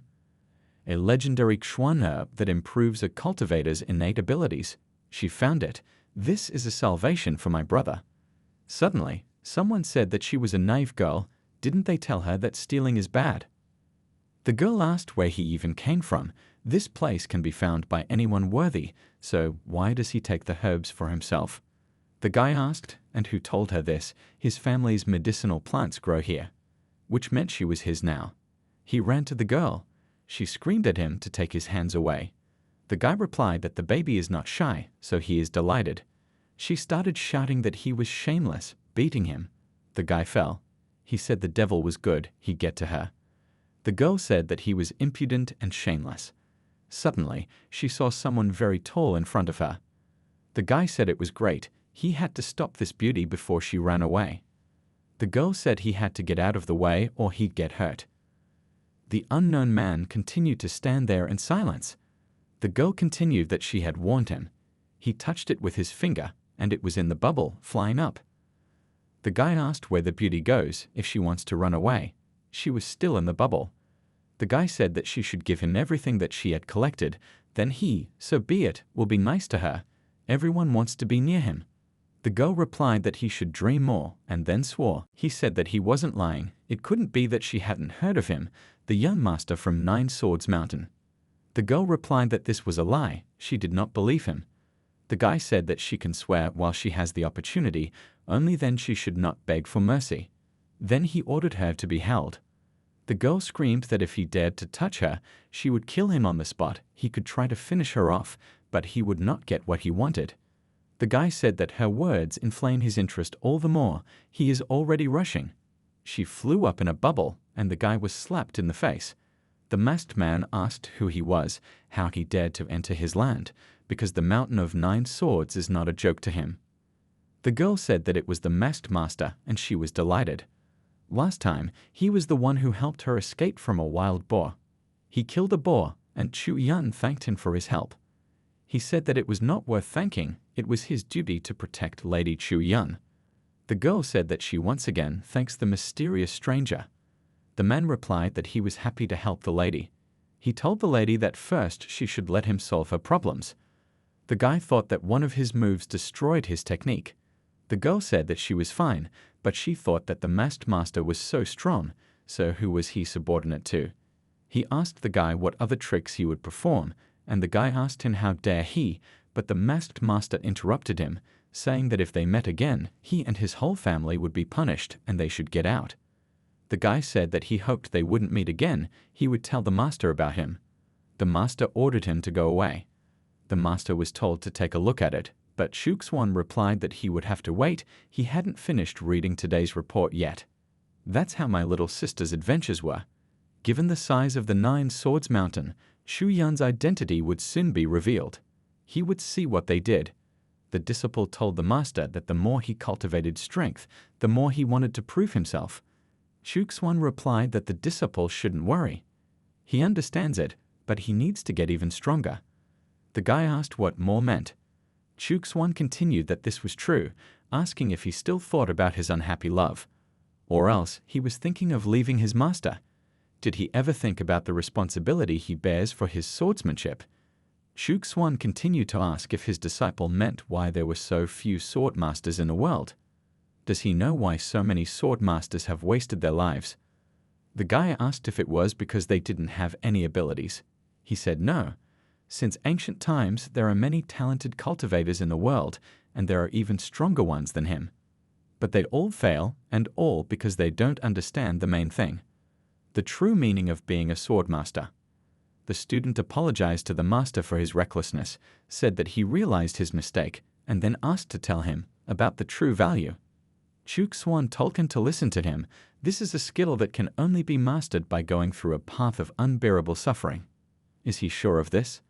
The guy replied that even if he had to go through hell, he was ready. Chuk Swan said, well then, he would tell him about the 3 main obstacles that he would have to face. He talks about the 3 main commandments. The guy said that swordsmanship, the 3 commandments. Then the first one is, the master replied that the first thing is to forget your love. The guy asked again. Chuk Swan replied that there should be no other people in his heart, he should only leave behind his feelings for the sword. The guy asked if they could get along together in the heart. The master asked what it was like to be together, so swordsmanship wasn't so important to him. Will he think about the skill when his sweetheart gets into trouble, or if she wants to trample on it? Maybe her parents would want to kill him. Would he think about cultivating true swordsmanship? The guy remembered all the moments associated with his beloved. He told the master that he understood.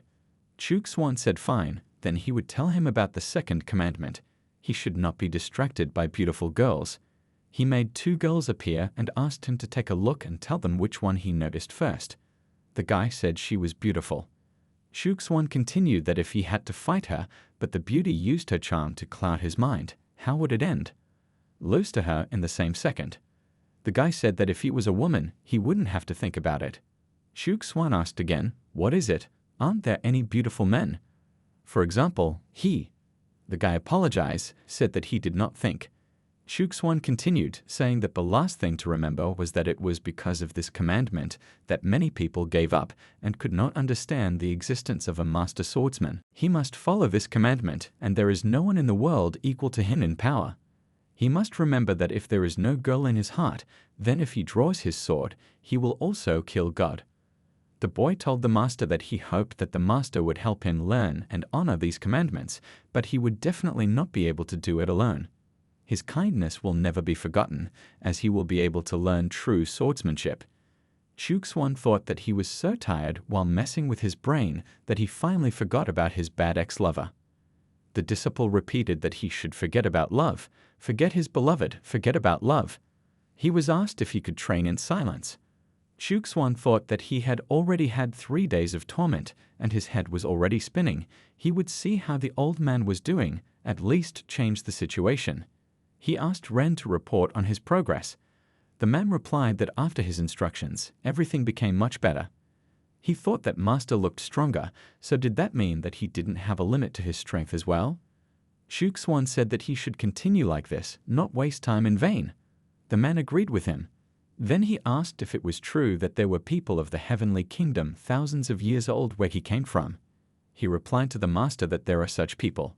Chuk Swan was surprised, thinking that he thought Xiao Liang was telling him a lie, but it turned out that he wasn't lying.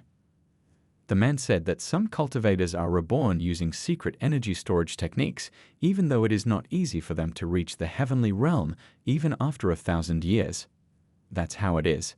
However, this method has one drawback. It takes time to strengthen the body through accumulating strength from past lives. Otherwise, breaking through the realms won't be easy. Chuk Swan thought that this was how Kim Kian came to the border of the Emperor's realm so quickly. Were there others who were reborn because of the Great War? The man told the master that this is not often found. This kind of cultivation technique isn't something that everyone can handle.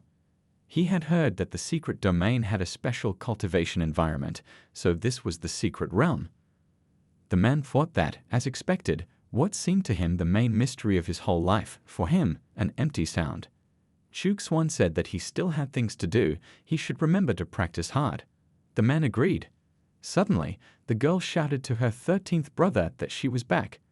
Chuk Swan was happy, said that little sister was back, she was probably hungry, so she should come back soon. She told him that he shouldn't be in a hurry, she would show him the real treasure first. This is a beautiful chuan herb. She brought it to him. She definitely doesn't need it. She brought it to him specifically so that he could become stronger. He should take it soon, otherwise she will be offended. Chuk Swan replied that he didn't need it, so she could use it for herself. The girl said no, he had to see her today. If little brother couldn't break through to the next realms, then he wouldn't live longer than a mere human, and in 100 years, she wouldn't be able to talk to him. She wouldn't let that happen. He must accept it. Then she asked him what it was behind his back. The guy used force, said it was his hand, and then asked her why she was asking. He tried to force her to eat the grass, told her to say, "Ah." The girl protested very much, but accidentally ate the grass, and then burst into tears. Chuk Swan told his little sister that he knew how much she cared about him and that she had gone through a lot for this herb, but he didn't need such things at all. He didn't need anything but this courtyard. She didn't have to worry. He wasn't wasting his time. She said he was bored out of his mind. The guy yelled at her not to hit him because he wasn't lying to her.